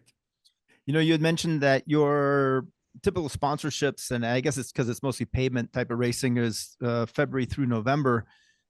If you want to market November through February, I consider you to look at the off-road market. That's when all the off-road races take place. Give me a call. I'll hook you up with some teams who are very good at marketing and off-road. Yeah, we keep our eyes, whether it's off-road trucks, whether it's, the quarter midgets, whatever it is, we kind of keep our eyes. And, we do a lot with, we got partnerships with all the OEMs. So whether it's they're driving Toyotas, Ford, Chevys, we do B2B with just about all of those. Right on. OEMs. Excellent. Are you looking for any more teams in any of your brands? Are there any opportunities for any drivers right now? We are not. Right now we are not. We are locked and loaded, ready to go. We're ready to head to Daytona in 3 weeks. Then right after that, Gainesville will start with the drag racing. So we are locked and loaded for 2025. That doesn't mean you can't reach out to me. That doesn't mean you can't send me a proposal. That doesn't mean that you can't keep in contact with me.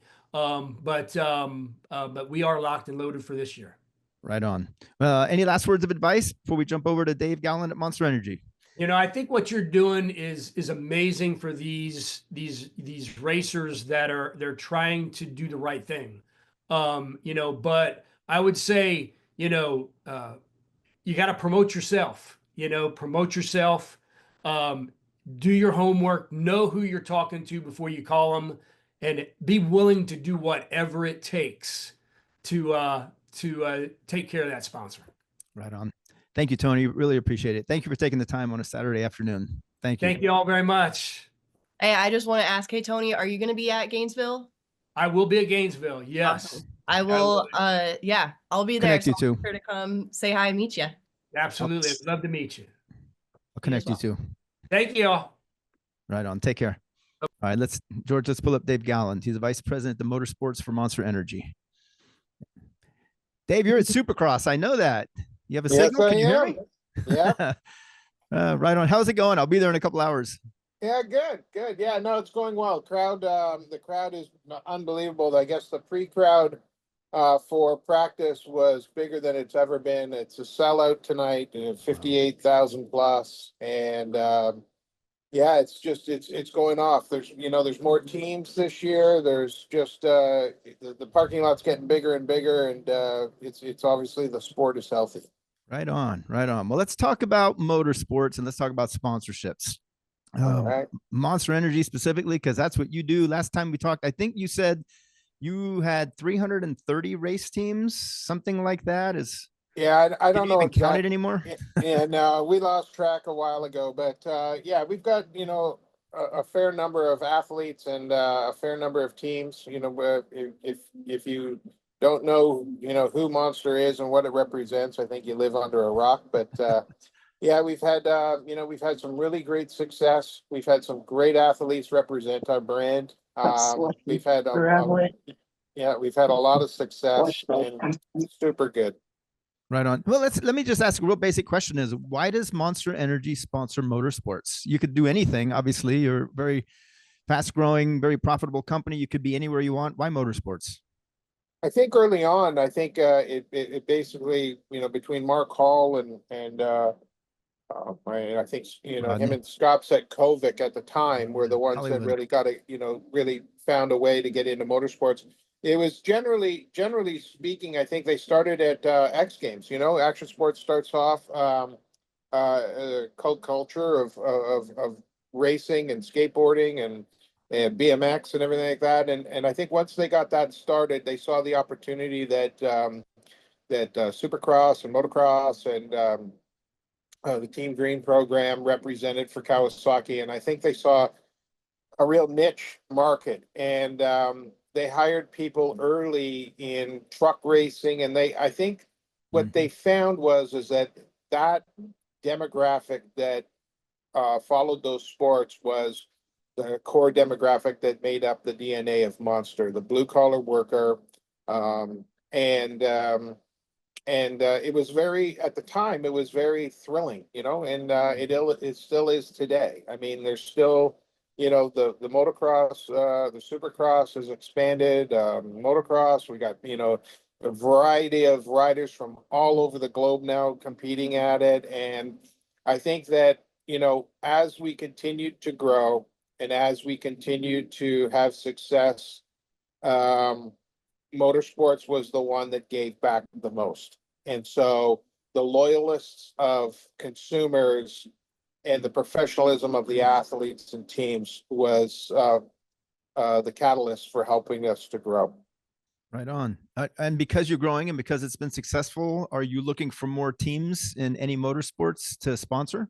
I would say that recently we've sort of, I think, we got kind of a little over our skis, I would say a little bit. We had good teams, we had good riders, but we always wanted to have more and more. And I think, we got to a quantity type situation. And I wouldn't say quantity over quality, but because we did have quality teams, I think just the quantity was a little bit more than I think that we should have got into. So I'd say recently we are going over, we're cutting back in some areas and taking those quality teams and riders. We're investing in them a little bit more because as things start to continue to escalate in price, riders and drivers and teams are tasked with additional expenses. And so we want to see them succeed. We have an investment in most of those teams for a long period of time. So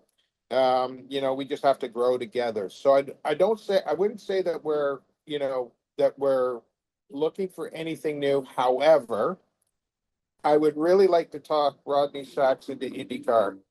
And that would be one that I would really like to get into. I think, having the relationship with the new relationship with McLaren is something very unique, a lot different than what we had with Mercedes and Lewis.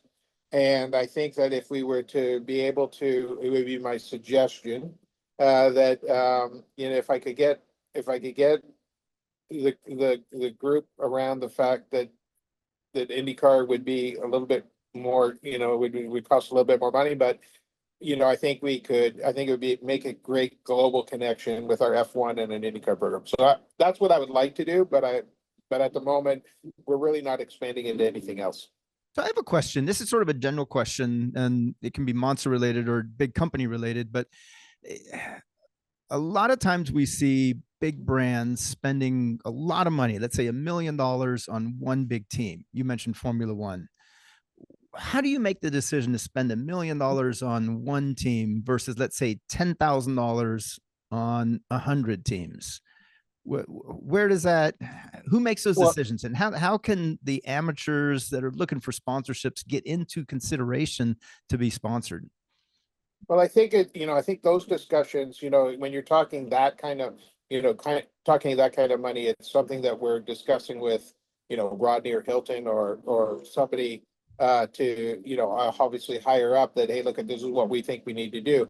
I think in today's environment, you have to take everything into account that from a social aspect of what media is doing, where is it going to be seen, how far is the reach, and I think that it's not an easy formula today.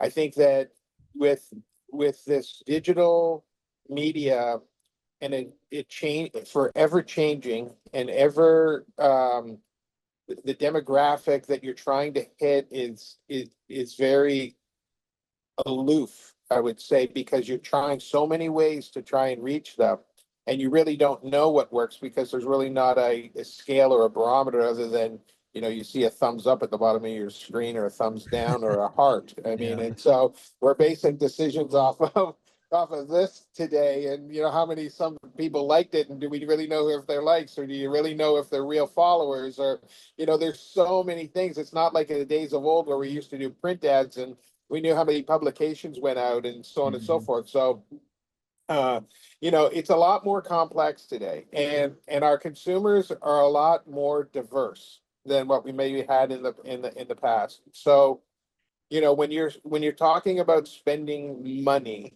you know, sometimes spreading it around is not as effective as spending one and making one big push and making it super impactful. So it's a lasting memory, which may then turn into a sale or a, you know, or some exposure. Yeah, no, that actually makes a lot of sense. I appreciate that answer. That was an honest answer. I've often wondered, you know, with a brand like Monster Energy, you're selling to somebody who could potentially purchase your product on a daily basis versus, let's say, Andre was on earlier from Toyota. You might buy a Toyota once a decade. So your marketing will be a little bit different. Do you work with your athletes to control the type of marketing because you're marketing on a repetitive daily basis versus being top of mind for long-term purchases? Is that a conversation that you have and guiding them on what you want from them to represent the brand? I think what the approach that we took was is that, you know, we have athlete managers that work with all of our athletes in every different segment. You know, we get to know them and they get to know us and they get to know what we stand for and who we are in that. And I don't think that Monster has ever been or it really wanted to be scripted text that came from the corporation that was fed to the athletes or the teams.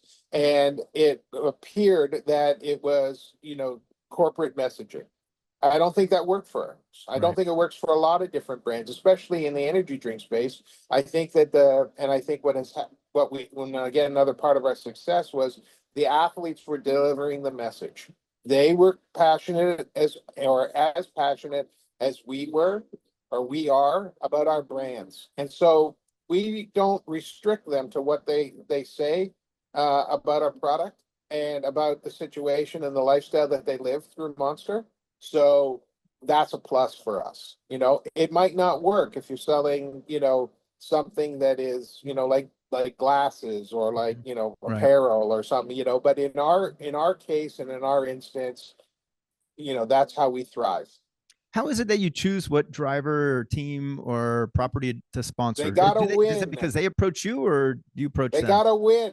They gotta win. If they're not winning, it's not a good day on Monday when we're in the office. It's not, you know, we pick winners, you know.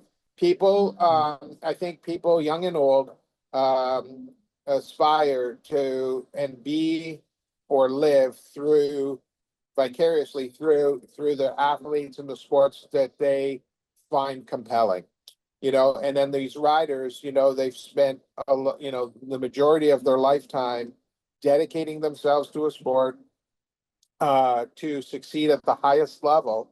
And so, you know, we share that in common, and it's called success and it's called, you know, winning. And we try and do that every day, whether it's on the shelf, off the shelf, in the C stores, you know, or, you know, on the racetrack. That's what we're trying to do. So if I'm, let's say, a Canadian sports car driver and I'm winning, but I'm not on your radar because it might not be a series that you follow, assuming you follow mostly domestic, how do I get on your radar? I'm winning, I'm doing well, I want Monster to notice me. What steps can drivers take to get the attention of someone at Monster to consider being sponsored?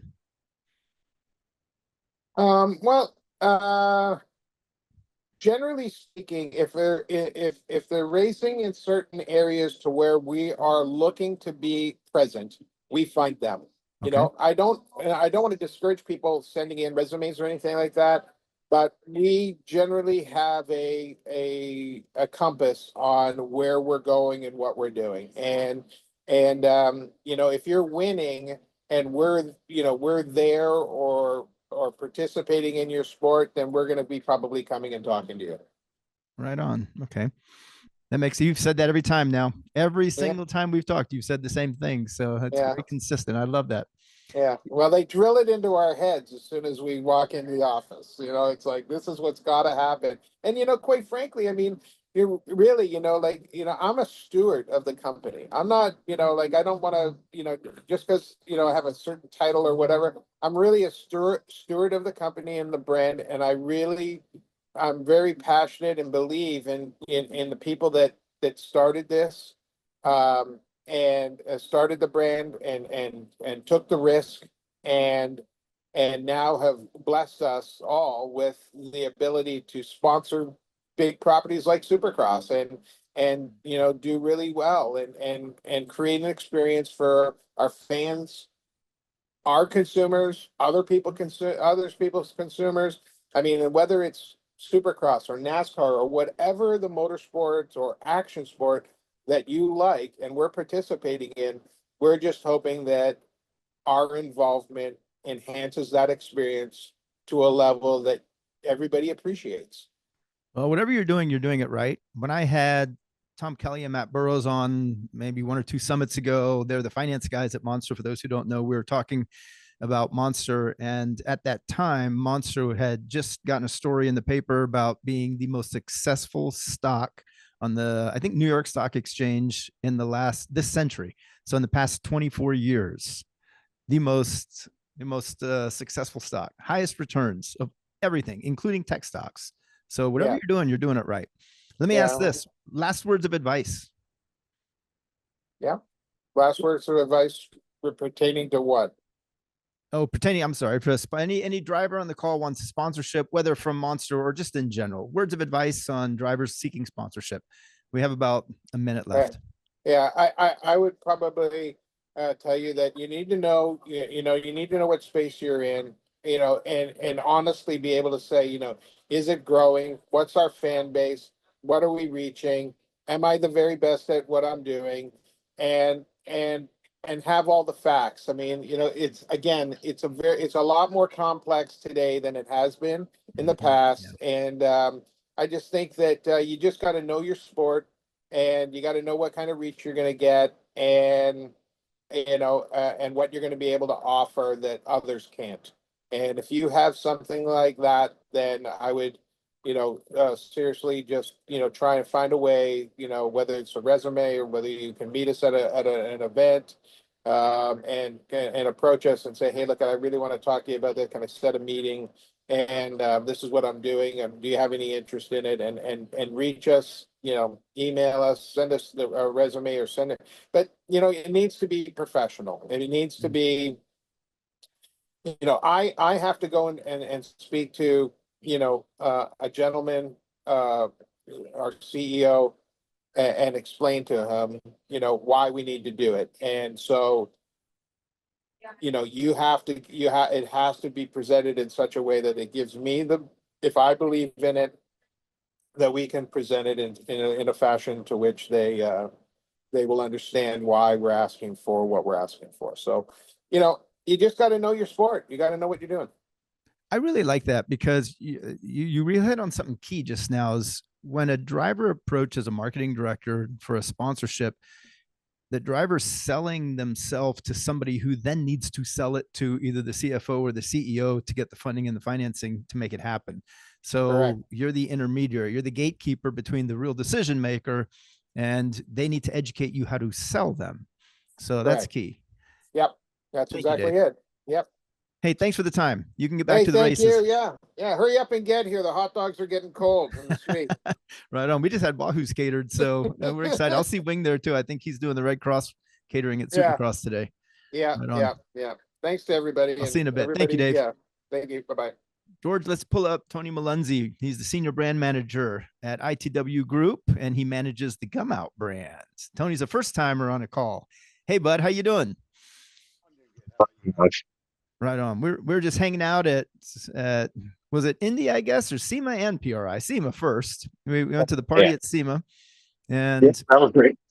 We're talking a lot about how ITW Group has so many different brands. One of my favorite companies out there. My son still owns stock in ITW Group, so public disclosure here. I'm here trying to help promote the brand. And Joe Bowman is a really good friend of mine, one of your colleagues at Slime, who has encouraged us to always talk about Gum Out. Let me just be real blunt. Why does Gum Out sponsor racing? I am kind of the unique one. I've been listening all day, and this has been absolutely great. I'm unique in the sense that when we're doing a sponsorship, that's I'm not looking for the winner, like Dave was saying. I'll take a winner, like that's great. But what I'm looking for is content that brings authenticity to the brand that I can leverage in other places. Nice. So one of the struggles that I've got is I'm a smaller brand that isn't necessarily top of mind. People don't automatically know what Gum Out is. For those of you who don't know, we're the #1 carbon choke spray in the country, and we're a fuel additive that's going to make a vehicle run. Our typical consumer, middle America, Midwest guy who is trying to keep his vehicle running so that he can get to work every day. So, as a brand that's not necessarily top of mind, a sticker on the side of a car isn't going to do a whole lot for me. What's going to do a lot for me is content that I can go then leverage in different places. And budgetarily, I'm not really able to go out and find that big racer that's going to be able to walk into the room. Everybody's turn their head, look at them, and say, "Hey, what are you selling me today?" Basically, have to invest for the partnership with the racer. I have to invest to make sure that marketing message gets out with who I need contact, because that person is not necessarily tuned into motorsport.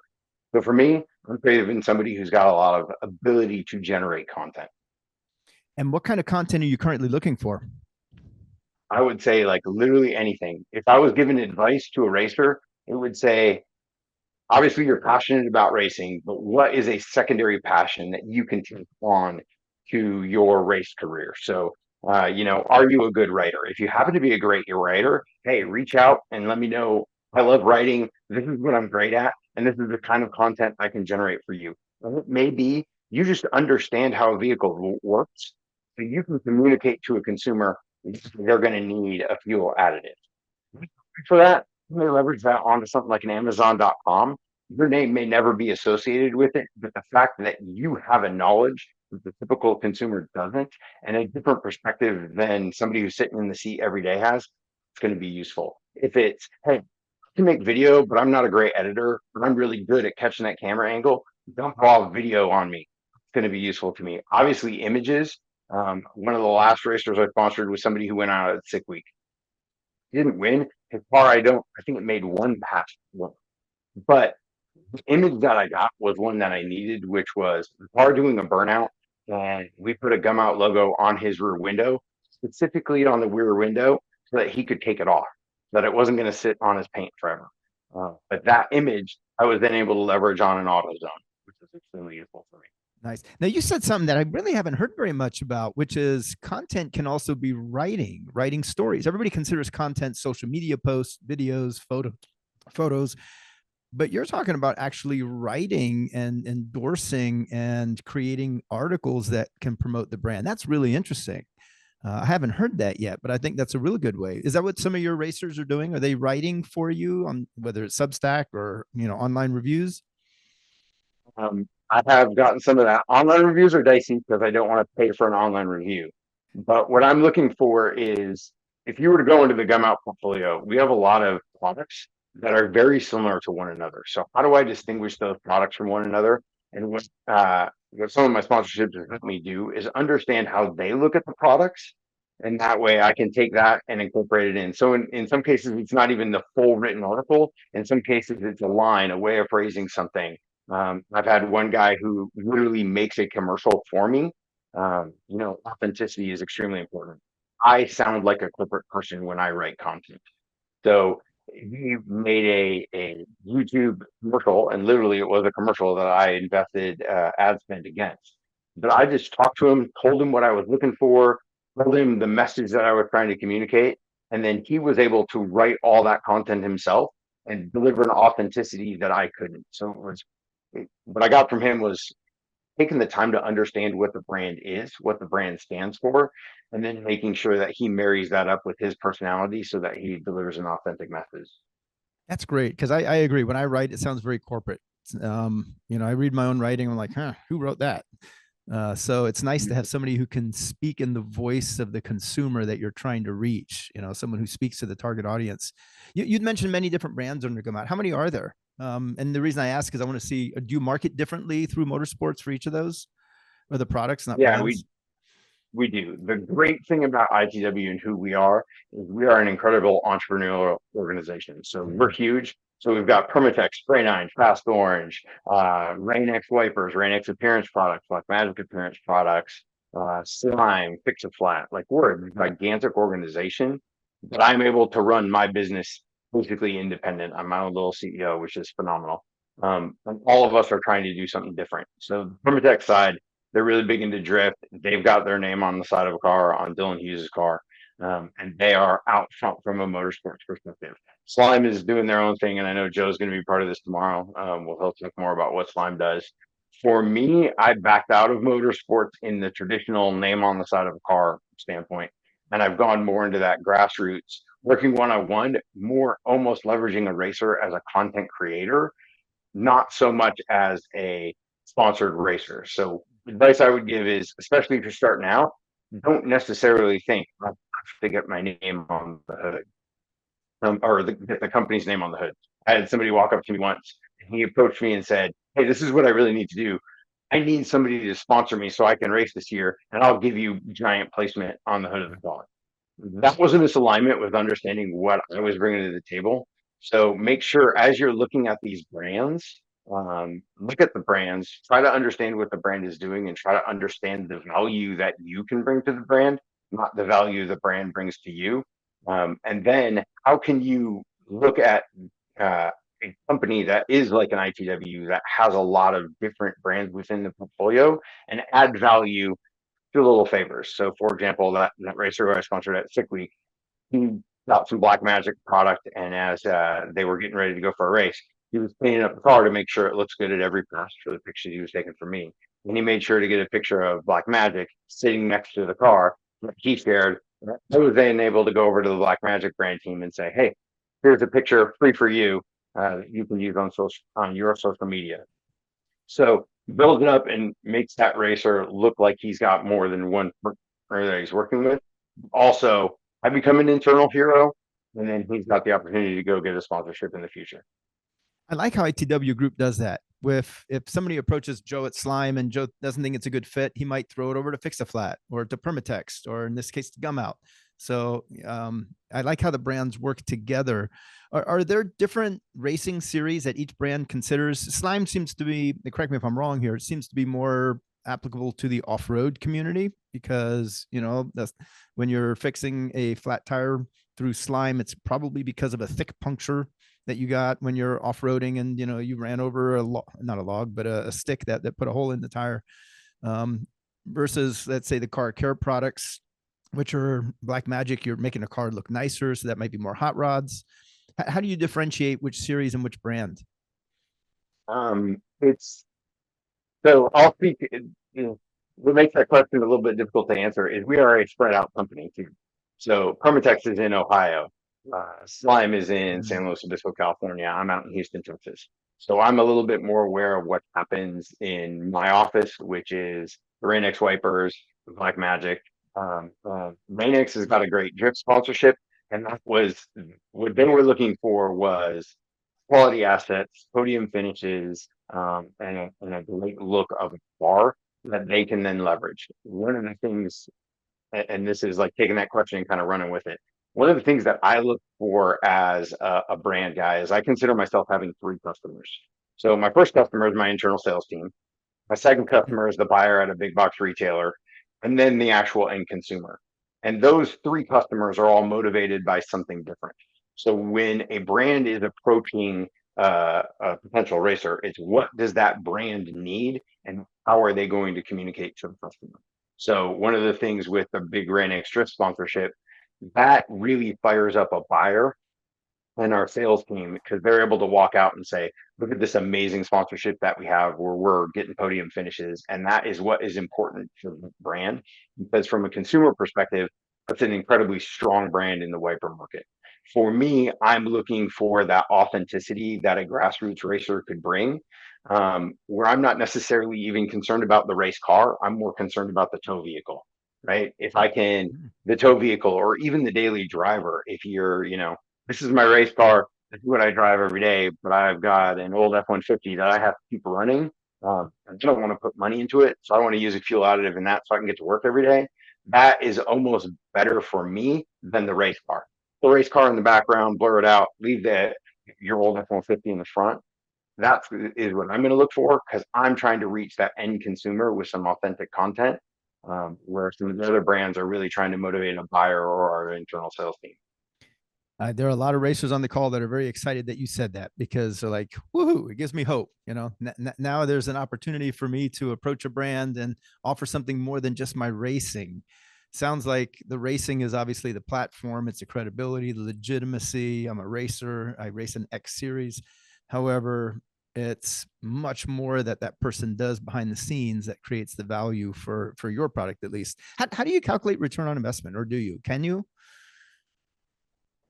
I don't have a great way to calculate a return on investment. So it's tough. The weird way that I would calculate a return on investment for the type of partnership I'm looking for is, how am I able to take my marketing budget? Because I don't have a specific motorsports budget. I have a marketing budget. If I can shift dollars from one place into motorsports, it makes me happy just as a fan of motorsports, but it also gives me that authenticity. So if you're able to deliver assets that I then can avoid having to go and create myself, that is one of the easiest ROI allocations, because it was like, hey, I was going to spend X grand to do a photo shoot, and now I don't have to do that photo shoot. Well, that's money that I can put somewhere else, but I still got the sponsorship and I got the photos. So that is kind of how I look at ROI, is, can I shift marketing dollars over here, because I'm going to have to create that content. So if I can avoid creating content, I'm plus. That's good. You're paying for athletes and drivers to be an extension of your marketing. That's really cool. We only have a few seconds left. Any last words of advice for drivers on the call seeking sponsorship? Words of advice would be, you are a brand and you are a product. So treat yourself like it. Make sure that you are representing your brand consistently, so that when I go through your social media, I don't have to avoid, and other people have said that awkward conversation that's going to come later. Also, think of yourself as a brand. What products do you use? Do you go approach those products, etc.? Will be the advice, and then reach out, have authenticity, and understand who you're actually trying to talk to and what their brand is. Awesome. Tony, thank you. I want you back next time too. Thank That you was very much. awesome. Thank you. Thank you so much. Have a Talk to you good later. afternoon. All right, George, just pull up Tara Williams. Tara's in the United Kingdom. What time is it there? Is it middle of the morning? It's 9:30 at night. All right. Oh, okay. It's at night, so not too bad. Tara's with Halo by Orthene, and you told me a number at PRI, and I want you to correct it for me. Does Halo make 65% of the performance brake oil market? Was it 65%? 65%. Yeah, correct. Wow. That's a huge amount. And then let me ask this. It's kind of obvious, but why do you sponsor Motorsports? Yeah, great question. For us, we were so lucky to have Orthene as a parent company with their brand credibility and the technical expertise that they have. The actual racing brake fluid percentage of Orthene's business is only 2%. Okay. So although it's small in comparison to the rest of the business, we felt that there was so much opportunity for research and development. We've previously been a private label business, so had such a disconnect from the paddock and what was happening trackside. So for us to be able to leverage that direct communication that we now have into future innovation and R&D was the exact reason that we started Halo. Right on. And what motorsports are you in? So right now we focus on top tier motorsports, and we also do a lot of OEM stuff. We do Formula 1, Formula 2, IndyCar, NASCAR, WEC, Superbike, GT racing, touring cars, a bit of everything. You sound like you're very busy. How do you manage all of those different series with one brand, and how do you use those different series to sell more product? Yeah, great question. We're quite lucky that we just have one product at the moment. That won't be the future, but for now we just have P1. So a one product strategy makes it a lot easier for us to manage, which is great. But also, you're right, it is difficult to manage our time. And like the previous guy was saying, that what we use sponsorship for specifically is extending our marketing team for teams, drivers, right, series, etc. having them do the work that you can't reach. Since you're in the United Kingdom, if you're going to market to the United States, it's probably more easy to use a local US race team. Absolutely. Are you looking for any teams to sponsor now?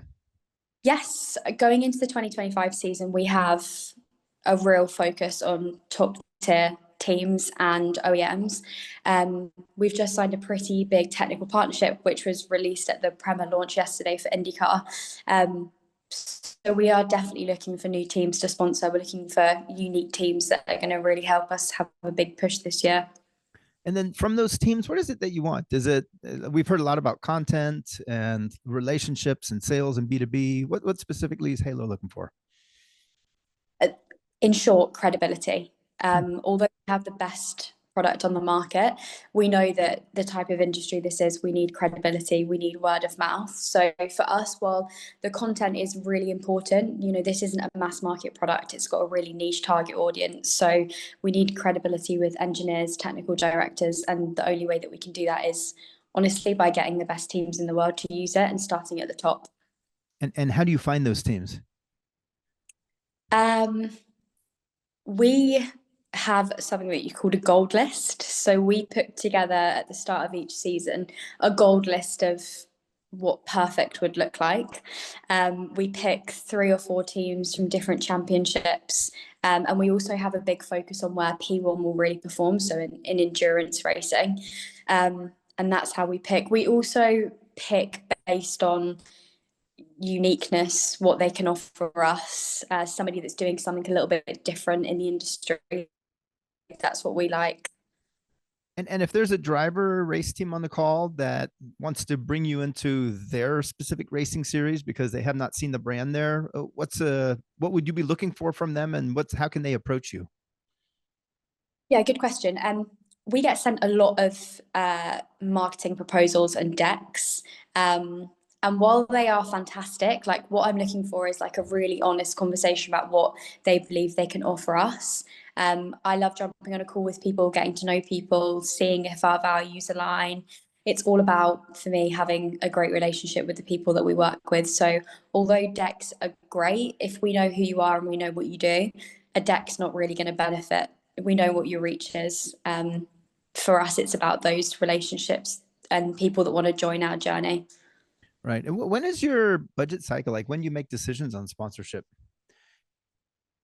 I mean, we only launched our product in January last year, so we aren't yet in a position to have a really rigid structure of when we can actually finalize budgets for sponsorship. So it's kind of been up until now and as and when kind of thing. But for this year, we're really going to be pushing for the first 3 months, start of the season. And we will push a lot of sponsorship into January, February, March. Right. And then what does the sponsorship look like? Is it product? Is it media? Is it cash? Is it discounts? What is it that the driver can expect? So far, out of the partnerships that we've secured, only one team we've had to provide cash to, because the product is so good and it offers a performance advantage. We can leverage that pretty well. It also includes like a technical services package. So we obviously have lab access. We have access to our technical director and our chief chemist, who are the best in the world for what they do. So for teams to actually, or to drivers to actually have that expertise to improve their brake performance, for them, it's like it's a no-brainer. You know, they're getting a performance advantage. They're getting free product. Why wouldn't they?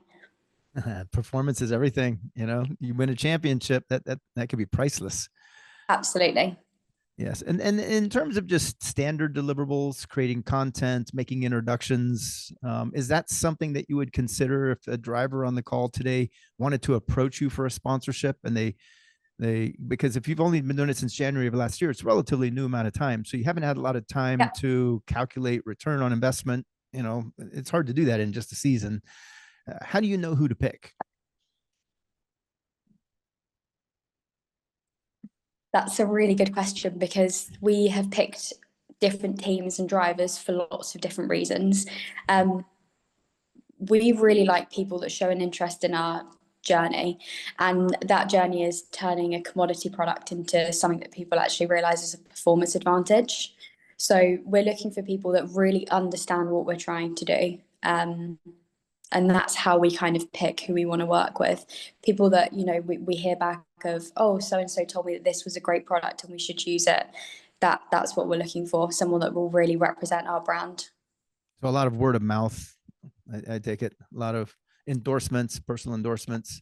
Is social media important? Do you have to have a huge social following to be attractive to you? No, absolutely not. Honestly, quite the opposite. We like to start when people are really starting out, because we're a new brand. While Orthene has lots of history, we are a new brand. So if we can start something with somebody that's also starting out, then it's great for us. We can share the same problems. But yeah, no, social media following isn't massive to us at all. It's great, but again, like, our target market isn't fans on Instagram. It's technical people in the paddock. So Instagram's not everything to us. Yeah, there's a big difference. And a lot of attendees on the call, sometimes they confuse the difference in audiences. You know, Bell Helmets doesn't sell to my parents. They don't sell to consumers. They sell to people who are going to wear a helmet, usually for racing, same as Halo. You're selling to a racer. You know, Optima battery, it's a performance battery, typically for racers. K1 race gear, you know, they're not marketing to consumers. So if you're a driver approaching K1 for a sponsorship, don't show them how much exposure you're going to get them, because they don't care. It's how many drivers and teams can you sign up? Same as in your case. What are the different series that you're looking at or might consider if there's a driver on the call? Are you looking at sprint car racing, sports car racing, off-road racing, drag racing, late model dirt, and anything in specific that you might be considering to expand in the future? We are seriously considering expanding into two-wheel. We just do four-wheel at the minute. So for us, looking at perhaps a motorbike specific product, which has never been done before. But in terms of four-wheel racing series, honestly, we're open to anything. Anything where P1 will give you a significant performance advantage. Fantastic. You know, we do a bit of everything: World Rallycross, British Superbike, touring cars. So for us, it's not really about series. It's about the driver, the team, what they're trying to achieve. And do drivers, obviously, that have relationships with distributors, they probably will have an advantage in attracting your attention. Yeah, definitely. I mean, we've got quite an expansive distribution market now. We've got 15 distributors globally. But where we don't have distributors, yes, relationships are everything. So connections into distributors, teams, B2B, for us, that's really essential. Where don't you have distributors? So like, where might you need teams to represent you? Good question. So where the original strategy was, we started out in just North America. We now have 5 to 6 distributors in Europe, 2 in the UK. We have 2 in North America, 1 in Canada, 1 in Japan, 1 in Asia. But any of the other markets, and also we don't really work on exclusivity anymore. We're so aware that teams buy from the distributors that they've worked with for a long time. So it matters less about markets that we haven't touched and more about markets that we are making the most of. And do you work with your distributors with these sponsorships? Do the sponsored athletes, the drivers in this case, are they also promoting the distributors? It really depends on what kind of distributor it is. If it's like a motorsport specialist that has connections into teams and drivers, then yeah, we'll absolutely work alongside them to leverage their connections. But I think a lot of the time, the thing that really attracts people to Halo is that we are the manufacturer, and that's quite rare to have a relationship directly with the manufacturer. And if there are drivers on the call that want to meet you because they think that they would be a good fit, how's a good way to look you up or find you, or anybody at Halo for that matter, that would consider them for sponsorship? LinkedIn is probably the best way to reach out to us. We're all pretty active on LinkedIn and really personable. Our CEO posts a lot about his family history. He posts a lot of emotions about brake fluid, and he's super active on there. So that's the best way to reach us. Excellent. What's the next event that you're going to? Oh, great question. We are going to an F2 test in Barcelona in February. Oh, that sounds fun. Can I come? Yes, exciting. How many events a year do you go to now? So last year we did 3 main trade shows. We did PRI, PMW, CTS, and we just did Autosport. While the trade shows were fantastic for tier 2 product for us, like club enthusiast level, for us this year it's about getting in the paddock, meeting people, getting direct drivers and teams. I can see that for sure. Well, I do appreciate the time. I'd like to give you an opportunity to do last words of advice for drivers on the call, just sponsorship in general. What sponsorship advice you have for amateur teams on the call that are seeking sponsors and are trying to raise mostly money, if not free products? I would say be true to yourself and to your team. Don't change for anybody, because if you have to change, then it's not the right brand for you to work with. And just, always be unique to who you are, and remember that if it's not the right fit, it's just not the right sponsor. That's a really good point. That's a great point. Well, thank you, Tara. I appreciate it. And thank you for spending an evening very late at night over in the UK. I appreciate that. I really appreciate it. All right. We'll see you next time. See you. Bye. All right. Robert Wilson from Boxo. Is Robert up? I know he's also at Supercross, so he's calling in from Anaheim. We have 3 people today from Anaheim Stadium Supercross.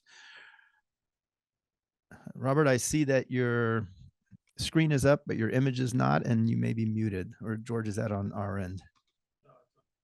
Okay. All right. I don't know how much you guys know about Robert Wilson. Robert and I worked together at Lucas Oil for almost a decade.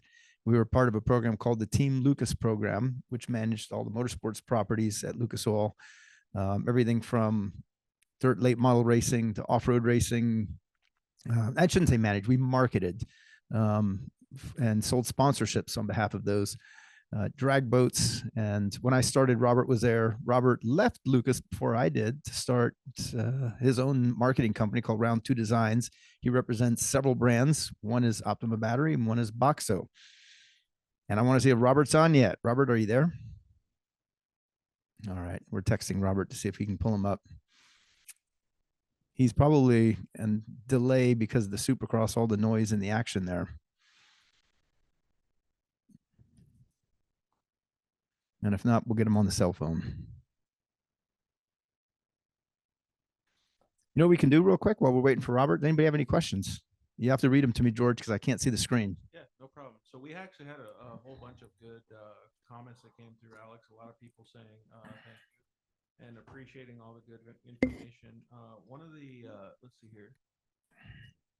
Oh yeah, one of them was saying that Megan and Patrick did a great job explaining the content on social media. How do you know what content to post on which platforms? And I think we kind of talked about this a little bit at the beginning, right? It's depending on where your audience is. Is Robert up? Yeah. Okay. There he is. Hey, bud. I cannot hear you yet. I see you.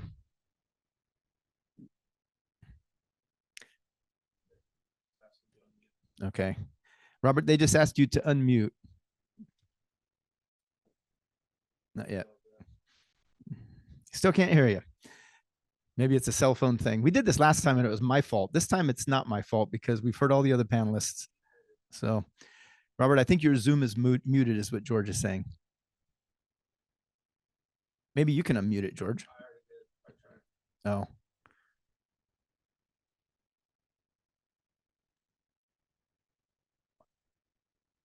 No, I'm kidding. I was just making, I was teasing.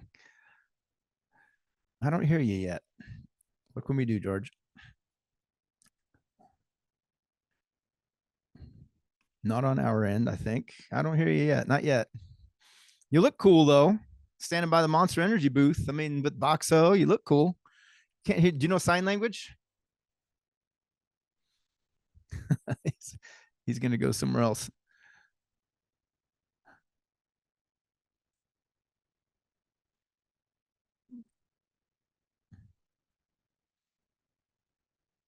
Did that work? Robert can say something. Let me see if I can hear you yet. Now, George is telling me how he's calling back in. Okay. So we can do another question real quick. Okay. Well, actually, a few people said the same thing about where they should post to. A couple people were saying that they're excited to go to KOH and they are excited for the new racing season. Oh, Scott Lucatus also said that if you want to reach out, that Engine Ice, and he gave his contact information as well. So that was really helpful for him.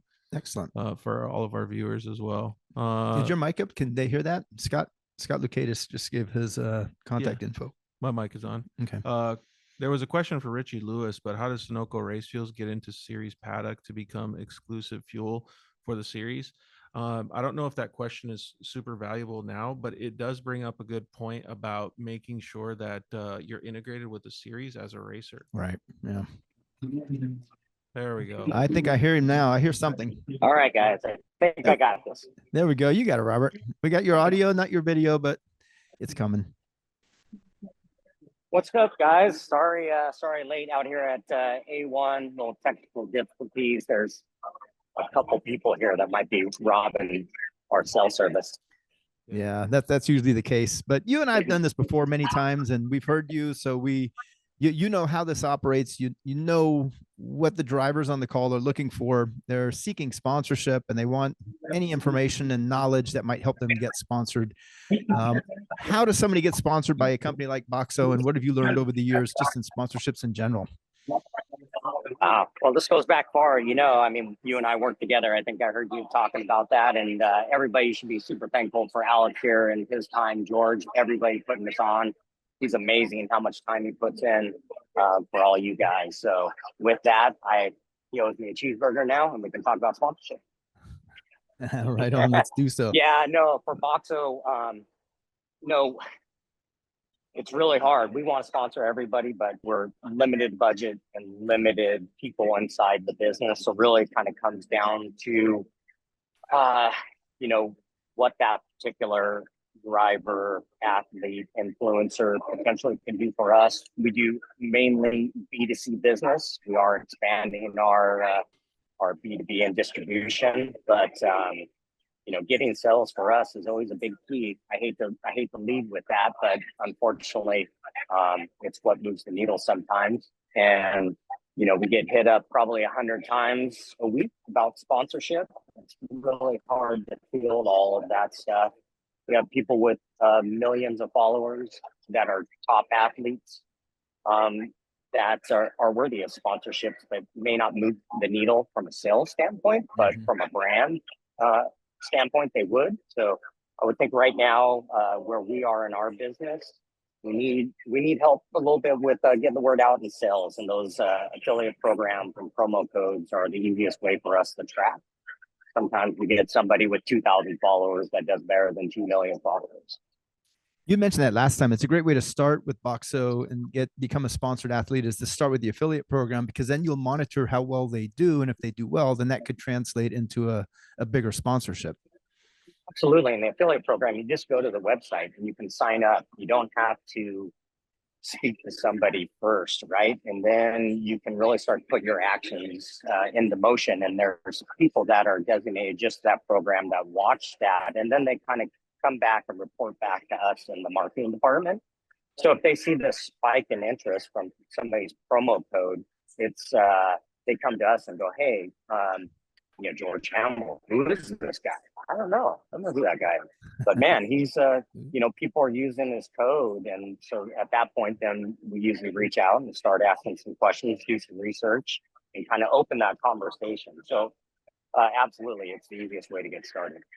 Are you still getting 20 to 50 decks and proposals per day? Or maybe not decks and proposals, but direct messages and reach outs a day? Absolutely. I'm the one that runs the social media side of it and read every message that I can. Another thing too, I think we talked about on the last the deal is that you're not going to get sponsorship from social media. I'm sorry. I mean, you can maybe put a request in there or something, but I don't think I've ever signed a sponsorship deal from a DM on Instagram. So find the email, call the office. If you're local, show up to the office. I know everybody's afraid to go talk to people face to face, but man, if you have the courage to come talk to me, I get to know who you are within a couple minutes, and I can understand who you are compared to 50 DMs. Boy, that's a great one. Where is the office, and what's it? It's Irvine, California. And I'm assuming not just office, corporate office. I'm also assuming the office in the field. Today, your office is Anaheim Supercross, and we're you're at all over the Anaheim. place. Yeah.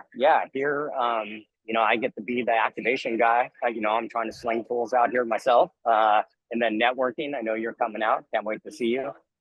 So yeah, if you see, myself or anybody from our team in your event, again, that face-to-face interaction it's pretty key. I think one of my biggest things is, show me who you are, not tell me who you are. It's easy for people to sit there and, say they're the best. But I love that. Yeah, because you're right. It's all about relationships. It really is. It's about relationships. Have you ever sold a sponsor, or have you ever issued a sponsorship off of just getting a deck in the mail, or someone handing you a deck? Or has it been the relationship that does it? Yeah. The deck always starts it, and having a nice deck always works for sure. You and I seen that, as we represented athletes, or, we were the ones that had to give the decks to the potential sponsors back then too. So that's a great way to start. And I would say a digital deck these days, even though I still love paper, digital deck is a good way to go. And hey, and that's a way, when you're reaching out on social, is to say, introduce yourself and maybe ask for an email address to be able to send that deck to. Hey, what does a sponsorship from Boxo look like? Assuming that you're beyond the affiliate program now, let's say somebody does a good job of making affiliate sales. Now you're actually considering them for a true professional sponsorship. What does it look like? Is it cash, product, discounts, media? It always starts with discounts. And then the product, again, we want people using our product. So we're really only going to sponsor people that are going to be using the product anyways.